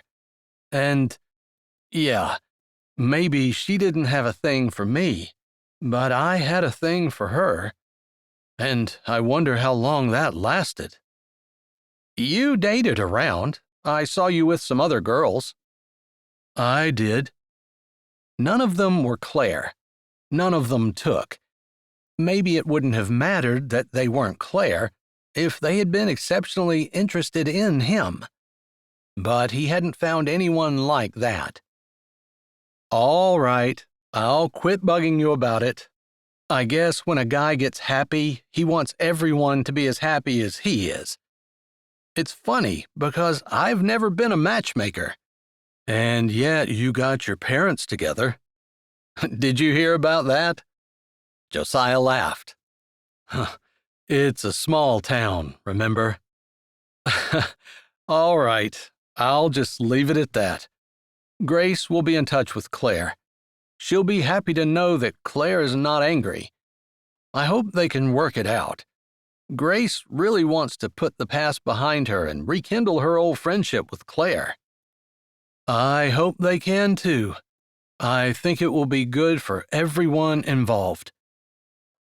The tragedy loomed large over the whole town, and if the friends could get back together and put it behind them, he couldn't imagine that everyone wouldn't benefit, including him. Chapter 15. How did it go? Josiah stood on the lift, scraping paint. He'd already talked to Claire, who had asked him to give her a hand with painting the house after she'd found out about her grandma. He'd seen them come home a little earlier from their doctor's appointment and had been dying of curiosity, but had not stopped working. His conversation with Trevor had been at the top of his mind too, and he wanted to talk to Claire about Grace. But he already knew she had heaps of things on her plate. The last day of school was sometime soon. That would have stressed her out as well. I don't know. Good, I guess, she said, coming around the corner with 2 glasses of tea in her hand. Do you want to take a break? She asked, holding a glass of tea out. Sure, he said. He wasn't going to turn down tea, but more than that, he wasn't going to turn down time with her. If she wanted to talk, he was going to be there for her. Even if they never became anything more, he knew enough to know that that was what friends were for. He lowered the lift so that it sat on the ground and then opened the gate and stepped off. Thanks. Go sit down. You look like you're about ready to fall. I'm just tired. It was emotional. Okay, he said as they went and sat down on the small bench in the yard. He had the porch mostly torn apart, propped up by 2x4s, with the porch swing down and the rocking chairs in the shed. Thanks for the tea, he said as they sat and he took a sip, waiting for her to start talking. He didn't know what questions to ask. She'd said it went well, but she looked exhausted and not especially happy. The doctor said 6 months. That's not terrible. You have plenty of time to say goodbye. No, well, I guess to be more specific, she said she could die in her sleep tonight, but the longest that she would give her would be 6 months. She said if we were able to spend Christmas together, she would make a big deal of it because it would be her last for sure. That's not very encouraging. No, the doctor was very sympathetic. I felt bad that she had to give such terrible news. I wouldn't want to have a job where I had to tell people that they were dying in the next 6 months. Yeah, me neither, he said, grateful that he was just a handyman and fix-it person. He couldn't imagine if his job included playing God, even in that small way. Anyway, I'm supposed to call all the relatives and let them know. She said that we could give Grandma as much pain medicine as she wanted, but the more and stronger the pain medicine got, the more Grandma would sleep and be out of it. She took a breath, looking at her tea but not touching it. Grandma said she'd like to try to hold off on the pain meds until everyone who wanted to see her had been around to talk. I'm glad she's lucid enough to think that way. Me too. But I just feel so overwhelmed. I need to make all the phone calls. The last day of school is tomorrow, and my kids have a program that night, and I don't know whether to try to take Grandma or have her stay, and whether to stay with her and... He put a hand up. Hey, I'll help, okay? If you need to stay with Grandma, I can take the kids. And if you want to go with the kids, I can stay with Grandma. You make the decision and tell me what you need. He said that as firmly but as calmly as possible. He didn't want to put any pressure on her, but he wanted her to know that she was not alone. He also wanted to say that it was too bad that she hadn't been able to get in touch with Grace, because he was sure that Grace would help her through this hard time. But it was probably too late to try to form any type of bond, especially now while Claire was in such panic mode. Still, if the opportunity came up, he might mention his conversation with Trevor. Thank you so much. I guess I just feel overwhelmed, but I appreciate you being calm and reasonable. I think it's easier for me because it's not my life that's imploding. But you're sympathetic enough to make me feel like you care while still keeping me grounded. I'm glad it's working. I want to help you any way I can. I'm going to have to figure out how to get the kids to my husband, ex-husband, as well. I'll help you with that. Thanks. She gave him a reassuring smile. Grandma and I decided that we're going to try to do as many things together this last week as we could. I don't expect the kids will get to see her alive again, and I haven't decided whether I should try to get them back for the funeral. You might want to talk to them about it. They might not want to come back, or they might feel like they need to. Do you think they're old enough to make that decision? I think if you talk to them about it and tell them that you'd like to do the thing that works best for them, the thing they want, even if it isn't what they think they should want, They'll remember that you at least talked to them about it. Good point. I guess what is the right decision for one kid could be a wrong decision for another, and who am I to know whether it's best or not? She seemed to be thoughtful as she said that. He was glad that she seemed to be able to reason things out and didn't seem to be in quite such a panic. All right. I still feel like everything's a jumble in my brain. You need to make some phone calls. You need to be here when your kids get off the bus. You have a program tomorrow night. And you can let me know if you want me to go see the kids or if you want me to stay with Grandma. Or maybe she feels well enough that between the two of us we can get her there. Oh, that would be best. Yeah, let's aim for that, if you don't mind helping. No, I don't. My dad's not here right now, so I just might not work as many hours here, go home and spend some time with my mom, and then come back and spend the evening with you.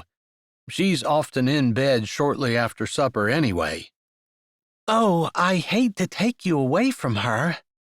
Don't worry about it. I told you, I'll see her during the day. I don't have any yacht work this week either, and I might cancel next week's job. I don't want you to lose any work. I'm not losing work.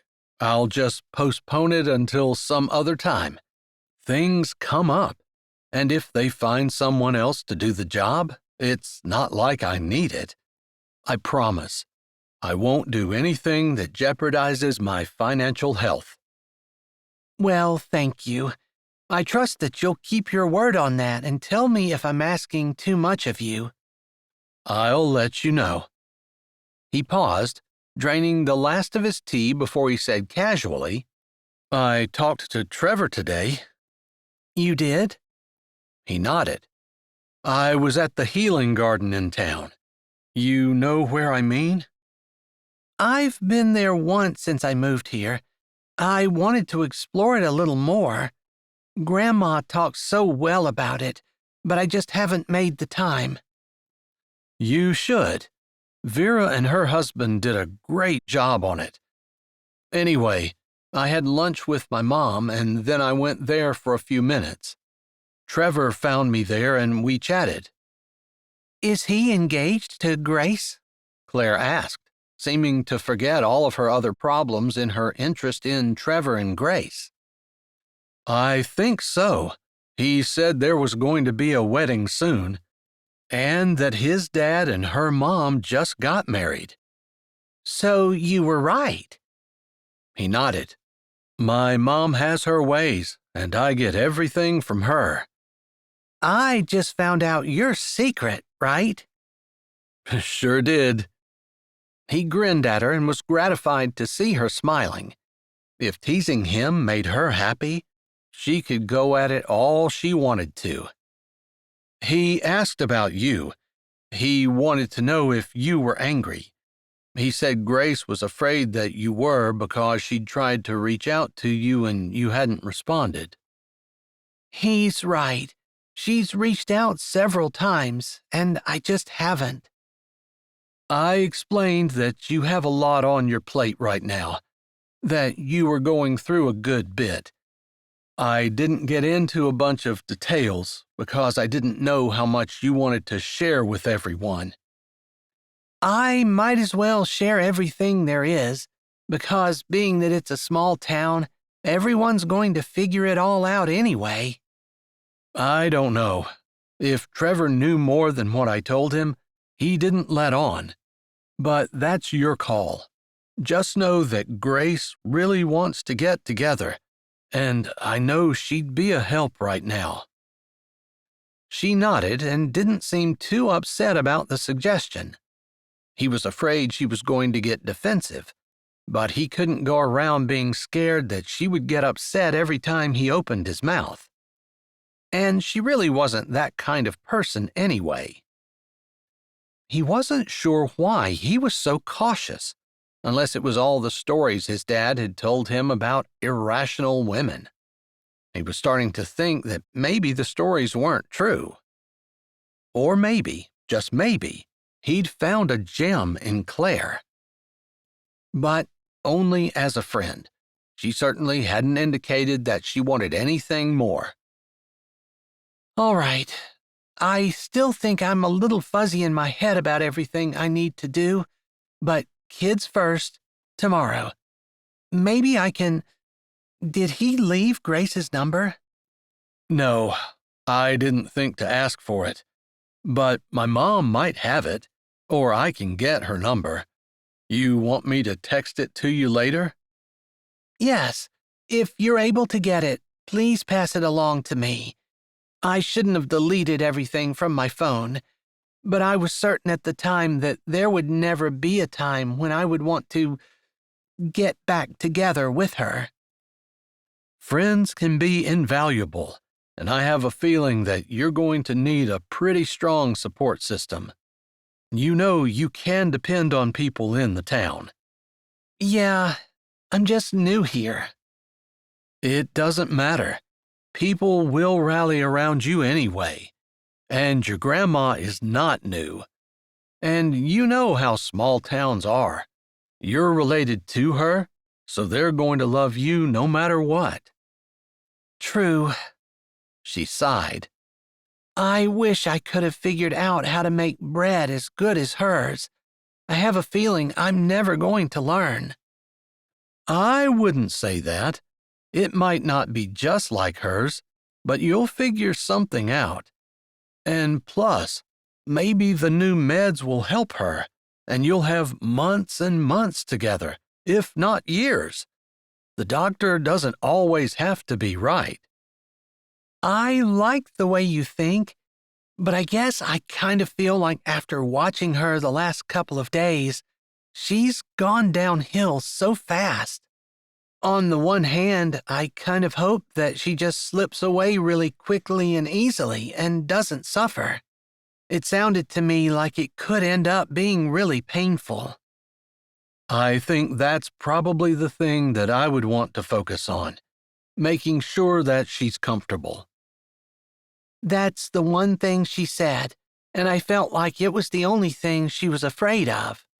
She actually seemed happy after the diagnosis, like she was excited to go see Jesus and her parents and her son who had died and her husband. Just full of peace and joy. But she did ask the doctor and specify that she didn't want to be in pain. Claire sat there for a moment, her eyes cast down, thinking. He let her be alone with her thoughts and gave her the time that she needed. He didn't want to intrude. She might not have a whole lot of time to sit and try to process. And that last visit with Grandma would probably be something that she would revisit over and over, particularly if it ended up being the very last visit. And especially if Grandma went as quickly as what Claire seemed to be afraid she was going to. Finally, after a bit, she said, Well, I probably ought to go back in. I think I'm going to leave the house painting and the kitchen and all of the other things to you. I'll probably just sit with Grandma. If you need a break, you be sure to ask me. I will. Although I expect we'll be inundated with family who want to say their goodbyes to her. I know I would want to. He thought she might be surprised. Sometimes people could be really weird when death was involved and would do anything to avoid it. But maybe she would be pleasantly surprised. It seemed like Claire was hoping that people would come anyway, maybe for Grandma's sake. Thank you for sharing with me. I will let you know if I get Grace's number, and I'll be expecting to spend the evening either here or at the school tomorrow. Thanks. I'll keep you apprised of everything that's going on. Sounds good. They stood together, and their arms brushed. It was an accident, at least on his part, and he expected her to jerk away, but she didn't. Instead, she looked up at him, as though she was going to say something, but she ended up just staring into his eyes. It was only for a second or two, but it felt like an eternity to him. Maybe there was something a little more between them. He felt an odd sensation between his heart and his ribs, something warm and swirly, and he wasn't sure exactly what that meant. Other than he wanted to move closer, put his hand up to cup her cheek, put his arms around her, and give her strength. Somehow help her be strong for the days and weeks ahead. "Thanks," she whispered again, and then she turned and started to hurry away. "Hey," he said, and she stopped right away. "Yeah?" "Would you take my glass, please?" He was walking toward her and handing it to her. "Sure, sorry." She laughed a little self-consciously and reached out for his glass. Their fingers brushed, and his eyes held hers as they did. He wasn't sure whether she felt the sensation that crawled up his arm and seemed to go the whole way down to his toes, but it made him want to close his eyes. Instead, he said so softly it was almost a whisper, "Thank you." He wasn't even sure what he was thanking her for. Taking his glass, he supposed, but she just nodded and then curled her fingers around the glass before she turned and hurried away. What terrible timing on his part. She had an ex she was dealing with, was going to be separated from her children for the first time, a grandma who was dying, potential family members descending upon her, and a limited amount of time in which to get all the things done that she needed to do, juggling her children and her grandma and hospice and doctor's appointments and new medicine. And there he was, thinking that maybe he was falling in love with her. Chapter 16. Claire looked around. The cabinets had been removed. There were plates and cups in various spots all over the house. She couldn't give Josiah a hard time for taking such a long time to get things done, since he was trying to get the outside of the house finished on the nice days and working on the kitchen when it rained or was cold. They had to know that this was going to happen with Grandma, but beyond that, she was bone tired. It had been quite a day, from the doctor's appointment to the family phone call she had had to make, where she'd given each person the news that Grandma was dying, and soon. Everyone had been surprised. No one had expected it, but at the same time, there weren't a whole lot of people who seemed like they were going to drop everything and come say goodbye. Claire had been shocked, until she had thought about it and realized that if she weren't here, she might not come. As much as she would want to see Grandma one more time, it was death. She didn't want to deal with death. She didn't want to see it, didn't want to be around it. She wanted to remember Grandma as happy and energetic and fun, always with a cup of tea in one hand and a plate of cookies in the other, or her kitchen smelling of warm, fresh-baked bread. She didn't want to remember her as an old lady lying in bed, too tired to get up to even go to the bathroom. She had talked to hospice. They were coming in the morning for a consultation. She didn't even know whether Grandma would be able to get up or not. She supposed hospice had seen people go downhill that quickly. When she'd talked to Grandma earlier, she was insistent that she would be able to attend the children's end-of-year program.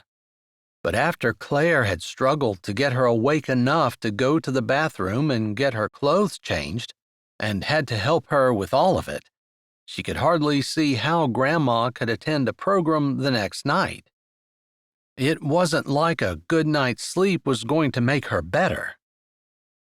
They had gotten her pills, the prescriptions that they'd picked up before they'd come home, and figured out when she should take what and what she might need if she were in pain during the day or during the night. It all seemed overwhelming. Her phone buzzed, and she thought about not even looking at it. It was late enough that it was almost time for her to go to bed, and tomorrow was another day. But it might be family members letting her know that they were going to come in, and she wanted everyone to have the opportunity to see Grandma and to feel welcome. Grabbing her phone, she flipped it over and saw that it was Josiah. "I got Grace's number for you." He sent her a contact card. Grace Honea. She sighed. He'd been a rock. She remembered what they'd said about depending on people instead of depending on the Lord. But at the same time, God gave her people to lean on, and Josiah had been one of those people that she needed. And then she thought about the way their arms had brushed earlier, and then their fingers. It was almost like she wasn't quite sure. It was weird. It wasn't the way she normally felt when she rubbed arms with someone. It was different. But right now, she had enough on her plate, and he didn't seem the slightest bit interested in her, other than being a friend. And she felt like that was probably mostly because he liked her grandma and wanted to give her a hand any way he could. She appreciated it, for sure, and was going to take him up on as much as she needed to, because she felt like he was sincere and truly wanted to help. But as for anything more, that was down the road. This was not the time. Not for him, and definitely not for her. Still, it really felt to her like there was something going on there. On her end, anyway. And the idea of stepping into his arms and having them come around her and being able to rest her head on his chest and relax into him was almost more tempting than she could bear. She wanted to text him back and ask him if he could come over. Where that thought came from, she had no idea, and she shoved it aside right away. She definitely was not doing that. Not only because her children were in the house, but her grandma too, and it was almost bedtime. Not appropriate in any way. Still, it was what she wanted to do. "Thanks. I'll give her a call." She sent the text back and then figured she would call Grace in the morning. And then she thought, why wait? She'd made so many phone calls and done so many things today, checking everything off her list, that she figured one more thing wouldn't hurt, right? But maybe she should wait until she had a little more energy. Maybe she wouldn't be so emotional. Then she thought she could just send her a text and ask her to meet somewhere. Not tomorrow, because her kids had their school program. Although they could meet earlier in the day. Josiah would be there to be with her grandma. She could do it after meeting with hospice. Taking a breath, she held her phone in her hand, trying to talk herself into doing it. Why was it so hard? Finally, she punched the number in, thought for a minute, wrote out a short text, and before she could chicken out, she hit send. "Grace, this is Claire. I got your number from Josiah. Would you be able to meet tomorrow at 2:00 at the healing garden?" She looked around the kitchen, with the cabinets out and the countertops off and dust and dirt everywhere. It felt like a true mess. Maybe she'd ask Josiah if he could just focus on getting the kitchen done. That way, at least they'd have a good place to cook food. and that went a long way toward making a person feel better. She had decided to go to bed when her phone beeped with a text. She closed her eyes, trying to find strength in her soul before she opened them and looked down at her phone. I'd love to. See you tomorrow at 2 at the healing garden. It was that easy. She'd sent a message and had a positive response. Grace didn't just say yes she would. She said she'd love to. That made her feel like Grace truly did want to renew their friendship, not demand apologies and rake her over the coals for her behavior years ago, even though it was terrible behavior that she was ashamed of now. Before she went upstairs, she walked back to her grandma's bedroom, where she'd left the door cracked. A nightlight burned beside the bed, and Claire stuck her head in. Grandma slept peacefully. That was good. She smiled at Grandma's even breathing, probably helped along by the pain pills she'd given her earlier. She was thankful for them, but they really had made Grandma loopy and out of it, and she hated that. Still, the pain was the thing Grandma had been concerned about, and Claire was happy that they were able to ease it. With a last look, as the sheet slowly rose and fell with her grandma's breathing, she turned around and walked up the stairs to her bed. Chapter 17. The next morning, Claire got up early. She wanted to check on Grandma and do anything she needed to do with her before she got the kids up and ready for their last day of school. Their program was tonight, and they were having practices that day. Plus, there were little cards that they had made for their friends, since they weren't going to be seeing them all summer the way everyone else was. She knew her kids felt a little left out, and she felt like Lana, especially, would have preferred to stay home. She was only 13, and Claire would have to check the laws of Massachusetts. But she was pretty sure that once Lana turned 14, she could decide if she would like to stay with one parent full-time. Claire wasn't sure how she felt about that, or whether she would even suggest that to Lana. She would love to have Lana with her all summer, but it wouldn't be fair to Ted, who, despite all his flaws, she believed truly did love his children. Just not enough to keep him on the straight and narrow. The love he had for her wasn't enough either. That didn't mean there was something wrong with her or wrong with the kids. It meant there was something wrong with Ted. It had taken her a long time to figure that out, and even longer to believe it. And even now, she wasn't sure she was totally on board with the whole idea. She felt like she hadn't been enough. She thought she was over that, and she shook her head, getting dressed and combing her hair, trying to do it quietly so she didn't wake the kids up before it was necessary. One last day, and then tomorrow they could sleep in. She always allowed them a whole week to sleep in after school was out before she started making them get up and work a little bit in the morning. Her mom had always said that it was important that kids learn to work, and she didn't think it was right for children to lie around in bed. Her mom, now living in New Mexico, hadn't thought she would be able to make it out to see her own mom anytime soon, but she had said she would look into flights. Her mom's brother, Uncle Bob, who lived in Nebraska, had sounded like he was going to try to make the trip. He just didn't know when.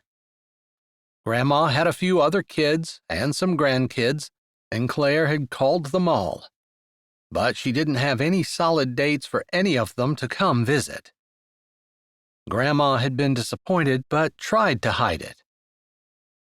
Still, Claire picked up her phone, hoping that maybe a few texts had come in overnight. Nothing, except something from Josiah from earlier, telling her that he was taking care of his mom but that he'd be over as soon as possible, and to let him know if she needed him to bring anything. She appreciated the thought and the consideration, and thought about it for a moment before she texted back and told him thanks, but there was nothing right now. She was still smiling at the fact that someone had been kind enough to check on her as she walked downstairs and decided to put water on the stove before she went in to wake up Grandma. She wasn't actually going to wake her grandma. She was going to go in and check and see if she was awake, and if she wasn't, she would let her grandma sleep until she was ready to wake up. Or maybe until shortly before the meeting with hospice. She didn't know. She was new at this. She didn't know what to do. She didn't know how long her grandma might sleep. Maybe the pills would keep her in bed all day. The pharmacist had said that different people had different reactions to them. Regardless, the door was still partially cracked, and she peeked in before she pushed it open any further. Grandma lay peacefully there, just the way she'd been last night when Claire had checked on her. It looked like she hadn't moved at all. And then Claire realized she wasn't moving at all. She wasn't even breathing. Something gripped her entire chest and pulled it tight and hard and hot as she pushed the door open and hurried to the bed. "Grandma! Grandma!" She spoke the first word softly and then louder, and then she practically yelled, "Grandma!" She touched the body, but it was cool and hard, and she drew her hand back immediately. There was no question. Her grandma had stepped into heaven, leaving Claire and the children and the rest of the family behind. It was graduation, promotion, a happy day, except it didn't feel like that to Claire. It felt heavy and hard and sad, and like she wasn't nearly prepared. She thought she was going to have more time. She thought she was going to be able to talk to her grandma about more things, make more bread together, watch the flowers grow, spend the summer together. Grandma could comfort her as she cried over the fact that her kids were gone and her family was broken up and she didn't know what she was going to do with the rest of her life. But life looked bleak and empty now, and her kids hadn't even left yet. Just Grandma. She sat down in the chair beside the bed, staring at the body. Did she need to move the sheet to cover her head? Wasn't that what people did? Why did they do that? Was it something she had to do? Grandma just looked like she was sleeping. And then, what did one do when one found a dead body in their house in the morning? She assumed hospice was going to go over all that with her, or someone was. She had no idea what to do. Did you call the police? An ambulance? Who? She had no idea. She'd never felt so helpless and alone, so very, very alone in her life before. Her phone. She still held her phone in her hand, and she looked at it. Who to call? What to do? And then she thought Josiah. He was on his way over anyway. Maybe he could come faster and stand beside her while she tried to figure all this out. She wasn't going to be arrested for killing her grandma, was she? Like, people would understand her grandma was dying and it had nothing to do with her, right? Was she going to be in trouble? She was going to text Josiah, but with those thoughts, she decided to call him instead. And then, after she dialed his number and the phone had rung once, she wondered if the police would look at her phone and see that her first call had not been to 911 or the police or to some kind of authority, but to someone else. Maybe they would accuse her of trying to get rid of the body so that she could get rid of the evidence. She tried to calm herself down and remind herself that her grandma had cancer.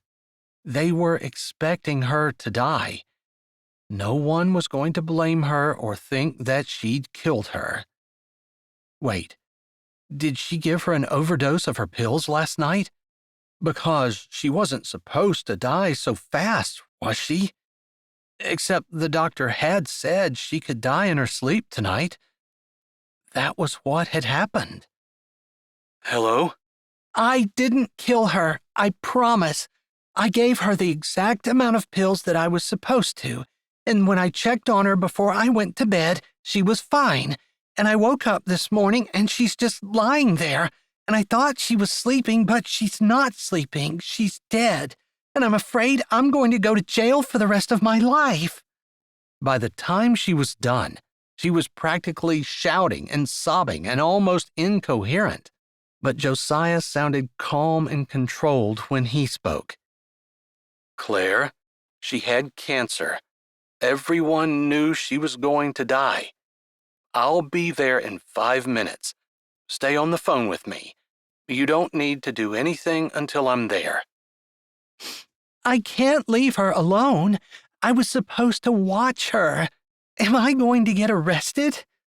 No, you're not going to get arrested. But who do I call? Do I call the police? Do I call an ambulance? She doesn't need an ambulance. They're not going to resuscitate her. She was hard. I touched her. She was cold. It was terrible. Claire, it's okay. They're not going to arrest you. I promise. How can you promise? You don't know. I do know. I actually know the head of the police personally, and he's a reasonable guy. We'll have your doctor talk to them if necessary. She just told you yesterday she could die in her sleep tonight, and that's what she did. But I didn't believe her. I didn't actually think it was going to happen. I thought I had all summer. She hadn't cried yet, but to her dismay, tears were streaming down her face, and she broke down in sobs. I'm sorry. I thought I was ready for this. I knew I wasn't, but I knew she was going to die. It's okay. It's normal for you to be upset. No one expects you not to be upset. That would be weird. What? I want to be calm. I want to be in control, but I'm just overwhelmed. When my heart is overwhelmed, lead me to the rock that is higher than I.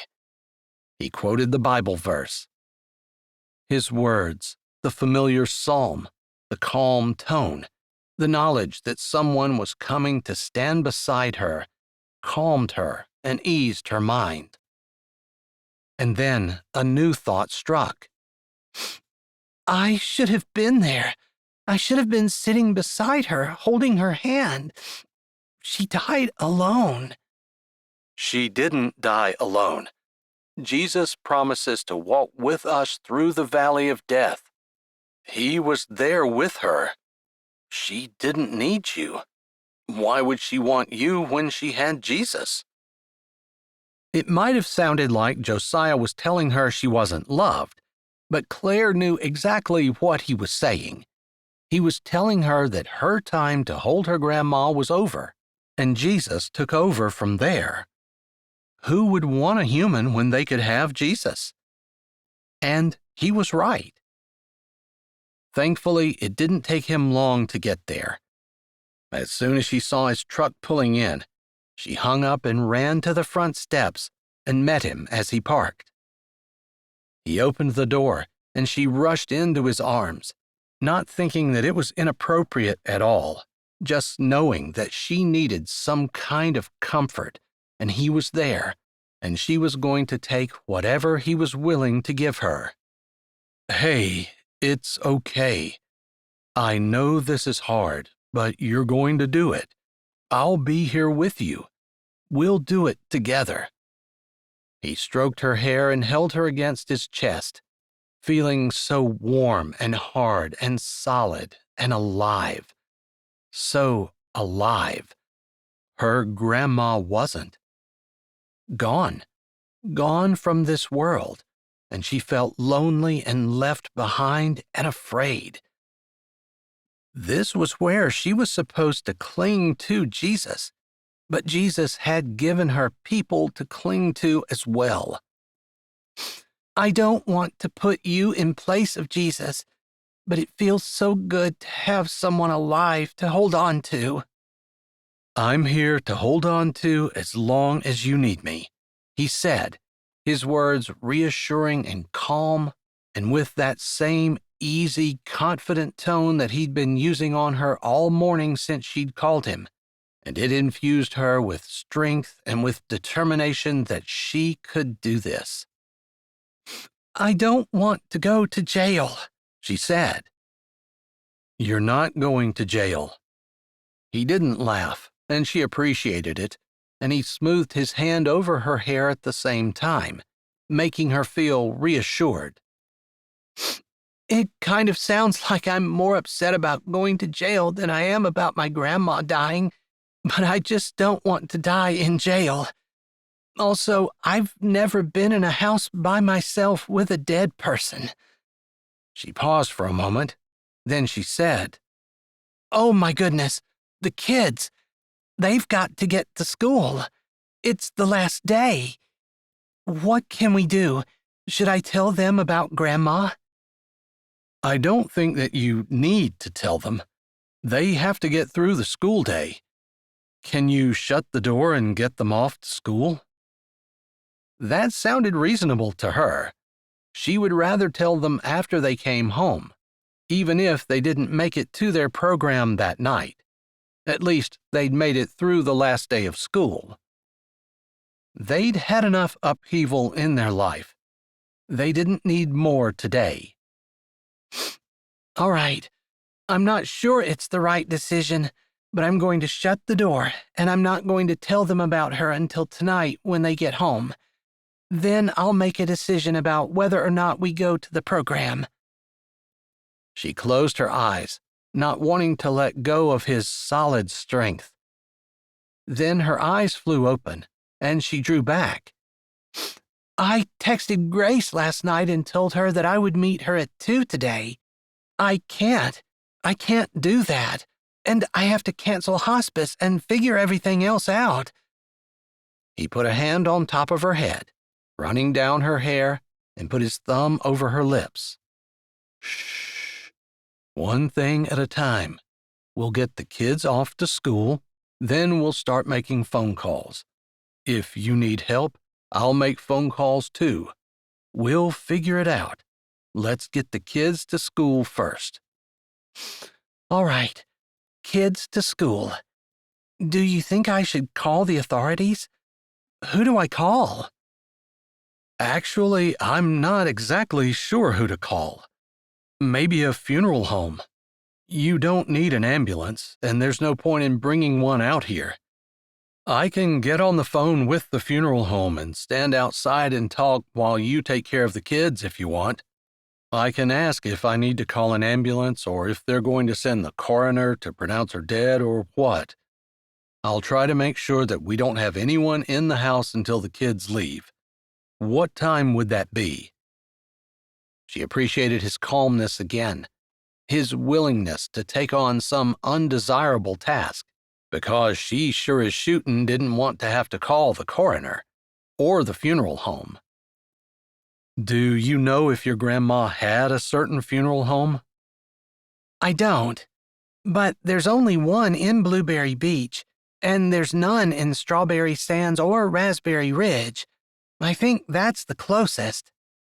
Then I'll get a hold of them, okay? Yeah, I'll go in, shut the door, get the kids up.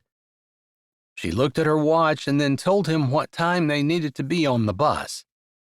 Then she realized that was only 25 minutes away and jerked away from him. I need to run. I didn't realize it was only 25 minutes. Lana is going to die." Maybe she's already up getting herself ready. That was so absurd, Claire actually laughed. "How do you have me laughing? My grandma died, I'm a mess, and I'm out here laughing with you." She put her hands down, and she turned to him fully and went back and gave him a hug. "Thank you. Thank you so much. I really can't tell you how much I appreciate you just being here." I'm here. I'm staying as long as you need, okay? She leaned back, looked up at his eyes, and nodded. "Thanks." Chapter 18. Yes, the funeral will be on Saturday, with the viewing in the morning from 9 till 12, and the funeral will be at 12. There will be a meal provided by the church in Raspberry Ridge. Yes, I can text you the directions if you want me to. Okay, thanks. Claire hung up. That was the last phone call she had to make. How many said they're going to try to make it? Josiah said, sounding as steady as ever but looking a little tired. It was 1:30 in the afternoon, and it had already been quite a day. Josiah had taken care of the arrangements for the body, and to Claire's everlasting relief, no one had questioned anything. It was just accepted that a woman with cancer who was expected to die had died. Grandma had died. She'd been so scared that she was going to get in trouble. She hadn't done anything wrong. Still, Josiah had taken care of all of it, and her grandma was at the funeral home now, where they would prepare her for burial. Josiah had been the one who had found the burial plot that Grandma had at the little church in Raspberry Ridge just outside of town. Claire had even forgotten the church existed. But Grandma had a plot, and the funeral home had taken care of contacting the gravediggers. They didn't need to have an actual grave ready until Saturday, when they would have a short graveside service after the funeral. Josiah had helped her figure all that out, too. She'd been leaning toward cremation, but Grandma hadn't said one way or the other, and since she had a burial plot, it seemed to make more sense to do it that way. Grandma had money saved, and Josiah had found that in her desk as well, while Claire had been busy calling all the relatives that she had just called the day prior. Her mom was coming up from New Mexico, which was nice, except she wasn't going to stay very long. She needed to get back because her husband's mother wasn't well, and she was responsible for taking care of her. It made Claire a little bit angry that her mom was more concerned about her mother-in-law and was shirking her duty in favor of taking care of her husband's mom. But Claire supposed that was how life went. The living demanded more attention than the dead anyway. She didn't know her stepfather and had never met his mother. Maybe she was a sweet lady who deserved her mother's loyalty.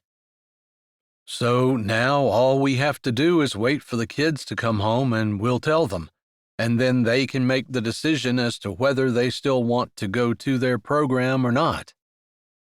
I feel like we should call the school and warn them that the kids might not be there. I think they'll understand, but if you want to call the school, you certainly can.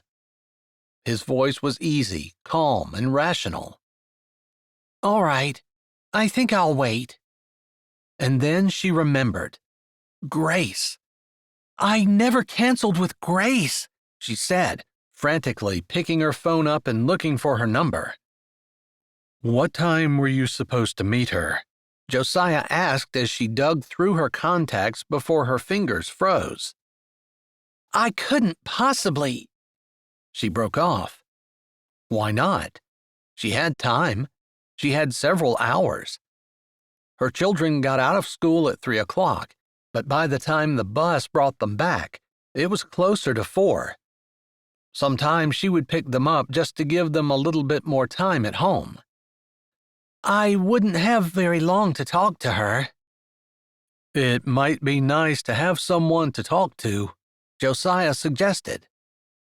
Other than you? She asked, because he had been the one she had needed to talk to all day.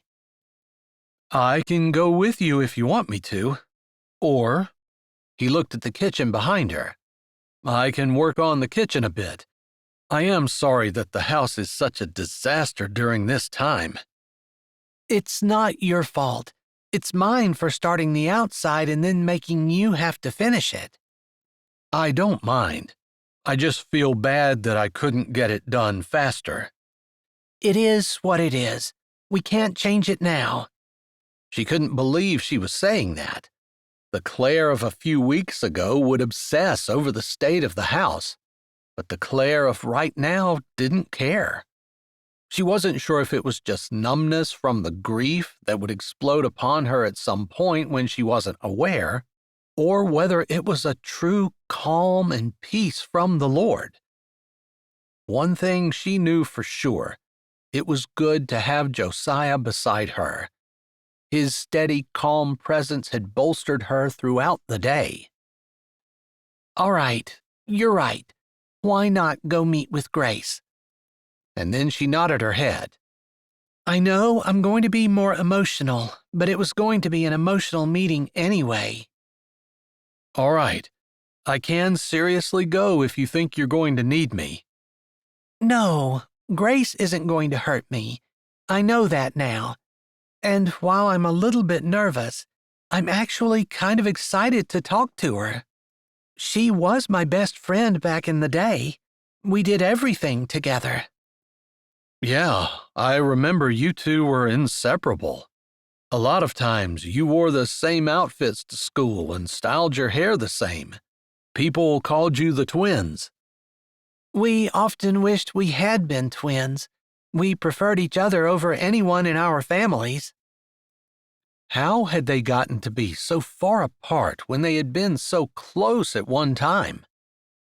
She couldn't answer that, and she really didn't know, and she supposed it didn't matter now anyway. Should I change?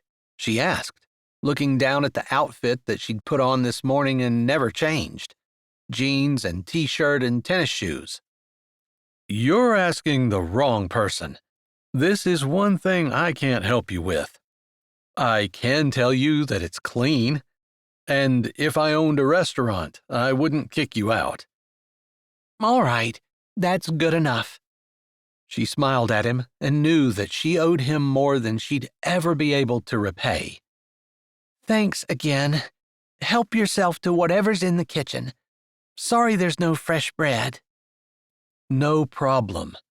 I'll work on getting more stuff cleaned out and see what I can get done before you get back. And then he said, and don't worry about getting back here before your kids. If you're not, I'll handle things until you arrive. I won't tell them about Grandma. All right. I'll do my best to get back, but thanks for the reassurance that you've got things under control. She walked out the door, humming to herself.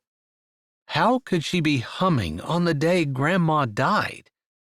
But she was. She found she was humming an old, upbeat hymn, one that talked about depending on the Lord and going to Him when she had a problem. It was perfect for today, and she smiled, though she wasn't sure why it had popped into her head, because she hadn't thought about it in years. Some of the old hymns were the best. And then she smiled softly to herself. She was glad to be back in Raspberry Ridge and going to a church that sang hymns and preached from the Bible. She had a feeling she was going to need it in the weeks and months to come. It didn't take long to get into town, and she was early as she pulled into the healing garden, but there was a car already there. She wasn't sure whether it was Grace's car or not. She got out and walked through the gate. Josiah had told her to follow the path back. There was a pretty waterfall and a soothing reflection pond. She found it easily and thought that Grace was already there. Grace? She asked, pretty sure it was her friend. The woman turned, and then her face broke into a smile. Claire! She moved forward, her arms out. If Claire had wondered how the reunion would go, she needn't have worried. Grace embraced her like a long-lost friend, and she supposed she was exactly that. Thank you so much for being willing to meet me. I should thank you, Claire said. Grace paused. I heard about your grandma. Oh, good. I thought I was going to have to tell you, and I've told so many people today I really didn't want to have to go through it again. You don't have to. I'm not sure exactly how everything went, but I think it had something to do with my mom talking to Josiah's mom, who knows the funeral director's aunt, and, yeah, small towns. Grace grinned and Claire laughed. I know I'm supposed to be sad, but I've laughed some today too, which I think is weird. Laughter is a stress relief, just like crying or anything else. In my personal opinion, I prefer laughing to crying, and I'll do that any day. I never thought about it like that. Do you really think that laughter lets stress out just like crying does? I don't know, but I always feel better after I've laughed. And somehow, when things are sad or hard, I always do better if I'm laughing. She lifted her hands and shrugged her shoulders. I don't know if I'm handling it well or if I'm doing it in some kind of unhealthy way, but it works for me. I suppose that's the thing that matters. Grace nodded. Would you like to sit down? I always find this spot the most comforting of all the spots in the garden. Yeah, Vera and her husband did an amazing job on this. They're professionals, and you can tell. I think, since they dedicated it to their son, they spared no expense. They dedicated it to their son. I thought they had a whole bunch of kids. Did they lose one? She seemed to remember a bunch of kids running around the church after Vera and Dominic. Or maybe it was Dominic and Vera running around after the kids.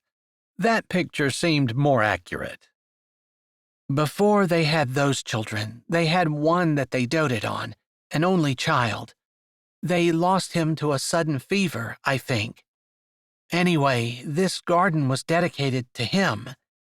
They almost separated, but when they built it, they ended up coming back together.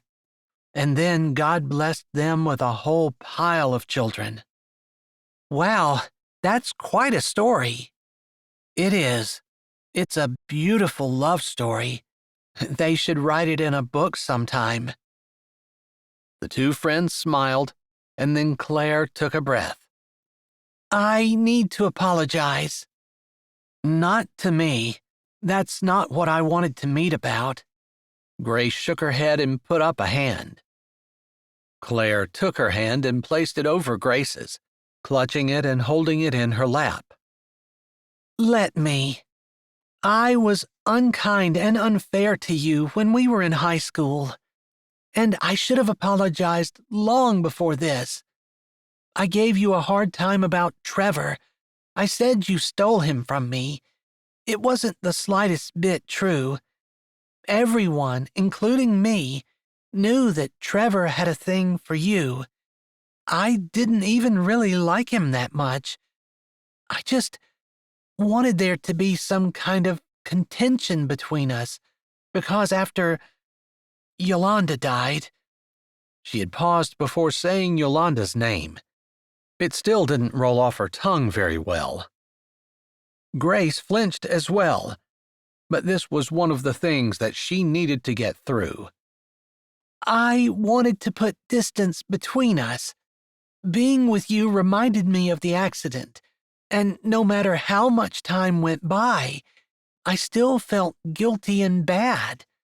And every time I was with you, it just made it worse, especially during the summer when we were out by the lake.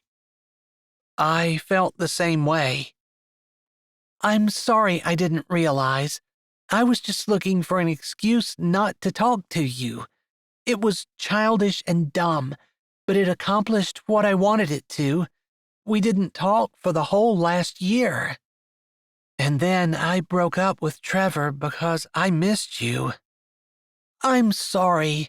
You should have been together and gotten married. She paused and then furrowed her brow. You're engaged? Grace smiled and nodded, obviously happy. We are.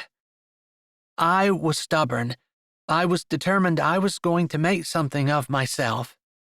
It's true that I broke up with Trevor partly because of you, but it was also because I wanted to leave this town. I wanted to show everyone that I could make something of myself. And for some reason, to me, success meant going to the city and making a lot of money. So I got a good job, married a successful man, and I had it all before I lost everything. They just repossessed my car last week. Finally. Ouch. Sorry. It was a blessing and a relief. I mean, BMWs are nice, I'm not gonna lie. But the load of debt that I was under was just smothering. And my husband cheated on me and made me feel like I was worthless. I know the feeling, Claire said, knowing there was something else that she and Grace could relate about. You were married? Yes, to a lawyer, and we have 2 children. He cheated on me, apologized, and we went to therapy, but then he had an affair with the therapist, and that's when I said, enough. Wow, he sounds like a piece of work. Yeah, but he does love the children. I think, anyway. I have them 1 more week, and then they go to Boston for the summer. It's going to be hard because I've never been separated from them before. We have to do lots of things together this summer. I would imagine that it's even more difficult because of losing your grandma. You probably were looking forward to summer with her. Yeah, this all happened so suddenly. I just found out she had leukemia, and now she's gone. And you're right. I thought we had the summer to get reacquainted, but we don't. Obviously. I heard through the grapevine that there might be something between you and Josiah. Remember that kiss? Grace grinned and dipped her head forward, knocking her shoulder against Claire's. Oh, goodness. You didn't tell anyone, did you? No, but there were a lot of people there. I'm not the only one who knows about it. You're the only one who knows how I truly felt about it. That he was dreamy. Don't say that. It was a really nice kiss, but I didn't ever tell him that. I let him think that I didn't enjoy it at all. It was your first kiss. We talked about that for years afterward. That might be a little bit of an exaggeration, but yeah. She grinned, remembering how they'd lain in bed at night talking about Josiah and how she hadn't expected the kiss to be that nice, and whether or not she should try to strike up a relationship with him. They'd gone back and forth, but eventually decided not to, and she couldn't even remember why. Some stupid teenage reason, probably. You know, Josiah would have been a much better choice than what I did by running off and finding a big city lawyer to get married to. I wish I could remember now why I decided that Josiah wasn't the right guy for me, even though he was good at kissing. I wonder that sometimes, too. I wish Trevor and I wouldn't have broken up. and I wish I wouldn't have left the way I did. But don't you think everything that we went through helped us to become the people that we are now? If we hadn't left, if we hadn't learned what we did, do you think we'd be talking here now? I don't know. Maybe not. Maybe we'd still hate each other. I know that after the pain I went through, it shaped me into a much more compassionate, kind person who is interested in other people rather than just a narcissist. Yeah, I can definitely tell you the things that I've been through have changed me. I was much more interested in being with my grandma. Although it kind of makes you wonder why God ripped her away from me just as I was interested in getting to know her again. That's just another pain that will shape you and mold you into somebody that is better than the person you used to be. I guess I'll take your word for that. You can. I'm sure of it. I'm sorry, I'm probably not going to be a very good friend. I have a lot going on. I don't know if you know that Grandma's house is in shambles because I started painting the outside and Josiah's ripped the kitchen apart to put in new cabinets and redo it, and everything is scattered everywhere. And I don't know. I'll probably be depressed after my kids leave. It's okay. I've been depressed before, and I think the best remedy for depression is to get out and hang out with someone fun. That would be me, Grace said, winking, as though she knew she was being a little bit goofy. I see. You are the remedy for my depression. Gotcha. Seriously, I really would like to spend time with you this summer. Are you back to stay? I'm not sure. I probably will need a job. I have to go through what Grandma did with her will. But she told me she left me the farm and farmhouse and enough money to finish fixing it up. But all her other money was divided amongst all her other grandchildren. I have a subscription website that makes me a couple $100 a month, but that's not going to be enough to keep me going. I do get some money from my ex-husband for the kids, and so far it's been dependable. I suppose I should just assume that he's going to do what he says, but given my experience, totally understand. Even if he does do what he says he's going to do with child support, it's so hard to shove aside the fact that he didn't do what he said he was going to do with his marriage vows. Exactly.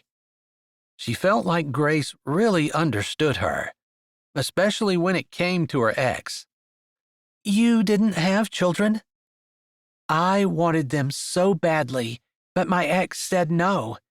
I'm so glad he did. Otherwise, it would make it so much harder. Claire could agree enthusiastically with that. Absolutely. It's hard enough for you to go through your husband ditching you like yesterday's trash, but to watch your children suffer, it's so hard. And then it's really hard to encourage your kids to be kind to him and like him, and not to tell them all the bad things that he's ever done to you. I wanted to turn them against him, but I knew that wasn't the right thing to do. It was exceptionally difficult, and sometimes still is. I can only imagine. God was good to me there. But on the other hand, Trevor and I have already talked about it, and we want to have children. I think we're going to try for children right away. Are you getting married soon? Yeah, our parents just got married not that long ago, and we kind of wanted to give them their own honeymoon time. But actually, we were talking about in the next couple of weeks just going to the preacher and having our parents as witnesses. We thought we might have a get-together after church on Sunday to celebrate, kind of like a wedding reception, only low-key and no stress. I love the idea of no stress. She had to admit that the idea of not stressing was a good one. And she was glad that the last things that her grandmother had talked to her about were some of the ways that she could keep from stressing. By being humble, by not having high expectations of what everyone else should do and be, by not being offended and not allowing herself to be offended over anything, by determining beforehand that she wasn't going to take anything personally. I better get back. My children are coming home from school, and they don't know about Grandma yet. Not unless someone on the bus told them. I hope no one did. I do know that word has gotten around. If I know, and you and I haven't talked in ages, then a lot of people know. Well, hopefully they're going to allow me to tell them, but I guess if not, I'll handle that too. I think we find, as we live, that we can handle a lot more than we thought we could, and that Jesus is with us every step of the way. Amen. They stood together and embraced. Thanks again for meeting me. I really am sorry about what I did in high school, and for not responding to your messages now, too. We could have talked weeks ago if I had responded and answered you. God's timing. Grace smiled, and it was obvious to Claire that there were no hard feelings. She did truly appreciate that. Let's stay in touch, Grace said as she put her arm through Claire's, and they walked down the path together. Absolutely. And she had every intention of keeping her word. Chapter 19. Josiah looked up as the front door opened. He wanted to get the house finished for Claire. He hated that it was such a mess while she was going through such a hard time. He couldn't imagine that the state of the house made things any easier for her. But in order to finish the kitchen, it was going to have to get worse before it got better, since he would have to take everything out in order to put things in. And it was going to take a little while, especially with the tile backsplash behind the counter and the fact that all the walls needed to be painted. We're home, Claire said, coming into the kitchen. She looked like she'd had quite a day, which of course he knew she had. But she had a certain glow about her, and he suspected that her talk with Grace had gone very well. She nodded and smiled, as though she'd read his mind. You were right. It went much better than I thought it was going to. What did you want to tell us, Mom?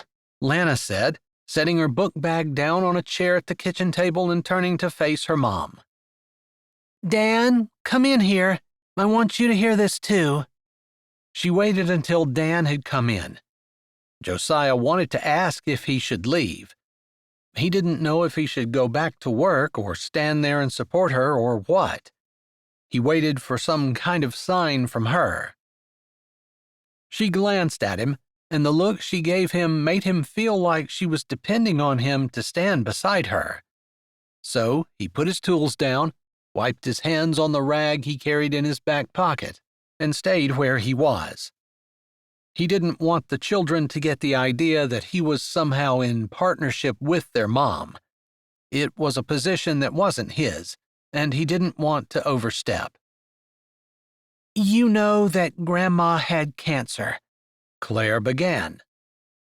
The kids nodded, both of their faces scrunched up like they didn't understand what was going on. She passed away today. Her body is at the funeral home, and the funeral will be Saturday. Grandma died? Lana asked immediately, sounding offended, like Grandma wasn't allowed to die without her permission. Josiah did not allow his lips to twitch up. It wasn't exactly the reaction he was looking for. He was sure that Claire was probably befuddled by that one as well. Yes, the doctor had told us that it could be any time in the next 6 months. I thought she had 6 months, Lana said. I thought we'd see her when we got back from Boston at the end of the summer. I really thought so too. I didn't realize it was going to be so quick. But the doctor told us right there in the patient room that she wasn't God. She couldn't tell us exactly when. She just knew it was close. Does this mean we're not getting any more bread? Dan asked, and again Josiah had to keep his lips from twitching up. Dan was male through and through. Food was the most important thing. Well, Grandma was teaching me how to make bread. But yours isn't as good. And honest. He hadn't yet learned that sometimes it was better to keep his mouth closed on occasion, and that he should not say everything that was in one's head. He supposed that was a skill that came with age and time, one that he maybe still hadn't mastered. I know this is sudden and unexpected, and however you're feeling, it's okay. There isn't a certain way you have to feel. Maybe you're not sad at all. We didn't know her very well. Yeah, I'm a little bit bummed, but I think the bread is the thing I'm going to miss the most, Lana said, shrugging her shoulders and acting like it was no big deal. Josiah watched Claire carefully. He didn't want her to be upset that her children weren't devastated. Stranger things had happened. And she was already in a delicate spot, at least from his point of view, although he figured Claire was probably a lot stronger than she looked. That's fine. I didn't have anything else I wanted to say to you. You can go play until around 5, when you'll need to come in and get ready to go to your program tonight. We can go outside? Dan asked, as though to make sure. Yes, I'll have food ready at 5, and we'll get ready to go. Is Josiah coming with us? Lana asked, glancing over to where he stood leaning against the counter. He's welcome to if he wants. He's helped me a good bit today with all the phone calls and things I needed to make. I appreciated him being here to support me so I didn't have to do everything alone. Lana jerked her head in a nod and didn't make a comment, either positive or negative. Josiah wasn't sure exactly what she thought of him. Not that it mattered. Once he was done doing all the things that Grandma had already paid for in the house, he probably wouldn't see Claire and her family much at all. The thought made him feel down, like gravity had somehow gotten stronger all of a sudden. I'm here if you need to talk, Claire said, and her children filed out of the kitchen. Somber, but not sad or devastated. There were no tears, and there was no unbearable grief. She waited until their footsteps had faded on the steps before she turned to him. It was easier than I thought it was going to be. Almost too easy. But thanks for being here. Of course. Same way you said you're there for your kids. I'm here for you if you need anything. The knowledge shone in her eyes. Thank you. And thank you again for insisting I go see Grace. It was the best decision I could have made. She'll be someone to stand by me as well. For some reason, instead of being completely happy about that, there was a small slice of him that was a little jealous. She had someone else to lean on other than just him. He knew how selfish that was. She needed as many people as she could gather around her to help her through this time, and who was he to be the slightest bit upset? Yet, he wanted to be the one she turned to. Not Grace, not someone else. Him. That was selfish and wrong of him, and while he couldn't change his feelings that second, he certainly wasn't going to act on them. He was going to support her finding as much support for herself as she could. and he was going to graciously step back and allow anyone else to stand beside her who wanted to. Although, if she wanted him, he would be there. No questions asked. I'm glad you talked to her. I'm glad things turned out so well. I was thinking, Grandma wouldn't want us to be sad. She wouldn't want us to be upset or mope around. In fact, when she got the diagnosis from the doctor, she was happy. I want to be happy too. I want to spend the next week with my children doing all the things that we're not going to get to do all summer. Packing a whole summer's worth of things into the next week. I think your Gram would be all on board for that, as long as there's lots of homemade bread to go along with it. He added that last part as a bit of humor, and it worked, because she laughed. He felt like this idea that she had was a good one, to be happy rather than sad, to go out of her way to find fun things to do and to make memories with her children, the way her grandma would have wanted her to. It totally sounded like something that would make Grandma happy to him. I was hoping you would join us for a few things. Maybe not all. I know you need to work, and I don't want to pull you away from that. And I do want to have some special time with my children, just me and them. But maybe a boat ride? Maybe find some kites to fly down by the beach? Or horseback riding? I'm sure Rodney and Becky would allow us to ride their horses or even give us a carriage ride if you're interested in that. I think that would be fun. Something new. I've never had one. Me neither, but I know they offer them. And yeah, I'm on board for whatever. Although I had already determined that I was going to work here in the kitchen as much as I could, because I figured the kitchen being in chaos was not helping your life feel more peaceful.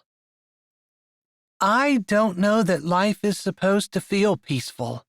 I mean, that's the feeling I love. It's one that I actively try to pursue, but is that the point of life? He stood there for a moment. I suppose the point of life is to give glory to Jesus in everything that we say and do. Yeah, and I think some people do what they want and point to the Lord, but I think the whole point is to do what God wants and point to the Lord. There's a difference. Yeah, sometimes I have trouble understanding the difference. Me too. Still, I think it glorifies God when we're happy and at peace with the things that He's brought into our lives. Whether it's a good thing, which is obviously easy to be happy and at peace over, or a hard thing, like Grandma. So I don't want to fake it exactly, but I don't want to sit around and brood. I want to be happy that Gram's in heaven, and happy that I get a week with my kids, and happy that I have a beautiful place to live and love and raise them. All right. Sounds like the joy of the Lord is your strength. She smiled at his quoting of the Old Testament verse. It was a verse that had always caught him, because he had wondered, how? How was the joy of the Lord strength to someone? But it seemed like Claire was going to try to live that this week, to lean on the strength of the Lord, to find the joy of the Lord, and make it her strength. I was hoping that you would go with us tonight. I know that originally you were going to either help us with Grandma or stay here with her, but would you come? The way she asked, the soft whisper of her breath over the words, the way she looked at him, made him feel like maybe they were more than friends, like she admired him, like she truly desired to be with him. It stirred something in his soul, and he had to remind himself that she had just lost her grandma. He wasn't going to take advantage of whatever vulnerable state she was in. Although, was it taking advantage when she made the move? Still, all she had done was ask a question, and it was an easy answer for him. Yes, of course. I'd love to. All right. Then I know that you're going to need to leave early so you can spend time with your mom. Yeah, I probably should pack up right now and go home and help her out. Make sure everything's okay. And then you'll be back. That's right. That sounds good. She paused for a moment and then seemed to hesitate as she shifted. Then, with deliberate steps, she closed the distance between them and hugged him, wrapping her arms around him and putting her head on his chest. His breath froze in his lungs before his arms came up and he hugged her back, probably pulling her to him harder and tighter than what was strictly necessary. It wasn't a familiar place for her, but she felt perfect in his arms, and he wanted her there, wanted her to stay. Thank you. Thank you so much. Today would have been a nightmare without you. But I'm actually in a really good place, positive and upbeat. And while any time I think about the future it looks scary, I just remind myself that I need to focus on today, which is not scary at all. It's a happy day, a celebratory day, because Grandma is with Jesus and she's happy. That's very wise. It's one thing to know it, and it's another thing to be able to do it. I admire you. That was true. He felt a lot of other things other than admiration, but admiration was one that he could admit to. Thanks to you. If you hadn't taken the time to talk to me and help me and be here when I needed you, I don't know what kind of mess I would be right now. She pulled back a little, and he reluctantly loosened his grip and allowed her to. Thank you. He nodded, not knowing what words to say, not trusting himself to not say something that he shouldn't. She'd just had a really hard thing happen, along with an exceptionally difficult year. This wasn't the time for him to tell her that he thought he was falling in love with her and ask her to consider what that might mean for her. He wasn't even sure that was what he wanted, except maybe he wanted her to admit that she was falling for him as well. As she stepped back, he pushed away from the counter where he was leaning and pulled the rag back out of his pocket, wiping his hands because he needed something to do with them. I'll be back this evening. Call me or text me if you need me, okay? Anytime about anything. Okay. And thank you. It's good to know that if I need you, you're there. He nodded, and then, as much as he didn't want to, he left the kitchen and drove away. He wanted to stay there with her. He wanted that to be his right, where they walked through this together all the way. But that wasn't his position right now, and he had to be okay with that. Still, a man could dream. Chapter 20. All right, bring a jacket because sometimes down by the lake the wind really makes things cool. Yes, Mom, Lana said with what sounded like an eye roll, although she didn't actually do it. She knew she would be in trouble for being disrespectful to her mom or for doing that. Claire sent up a silent prayer, asking the Lord for help and also asking him to help her not dread the coming years. If this was just a taste of what the teenage years were going to be like, she wanted to bail out now. Except she didn't. They were her children, and she was grateful for every second she got to spend with them. which was why they were taking a carriage ride and going kite flying this afternoon. "Is everything you packed in here?" Josiah came to the door, holding up the picnic basket she'd carefully packed that morning. It was one of the things she'd found in one of the spare rooms at her grandma's house. She hadn't gone through everything, but she'd just stood in a couple of doorways, looking and thinking and remembering the good times. The picnic basket had caught her eye, and she thought, why not use it? So many times, things like this got stuck in a closet somewhere and never got pulled out. Yes, everything except the blanket, which I see you are carrying. She pointed to his other arm. Josiah had been amazing. Everything that she needed. The kind of man that she really wanted standing beside her. Unlike her ex, who was never there when she needed him, who was always working late or blaming her for whatever went wrong. She couldn't even imagine trying to go through something this difficult with him.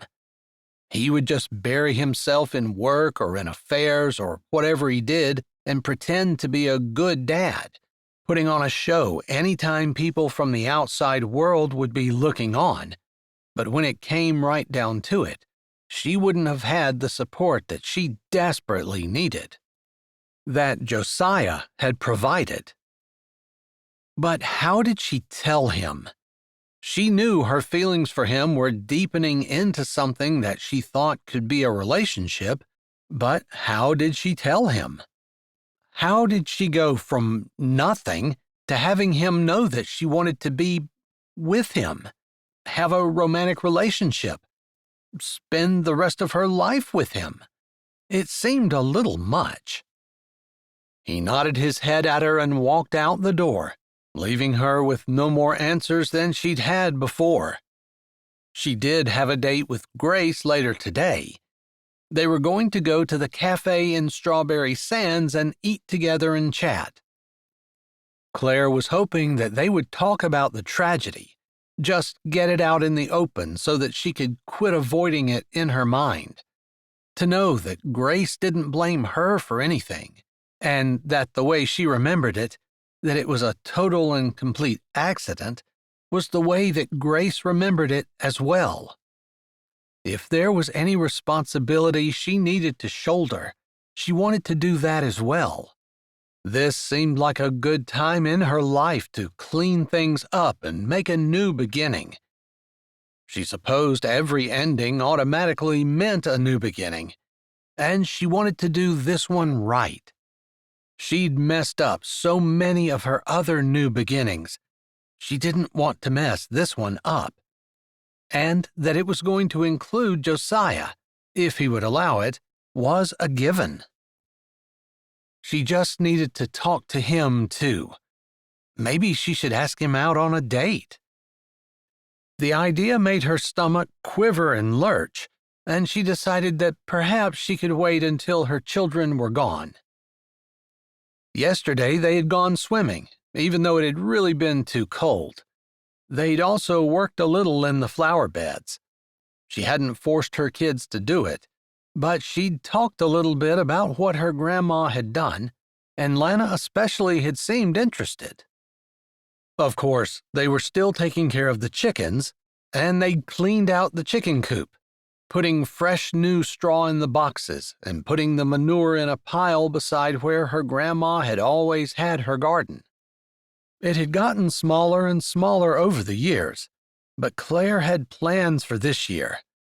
Maybe it wouldn't be the masterpiece that she remembered it being in her childhood, but maybe it would produce something, and growing vegetables would make her feel like she'd accomplished a little. Just like a loaf of bread, no matter how much worse than her grams, made her feel accomplished as well. Come on, Dan. You have your coat? He held up the coat that he held in his other hand. She nodded and then was surprised when he went and put an arm around her, holding her close. She wrapped her arms around him and just hugged him without saying anything. I love you, Mom, he said. He was still 10 years old, such a perfect age. She loved it. It was before the teenage years, but after the bumbling incompetence of childhood. It was the perfect age, in her opinion. Maybe 8 to 10, 7 to 11, something like that. And both her kids were almost completely out of it. The thought made her sad for a moment, but she pushed that feeling aside. She could be sad later. Today, she had a carriage ride to take and kites to fly. She grabbed the backpack that she'd put on the porch along with the duffel bag that held all their kite paraphernalia. I love you too, Dan. You've been awesome. Are you ready to fly kites? I don't ever remember flying kites before. Even though in Boston they were close to the ocean, it just wasn't the same. To get to the beach, to get to the harbor, they had to go through town, and it took forever. And she just never took the time, because it wasn't like they could do much when they were there. They had to get out of town in order to find a beach that worked. They had done that some in the summer, but not nearly like she'd wanted. And they were crowded. There was just something wild and free and beckoning about the shores of Lake Michigan. "If you let me have those, I'll throw them in the back," Josiah said, coming back for the duffel and the backpack she carried. I think it's up to you. You're going to want me to let you do all the work, and I'm going to be completely worthless. You're definitely not completely worthless. You are the spirit behind everything. Let me be the workforce. He grinned at her, and she found herself grinning back. A silly, romantic grin, the kind that she might have given a boy in junior high or high school. Not the kind that she should be handing out as a 30-something-year-old woman, a divorcee with 2 children. A lot of worldly experience under her belt. But Josiah made her feel like that high school girl, made her burdens feel not as heavy as what she imagined them to be, and made life seem like it could be fun and free, and not as serious and careworn as what she always wanted to make it. She wanted to be with someone like that, someone who helped her be better. They turned and walked together off the porch. The kids were already in the back of the truck, and she walked around to her side while Josiah put the duffel and the backpack in the back, along with the picnic basket and the cooler that held their drinks. She anticipated a really nice day. And she wasn't wrong. Rodney and Becky were awesome. They had the carriage but not hooked up, and her children watched with fascination as they showed how they cared for the horses before they hooked them up, picked their feet, and explained what they were doing as they got the carriage and all the straps and harness attached. Claire found herself watching with fascination as well. She'd never seen anything like it. And the carriage ride was fantastic. There was just something about being pulled along by the strength of magnificent horses that lent a magical feel to the entire day. Rodney and Becky were charming and sweet, but not overbearing, and at times, the 4 of them sat in the back laughing over something or pointing out ships on the horizon or interesting waves. Just all the things that people saw when they were by the lake and with their family and people they loved. Claire couldn't shake the feeling that she wished that this was her family. She wished she hadn't messed up so badly. But maybe she'd needed the mistakes in order to become who she was. Maybe without the mistakes, this day wouldn't be so bright, so beautiful, so perfect. She wouldn't understand or appreciate perfection without having gone through the pain and agony of imperfection. The thought settled her and gave her a calmness and a rightness. and she stopped wishing that she had done things differently. Although she probably always would have that desire, she knew that God had allowed her to go down the path she was on for a specific reason, and if the timing had been different, it wouldn't have been right. Once Rodney and Becky had taken them back to the stable and unhitched the carriage, inviting them in for a snack, which they declined, they got back in the truck and headed down the beach a bit, to a deserted spot that was wide enough for them to fly kites comfortably. Josiah showed them how to put their kites together, and they all worked at them. She could just imagine that Ted would have hired someone to put the kites together. She was surprised by the thought and then pushed it out of her head completely. She didn't want to spoil the day by thinking about Ted. He was gone, part of her past, a part of it, but still in the past. And she didn't want to spoil today with those thoughts. It was okay to think about becoming stronger, becoming better, even thinking about how the pain had molded and shaped her. But to think about how Ted would have done everything wrong wasn't productive at all. They all had their kites together, and Josiah and Lana had theirs in the air while she and Dan were still working on getting theirs up. For some reason, hers just would not fly. She was about to take the tail off when Josiah came over and studied her kite for a bit as she worked, trying to get it more than 10 feet in the air. "I think you have the crossbar on backward," he finally said. She laughed. She'd figured she'd done it wrong. She pulled her kite back down, and he pointed out that she had flipped it around and put it on the wrong side. "That's why these things are all twisted," he said, pointing to the places where the crossbar locked in. "I see. I guess I thought that was a weird way for it to go, but I suppose I was eager to get my kite in the air and didn't take the time to do it right." "That's okay. That helps you learn," he said, winking at her and then moving a bit as his own kite took a dip and almost hit the water. She thought about that. It was representative of her life. Maybe she'd been in such a rush after high school that she'd taken what looked like the easy route, eager to get her life started, when she should have paid attention and done a better job. Again, just like Josiah had said, the detour had made her wiser. It had taught her things that she wouldn't have learned otherwise. And she had 2 amazing children because of it as well. They flew kites for more than an hour, their faces bright, their smiles easy and free.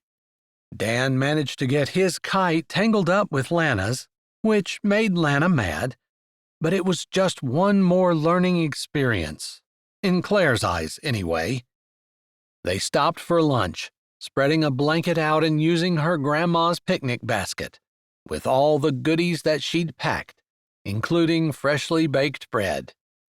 It wasn't warm, but the butter was soft, and she had gotten some of her grandma's raspberry jelly out of the pantry, and that made up for any lack of warmth. It was funny how being outside worked up an appetite, and all the food they'd packed was consumed. Claire could have eaten a little more, too, but it was probably good for her to not eat too much. She still was going to go meet with Grace later. "We should do this every day," Dan said, happily shoving the last chocolate chip cookie into his mouth.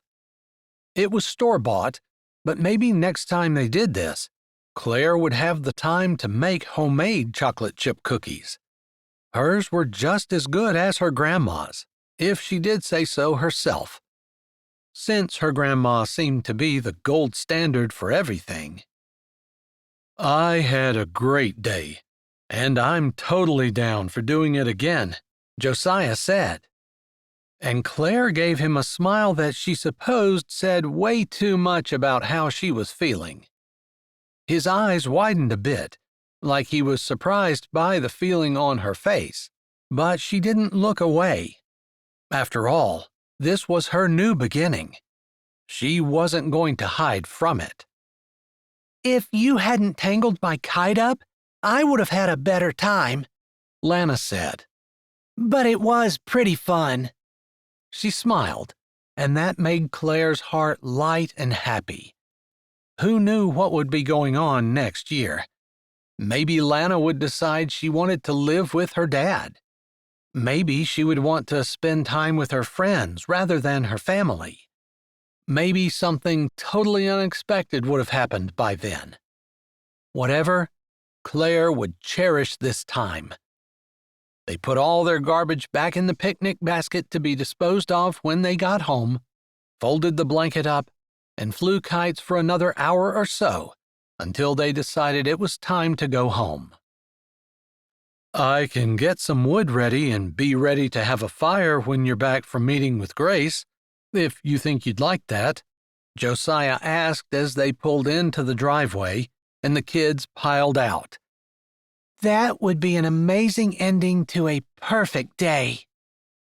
I hope your talk goes well, Josiah said, his hands on the steering wheel. He didn't move to get out. I wanted to do that before we took our boat ride tomorrow. Josiah had rented a boat, and they were going to go out in it for a bit. She'd kept a careful eye on the weather, and it seemed like it would be a perfect summer day. Perfect for a boat ride. Perfect for a family to spend time together.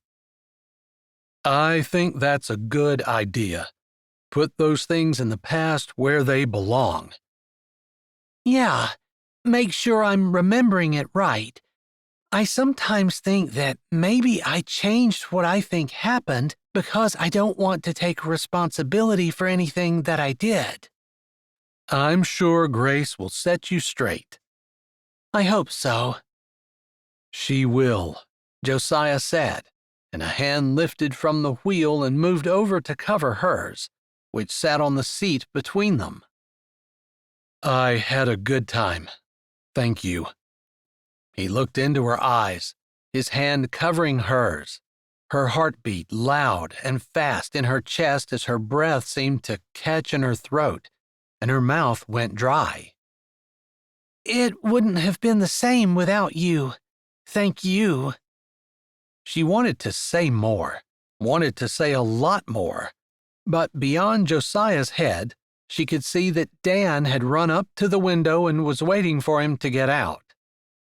Looks like Dan wants to talk to you. I'll see you later. Yeah, she said, jumping out of the truck and breaking the spell. She needed to get in her car and leave. They'd barely left any time for her to drive to Strawberry Sands in order to meet Grace. In hindsight, maybe she shouldn't have insisted on meeting her, but she wanted to get this behind her like she told Josiah. They were going out on the lake tomorrow, and she didn't want any clouds, any dark clouds, hanging over their day. Chapter 21.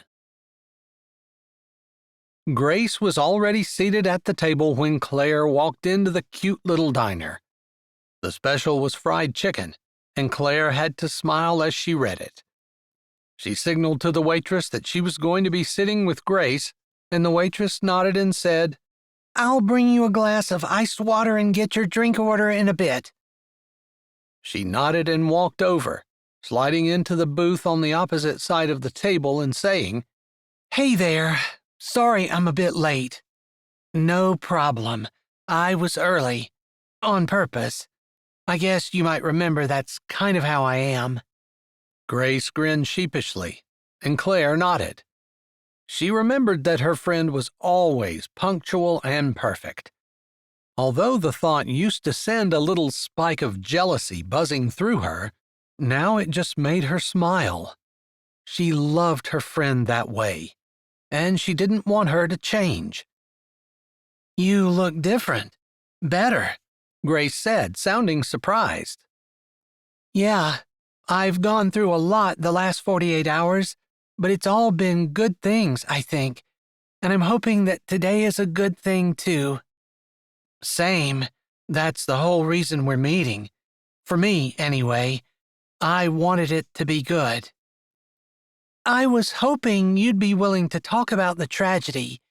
I'm afraid that I am not remembering it correctly, and I'm afraid to even think about it or talk about it or bring it up at all. I think facing it will help me face my fear and make it so that I can see it for what it is. I think a lot of times when we face our fears, we realize that they're not as big as what we thought they were. That's my hope. Hi, ladies. Here's your water and the coffee that you ordered. Would you like something else to drink to go with it? The waitress asked. They placed their drink orders, and both of them got the special of fried chicken. The waitress nodded, telling them it was a really good choice, especially if they were looking to take some home to give to a possible marriage prospect. Grace winked and said she'd take a box to go, but Claire, although she was tempted, did not. I thought you said you and Trevor are already getting married, Claire said when the waitress left. There's nothing like a little extra insurance, right? Grace said, laughing. We decided that we're going to get married maybe in 2 weeks or so, and we'll have a reception at the church. We're finalizing the details, but I hope to see you at the reception. I'll be there, unless something comes up. Life has been a little unpredictable lately. I think you have every right to say that, but I think things will settle down. We go through stages in our life, right? Where it just seems like there's turbulence everywhere we turn, and then we have smooth sailing for a while. I think God knows we need those rest periods in order to have enough strength to make it through the next turbulent time. I like to know that, because sometimes I feel like I can't handle any more, but God's been so good. So many lessons, so much stuff I've realized about the old me, and how I don't want the new me to be that way. Just a lot, and it's been mostly good, although it's been a hard time for sure. She would never say that her grandma dying had been a good time necessarily, or an easy time, but it had been full of good lessons. Anyway, I don't want to take up all of your time. I know that when we talked, you said you only had a week with your kids. I'm sure you don't want to be gone any longer than what you need to be. I appreciate your consideration. You're right. Josiah is at home getting ready to have a bonfire this evening, and I promised I wouldn't be long. I'd like to hear about Josiah, but I think it's more important that we talk about what happened the day Yolanda died. She thought that Grace was very deliberate in not calling it the tragedy, as she had been, but saying Yolanda's name and saying that she died. It's too bad Lauren can't be here. I'm pretty sure she blames herself. I don't know exactly what happened, but she ended up not coming. And I remember Yolanda saying something about Lauren telling her to go on without her. Maybe Lauren feels like she talked Yolanda into going instead of staying, and that made a difference. Claire thought about that for a moment and then nodded. That makes sense, and I guess that would just add another dimension to our conversation, because it was obvious to me on that day that Yolanda wanted to be there. I don't think anyone talked her into going. I don't think so either. Grace nodded. We were all excited about the trip. We were sad that Lauren wasn't there, but none of us were thinking that we wished she were there. At least, no one said anything. The weather was supposed to be nice, Claire started saying, trying to remember the details. And I remember Yolanda saying that she wanted to get a tan and didn't want to wear her life vest. We agreed, and none of us had life vests on. I know. I've gone back to that moment over and over again. We were so vain. It was so important to get a good tan. More important than living? Grace shook her head. Why? Why were we so dumb? We just put something really stupid over something that was important, and I can't go back and change it. I know. I've relived that moment too. I remember her throwing her life vest down and wishing that I would have just picked it up and said, "Let's wear it for a little bit anyway," or something. Yes. Anyway, it didn't look like we would need them. The water was calm, and when we rode out, I thought it was the perfect day. I remember saying we couldn't have had a better day. Same. I know it was close to school starting again. Maybe the day before?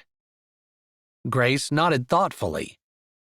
I think so, because I'm pretty sure both of us missed the first day of school that year. Yeah, we did.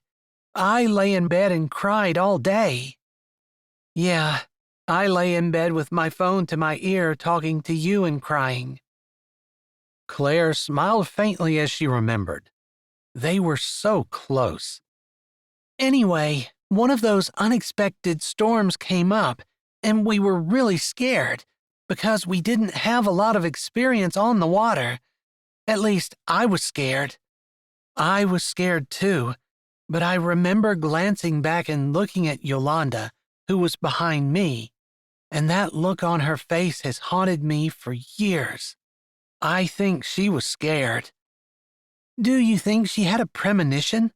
Claire asked, feeling goosebumps go down her arms. No, but I just remember seeing her looking up at the sky, and she didn't look me in the eye after that. It was like she knew that it was going to be worse than what we thought it was going to be. I turned back around and looked at the sky myself, but I just didn't see what she did. Interesting. I guess I was in the front, and I didn't see either one of you two. Once we decided to row for the shore, rowed as fast as I could. I didn't ever think about the life vest. I wish I would have. That's something else that's haunted me. That stupid life vest. Me too. Various times throughout the ride I could have said, "Let's put it on," or "How about now?" or "We better do this before we head back to the beach." But I didn't. It was one of those rogue waves. The water wasn't especially rough. I personally thought we were going to have plenty of time to get back, but a wave that was bigger than the rest of them just flipped us over. Yeah, it happened so fast. Did you see the wave coming? Grace asked thoughtfully, and the way she asked made Claire think that she had never seen it. At the last maybe 2 or 3 seconds, I did, but that was way too late. I remember yelling, "Hang on," and that was it. They paused for a moment, and the waitress came with their meals. Claire, who had been hungry up until that point, wasn't really interested in food, but the scent drifting up was so tantalizing that she picked up her fork without thinking about it. Grace must have felt the same, because she also pulled her plate toward her and said, "Let's pray." Claire nodded and then bowed her head while Grace said a short blessing. She didn't say anything profound, and Claire wondered if it was tempting for her to pray for Yolanda, even though she was long gone. For some reason, Claire thought they should, but she knew there was no point in praying for someone who was already dead. I remember hearing you yell, "Hang on," and then it seemed like, almost immediately, the wave picked up our boat, and almost like it had fingers, it tipped us over. Yeah, like it grabbed a hold of the bottom of the boat and dumped us out. You felt that too? Claire asked, thinking that that was one of the things that she didn't remember very well. Yeah, it was clear to me that that was what happened, Except it was ridiculous. Waves don't have hands. But I never saw Yolanda surface at all. It's like she went down and kept sinking. Grace shook her head, like she didn't understand why Yolanda wouldn't pop back up. She was a strong swimmer, stronger than I was. Far stronger than me. Swimming was never my thing. As soon as I felt myself coming out of the boat, I thought about my life vest. That was the only thing I was looking for until I grabbed a hold of it. Thankfully, my foot caught it as I was coming out of the boat, and I had the strap in my hand before I even surfaced. Mine was right in front of my face when I broke the water. I grabbed it immediately. That and the kayak, which somehow settled right side up. We might not be here to talk about it if it hadn't. You're right, it did. And between us, we had 2 paddles. They both sat there thinking. Maybe they were thinking about how they had struggled to get in the boat before either one of them had realized that Yolanda wasn't with them. Then they had called for her while continuing to try to climb in. Sometimes I wonder if maybe one of us had dove for her, or maybe if we had, I don't know. I just knew that I felt like we were pressed for time and we needed to get to shore, and it was essential that we got back in the boat. I felt the same way, and I wonder too, if we would have looked for her, would we have found her? But it wasn't like there was something she could have gotten tangled in. I mean, she had to have sunk down almost immediately. Do you think she bumped her head? I've wondered that. Did she get confused? Was she dazed? We just didn't see her? I mean, the wind was blowing pretty hard by then, gusting with occasional waves, but that big wave was the only wave that was really anything we hadn't dealt with before. Yeah, I mean, we did spend, 10 minutes looking and calling her name and paddling around. But then we knew we needed to get to shore, and we didn't want to drift. Yeah, I remember talking to you about whether or not we were even in the same spot that we were when we capsized. Like we might have been a quarter-mile away by then. Yeah, we drifted some. But still, she had on a bright pink suit. Surely we would have seen her. It was such a bright suit, but... She sighed. I suppose the thing that I always worried about the most was that we rode away and she was somehow somewhere where we missed her, and if we would have just seen her, she would have been saved too. But we rode away without her, and she died after we left her. That was always my fear as well. I told the police when they talked to us that the boat capsized, and I never saw her come up, which was the absolute truth. I also told them that we looked around. I mean, I was honest. She shrugged her shoulders. I always wondered if maybe we missed her. They were both silent for a bit. There wasn't really any need to talk about anything else. They had gotten to the shore, gotten out of the boat, and immediately called 911. Someone had been there within 20 minutes, and despite the fact that a random summer storm had come through, they were out on the water looking for her. Grace picked at her chicken. We weren't that far from shore. I feel like they should have found her. They were quiet because Yolanda's body had never been found. Finally, Claire asked the question she was most afraid to know the answer to. Was there anything I could have done to prevent that? Grace stared at her, and finally she put her hands up. I think there are things that we both could have done to prevent it. We could have stayed home that day. We could have insisted on the life vests. But it's not like we talked her out of it. So that should alleviate any guilt. Neither one of us wore one. So it wasn't like we were trying to be safe and trying to hurt her. I guess we made mistakes. Everyone does. And there were things we could have done that would have prevented the outcome. But I guess I'm just a believer that God allows things to happen for a reason. And for me to sit here and second guess myself and wish that I would have done differently makes it sound like I know more than God and that I could have done things and handled things better than He did.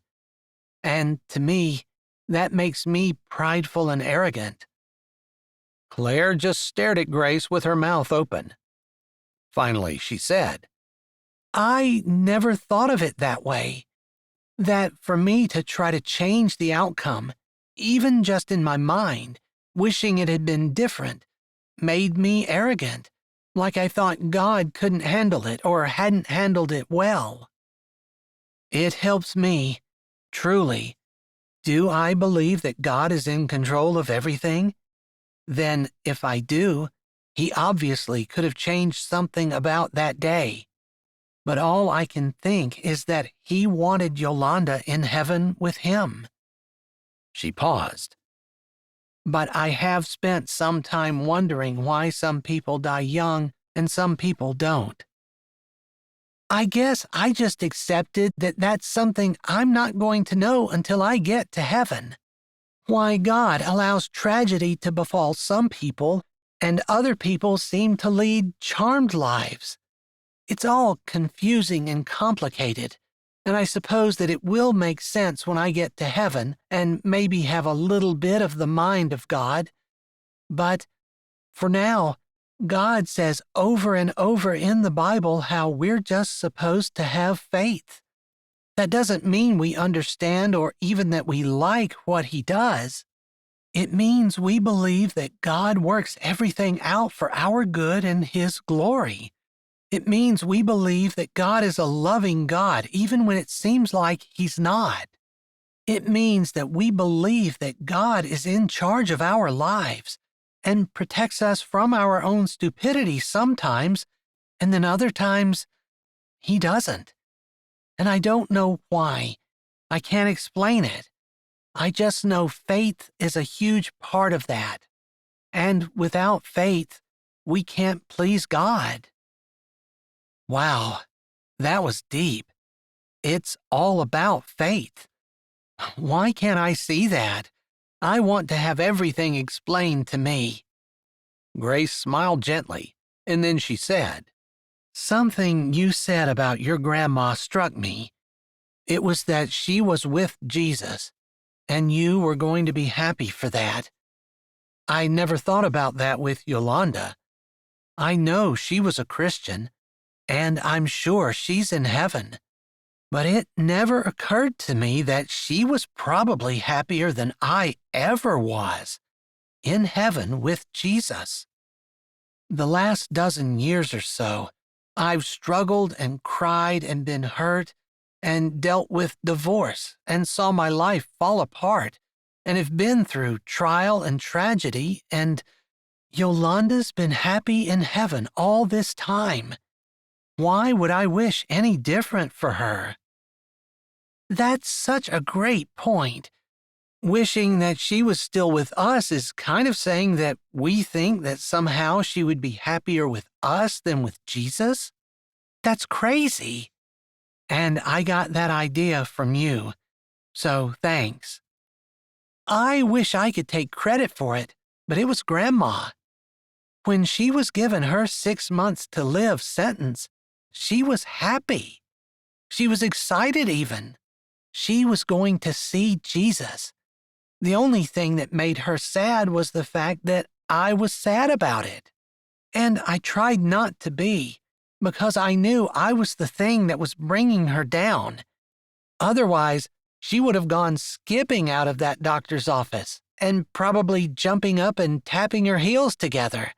That's the kind of attitude that she had. That's amazing. I hope I have that kind of attitude when I get news like that. Somehow I think it's a lot harder for the people who are left behind.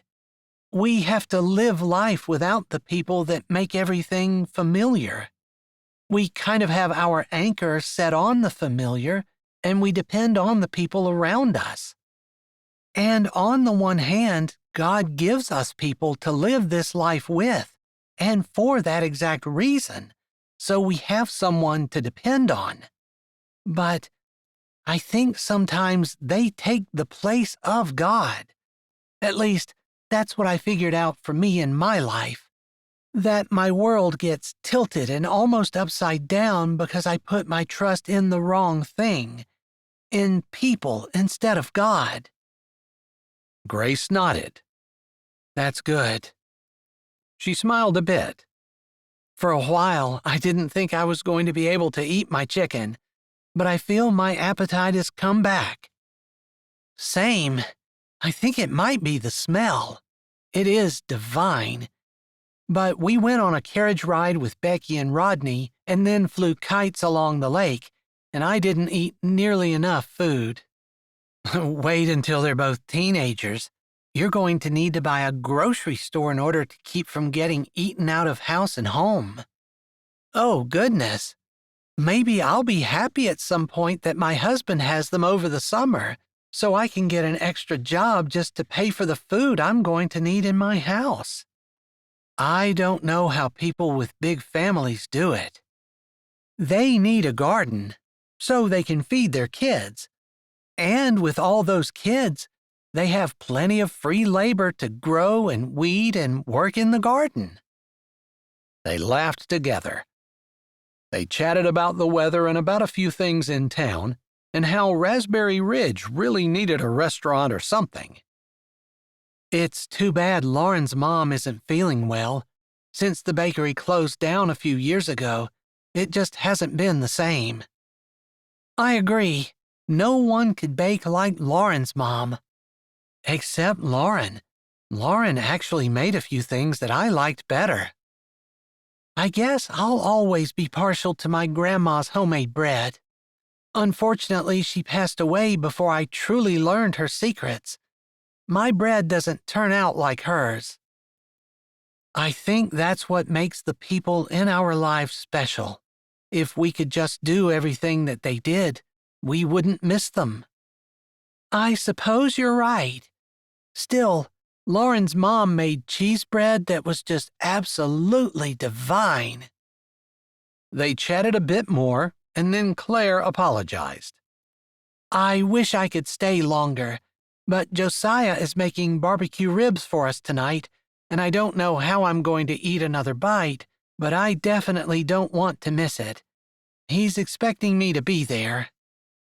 Of course, I think you and Josiah might have something going on. Claire knew her cheeks had to be beet red. I hope so. I can't imagine anyone being more supportive of someone than what Josiah was of me during this whole situation. I'm not talking just since Grandma died, but when she was diagnosed with cancer. It's true that he knew and didn't tell me, but that was because Grandma didn't want me to know. And he respected that. But no one could have been more supportive or kind or better in any way than what Josiah was. I guess you know by now that kind of man isn't easy to find. No, it's not. And if he happens to be funny and handy and... Claire blushed even more red. A good kisser. Grace laughed. You've known that since you were what, 14? Something like that. And yeah, it was a little bit of knowledge I had tucked away. He's probably gotten better over the years. Claire paused, and then she let the words come out. I hope I get to find out. Chapter 22. Oh, my goodness, I had the best day, Claire said, and Josiah wanted to reach across between the chairs and pull her from hers onto his lap. But Dan and Lana were sitting across the fire from them in their own chairs, and her children might wonder what was going on with the adults if he did what he wanted to. So he didn't, but he contented himself with looking at her and enjoying the happiness that practically radiated from her face. They had taken the boat out on the lake, they'd flown kites again, hiked along the beach, walked up as far as they possibly could, had a picnic, and walked back. They'd even taken another carriage ride. Plus, they'd made 20 loaves of bread and delivered one to every house in Raspberry Ridge. The kids had helped work in the flower beds some, and he'd gotten a little bit of work done in the kitchen, although he still wasn't done with it. But how could he resist when Claire invited him to go along with her and her children? He wasn't going to say no. If she didn't want him, she shouldn't ask. They'd finally gotten around to the campfire, one last one before the funeral. Tomorrow everything would be about Grandma, celebrating her life, attending her funeral, and burying her. It was sure to be a hard day, and he was making his barbecue ribs for that evening, so they'd have something to look forward to. Maybe they'd have another bonfire. But then, on Sunday, Claire was taking her kids to Pennsylvania to meet her ex. Her ex had talked her into doing it over the weekend so he didn't have to take off work. She'd figured it was the least she could do since he had allowed her the extra week. Claire had said that Josiah didn't need to go with her. He would have the entire house to himself to work on the kitchen to his heart's content. He was ready to get it done, but in the meantime, he was hoping he could have it, if not done, at least not looking like the chaos that it did now. Regardless, it had been a good week, not just a good day. "Do we have to go to Dad's?" Lana said, and her question did not surprise Josiah at all. Instead, he'd been expecting this all week. Claire had gone out of her way to make sure that the kids had a week of fun with her, and she'd been so successful, so happy, so joyful, that he couldn't imagine anyone wanting to leave her. Of course, he was biased, too. "I don't want to go either. I want to stay here with you. I hate Boston." Dan held a stick with a marshmallow on the end of it, and it was far enough back from the fire that Josiah could tell him that it was never going to get brown and melted, but he figured that Dan could learn that. It wouldn't hurt anything for him to figure it out on his own. "Well, I would love for both of you to stay here all summer, but your dad wants to see you two. He misses you. He's been looking forward to having you come." Josiah admired Claire. He knew that she didn't necessarily want to say those things about their dad. After all, their dad hadn't loved them enough to not cheat, to not break the family apart, to not screw up when he'd been given a second chance. Still, she wasn't trashing their dad.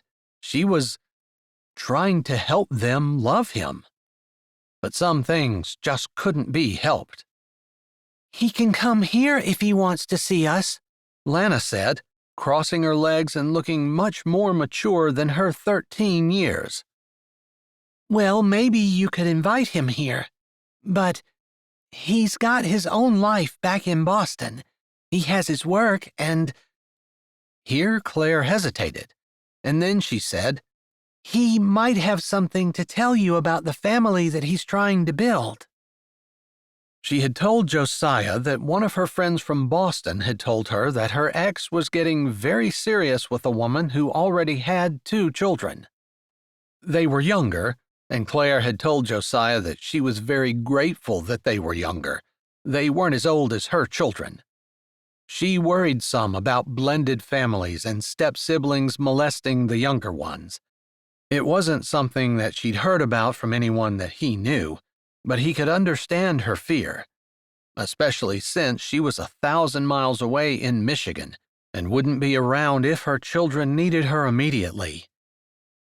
She had confided in Josiah that she had a couple of girlfriends she knew she could call, but it wasn't the same as her being there. He had gently asked if maybe she felt like she needed to move back to Boston. She'd shaken her head immediately, saying that she wanted to be here, in her grandma's old house, living in the town she'd grown up in.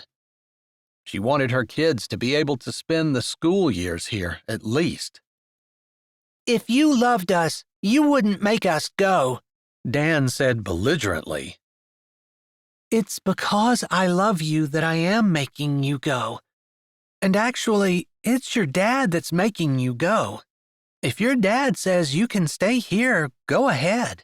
I'll keep you. I would prefer that, actually. There. That's where she drew the line. She wasn't going to take the fall for her ex splitting the family up completely. Fine. Let me have your phone. I'll call Dad now. Lana held her hand out, and Claire shrugged and held out the phone, but she made her daughter come get it. Her daughter disappeared, and Dan jumped up, running after her. I don't know what to do. Please tell me I'm not screwing them up forever. I think Ted already did that. He didn't mean to be all gloom and doom, but a divorce would leave scars, no matter what. He couldn't lie and tell her that it wouldn't. She knew it. She was looking to him to not lie. I just wish there was something I could do to undo all the painful, hard things that he's done. He nodded and didn't bother to remind her that the kids would grow through the pain and suffering. It would be hard, no questions about that. But they would grow. They would learn. There would be things that would be different in their lives because of the trials they went through. Claire knew it, though, and he didn't have to rub it in. Lana came stomping back just a few minutes later. Dad wants to talk to you, she said, handing the phone to Claire. Claire exchanged a look with Josiah before she took the phone from Lana. She held it up to the ear closest to Josiah, and he could hear her ex's voice clearly. What are you trying to do? Turn the children against me? I let you have an extra week, and all of a sudden they don't want to come here at all? What's wrong with you? I trusted you. He wanted to roll his eyes. A cheater giving his ex-spouse a hard time because he couldn't trust her? That was rich. And he also wanted to jump to Claire's defense. She'd wanted to create memories for herself, not to make things harder for her husband. I didn't do anything I wouldn't have done with them if they had spent the entire summer with me. We just had to cram it all into a few days because my grandma's funeral is tomorrow. We'll be spending the day burying her. And then Sunday, we'll be driving to Pennsylvania to meet you. He was gratified to hear the calmness and peace in Claire's voice. He made a mental note to tell her that she'd handled it well. Somehow, some of the anger in Ted's voice had diffused. I don't like my kids calling me and asking if they can stay and telling me they don't want to come to Boston. I don't like my kids coming to me and crying and asking me when Dad is going to come home and why he doesn't live with us anymore. Really? You have to go there. I'm sorry. My point is, both of us have to deal with things we don't want to. You don't have to hold it against me for the rest of my life. Just because you weren't a good enough wife and I needed my sexual urges satisfied and you weren't enough, is that my fault? He heard Claire suck in her breath. He could see the hurt pierce right through her eyes. He wanted to grab the phone and smash it to smithereens, but he just sat in his chair. The children have a right to their opinion and to express what they want. I told them if you changed your mind and didn't want them for the summer, I would keep them. Otherwise, I told them, in no uncertain terms, that we would be going to Pennsylvania to meet you on Sunday. Is there anything else you wanted?" Her voice was completely devoid of all warmth. There was no friendliness or engagement in it.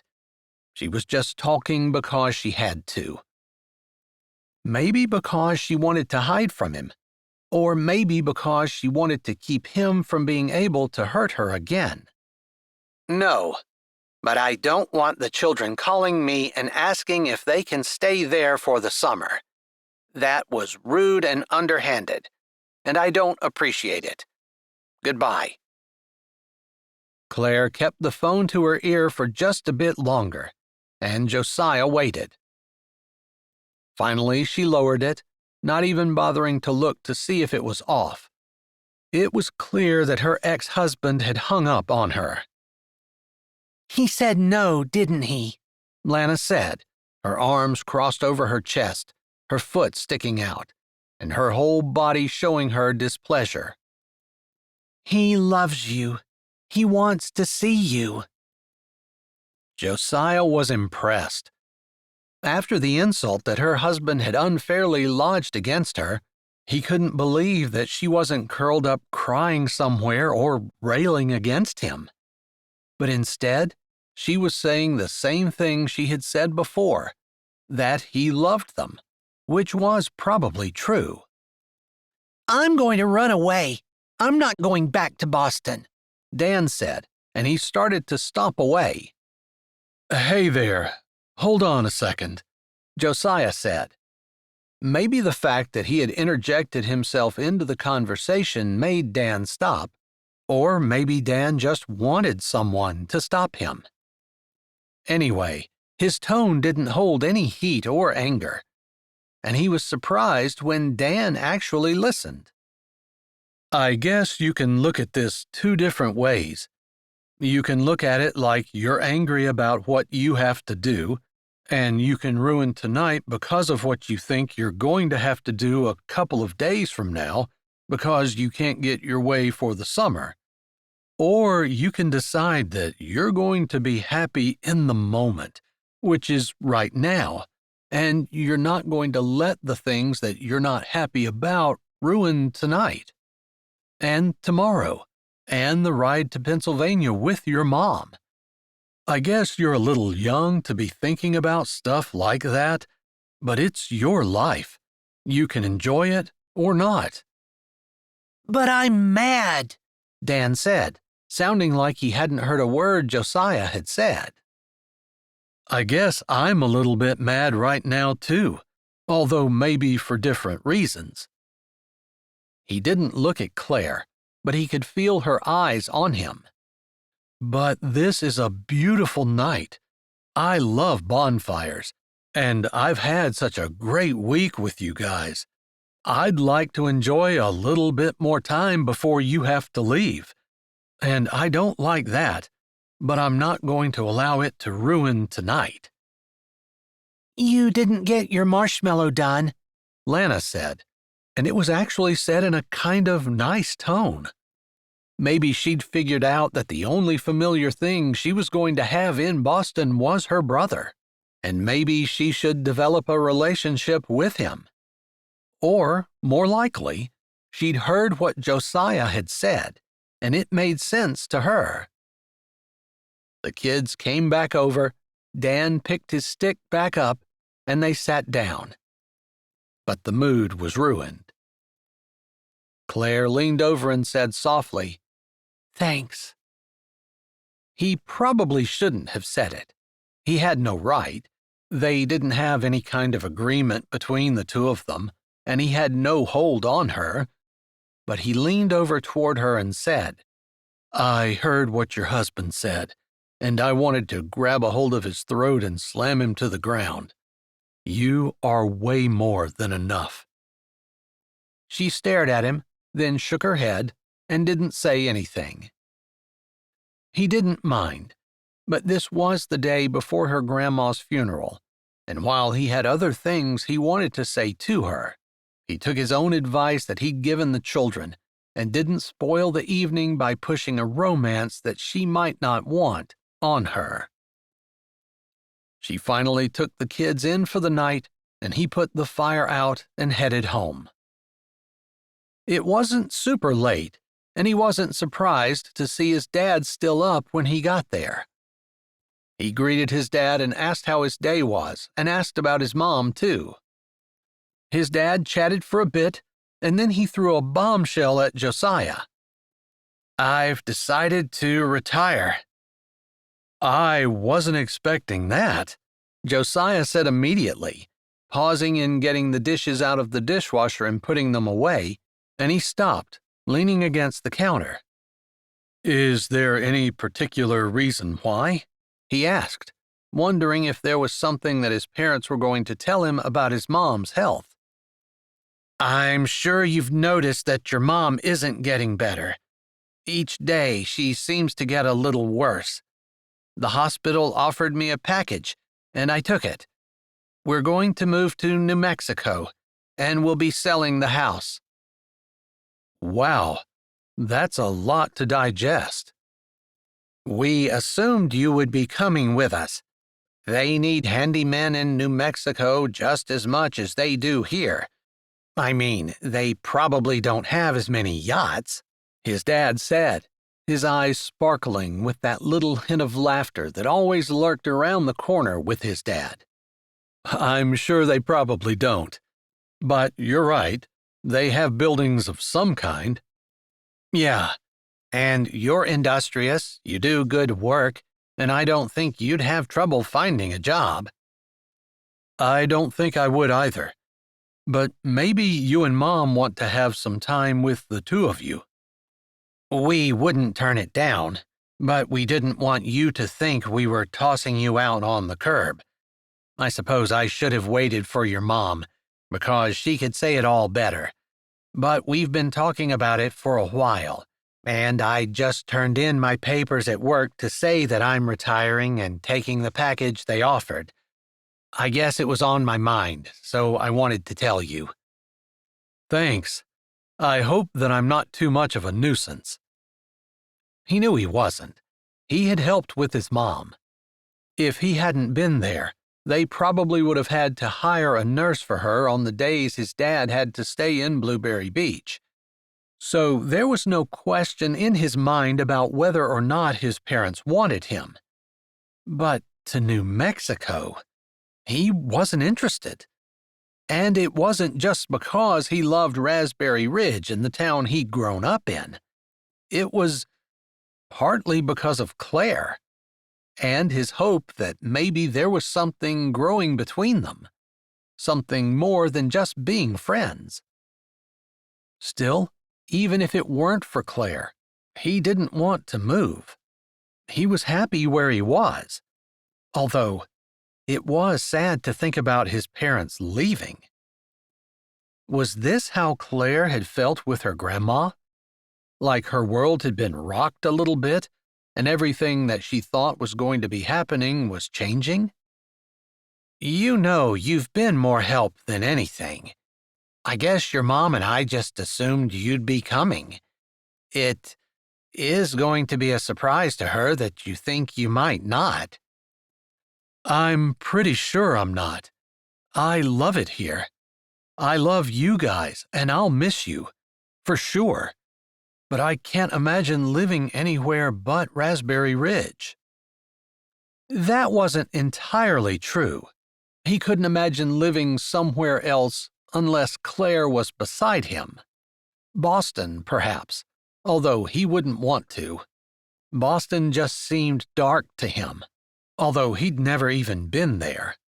Maybe he'd like it better than what he thought he would. "Would you be interested in buying the house?" his dad asked. "Your mom and I haven't talked to a real estate agent yet, but we were going to do that on Monday. We figured we'd list it. With the market the way it is, we didn't think it would last long. Plus, we're going to price it slightly below market value for a quick sale. I'll be done at the hospital in 2 weeks, and we're already looking at real estate in New Mexico." "Wow, you guys aren't messing around." "She didn't tell you, but at her last appointment, the doctor recommended she go somewhere warmer. He said that another winter like we had this winter would do more harm than good. It made sense to us, but it just took a while before all the pieces fit together. The hospital just happened to offer this retirement package to those of us who have enough years to qualify for it. After that, it was pretty much a no-brainer." "Yeah, I can see how that's perfect for you guys. And maybe it'll be nice to have a few years of empty nesting without your kid underfoot all the time." "You've never been underfoot. We've always appreciated you, and if you wanted to come, we'd find a place where we could all live together.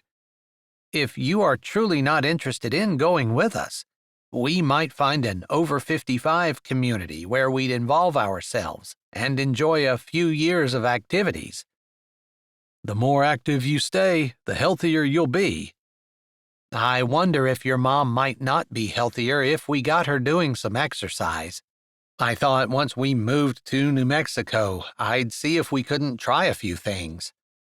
"I think that's a good idea," Josiah said. He supposed he was a little bit in shock. It was a lot to take in. "You didn't answer me about the house." "No, I'm sorry. Could I have a day or so to think about it?" "Sure.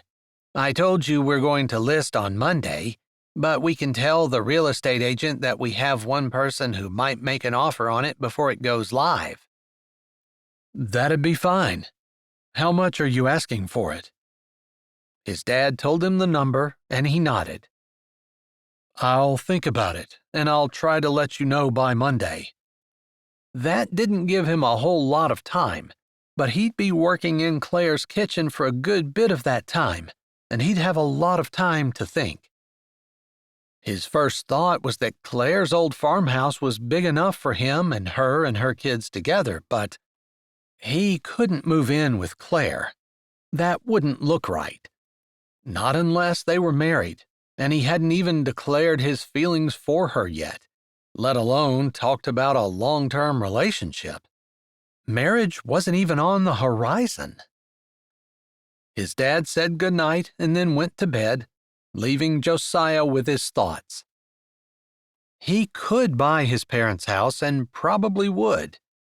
But if he and Claire were going to get together, it was obvious that they would live at her grandma's farmhouse. He couldn't imagine her wanting to move to town when being out in the country was so much nicer, not just for her, with the garden and the chickens and the beautiful views of the green hills, but also for the kids. The bonfire, the easy walking distance to the lake, their own private beach. No, Claire would definitely want to stay at her grandma's house. But she might surprise him. He was thinking like he'd already told her how he felt and that he was already thinking about where they would spend the rest of their lives together. He needed to stop getting the cart ahead of the horse. And he wasn't going to get anything hitched up tomorrow, since it was her grandma's funeral. And then she was leaving on Sunday to take her kids, which would be another hard day for her.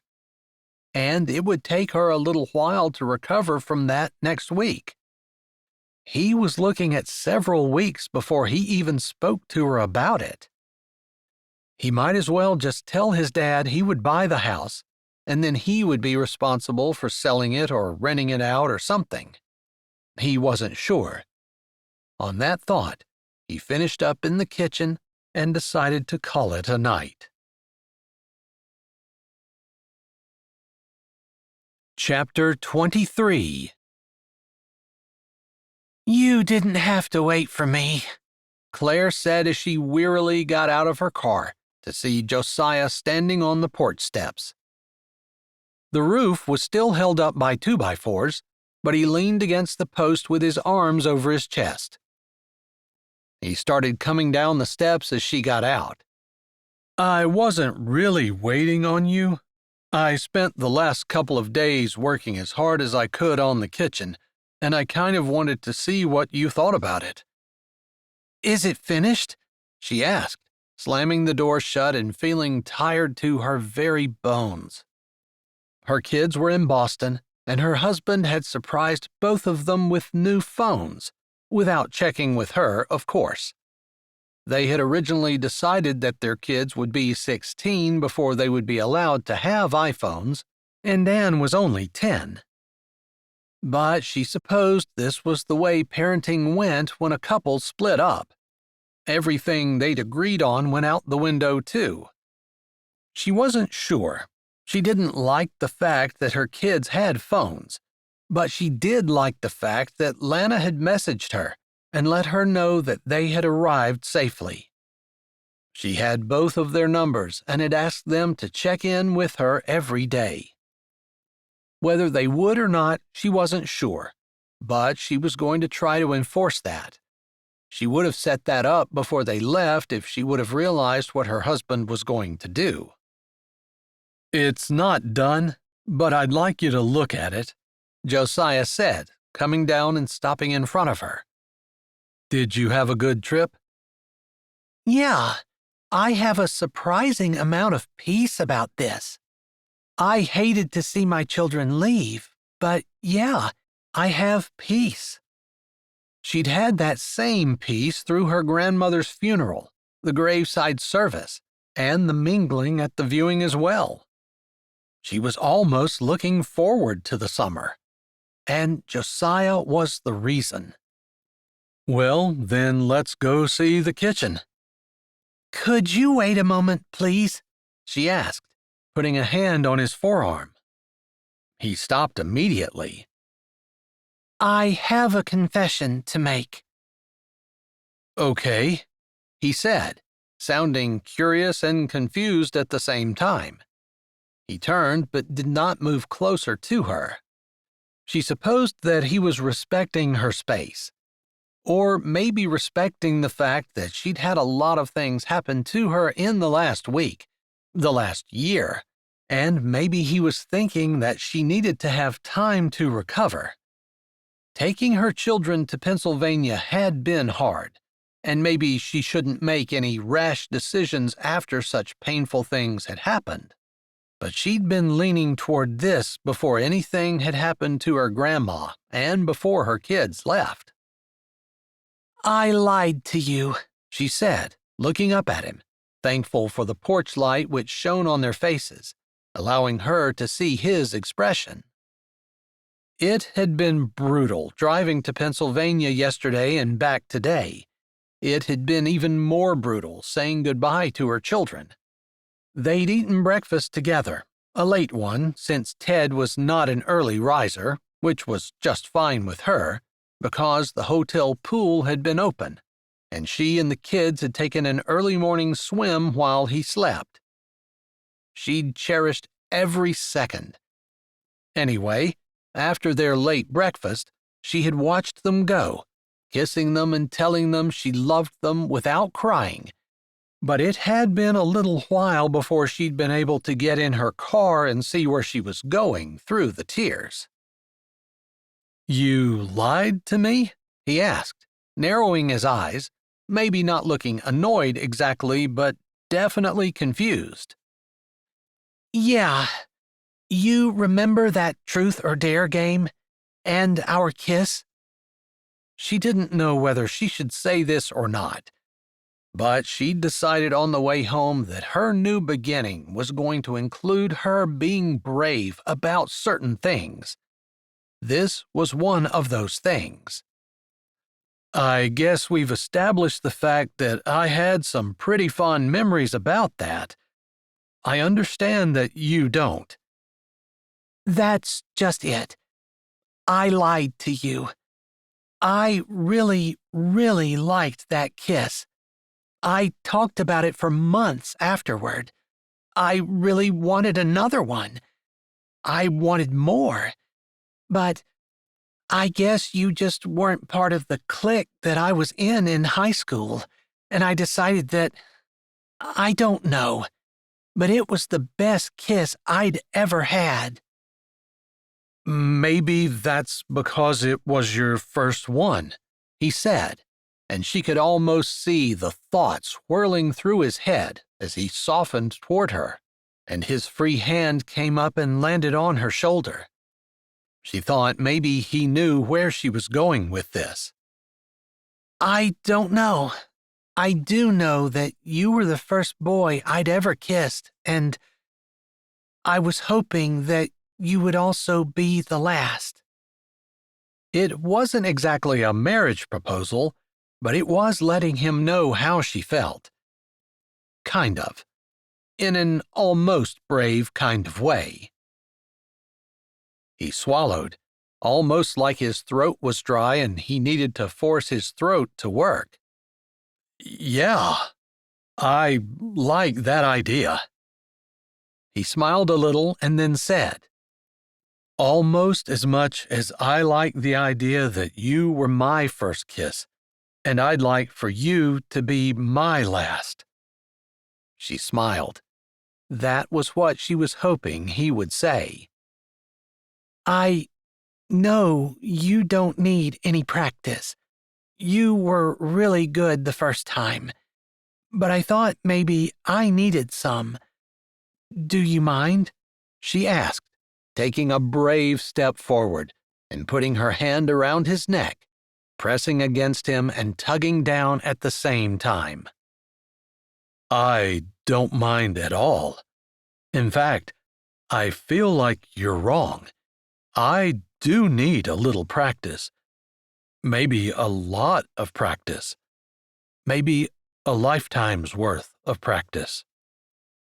Yeah, that's what I thought too.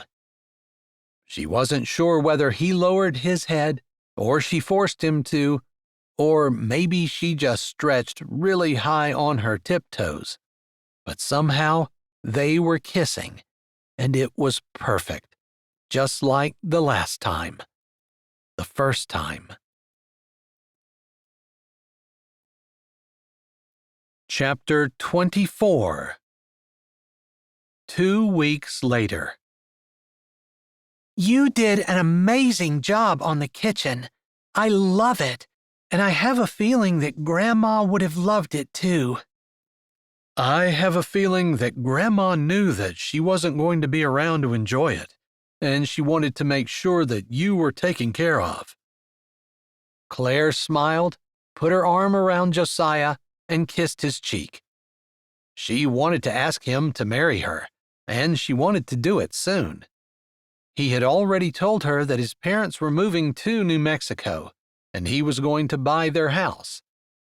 She wanted to tell him that there was no need for him to do that they could just move into the farmhouse together. But they would need to get married, of course. She wasn't quite sure that he loved her that much yet. Or maybe that he wanted to take that big of a chance on her. Regardless, she'd enjoyed the last 2 weeks together with him. And there was a part of her that was kind of happy that her kids were in Boston. The summer stretched out, exciting and anticipatory, with Josiah by her side.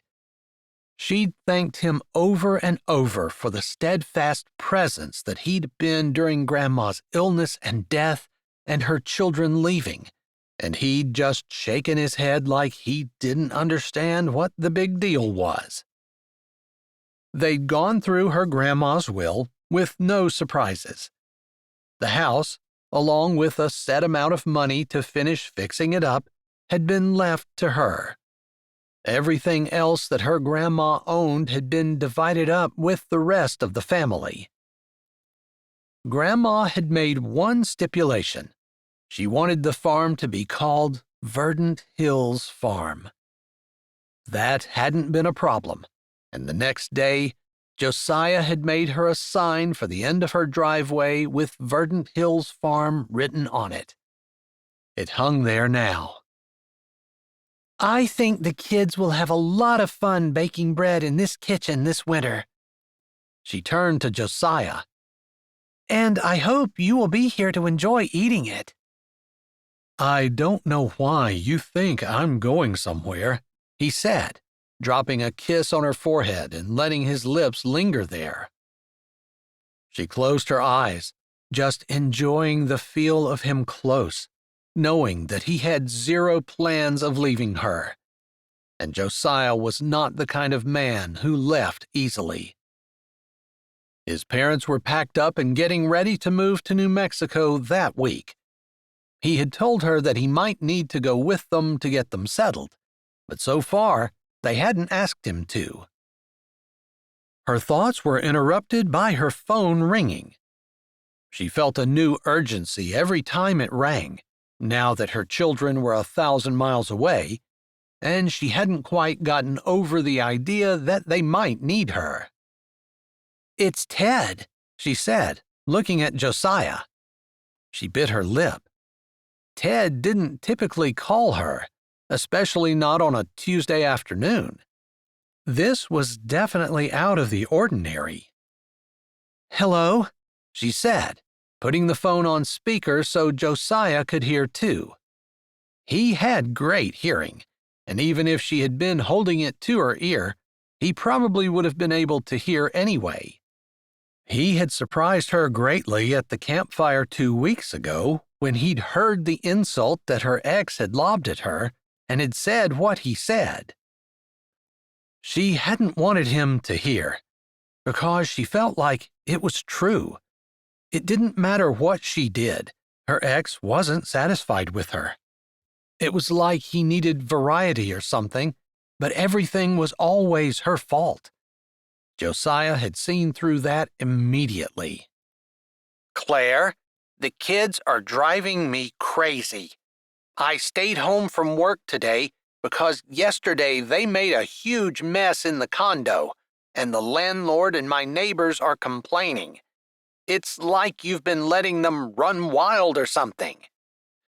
"No, it's been very civilized here. We even have indoor plumbing." "Very funny. Anyway, Justine, my girlfriend, is stressed out about it. Her kids are being badly influenced by yours, and I think 2 weeks was more than enough time with us. I'll see them again at Christmas." "Wait, what?" "Didn't you hear me? I want to meet you again. They're coming back. You can bring them back for Christmas, and I'll see them then." "Okay, we'll meet tomorrow," she said, surprised and not wanting to let this opportunity slip away. She certainly wasn't going to turn this down. "Yeah, unless you want to meet late tonight." "Sure, late tonight is fine," she said as Josiah nodded his head. He might not be able to go with her. Someone would need to stay and make sure the chickens had food and water, unless they fed them extra and made sure they put extra water in before they left. "All right, same hotel, tonight, as soon as you can get there." "All right, I'll see you tonight." She managed to keep the excitement out of her voice until she swiped off the phone. Then she squealed and jumped, throwing her arms around Josiah's neck. He caught her and didn't complain at all when her lips found his. She almost got distracted by the kiss, but then she squealed again and said, "Can we put extra water out for the chickens? Then you can come too." "But we'll have to stay overnight." "We'll get 2 hotel rooms." Then she paused and thought, "This is really not the time." But she didn't let that stop her. "Would you marry me? Please?" That probably wasn't the way it was supposed to go, but he laughed. And then he said, "Sure. Today?" "Well, I just made plans for today, but maybe tomorrow evening?"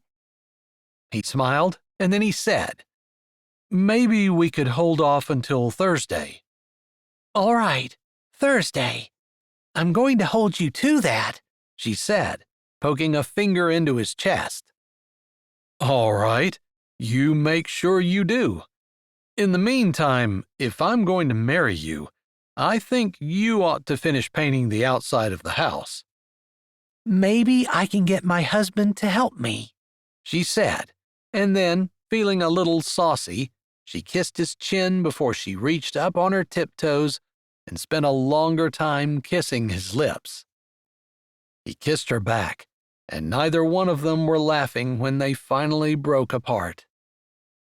If we're going to make it to Pennsylvania tonight, you need to stop doing that.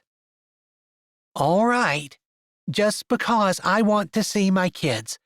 But in a few days, I'm going to expect you to do that all night long. All right, I think that's something we can work out.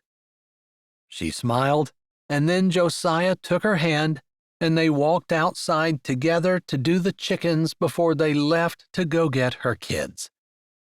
All of a sudden, the verdant hills and sparkling sky held a whole new, exciting promise for her. The promise of the summer with her children, and who knew, maybe there would be more kids. The thought made her smile even bigger.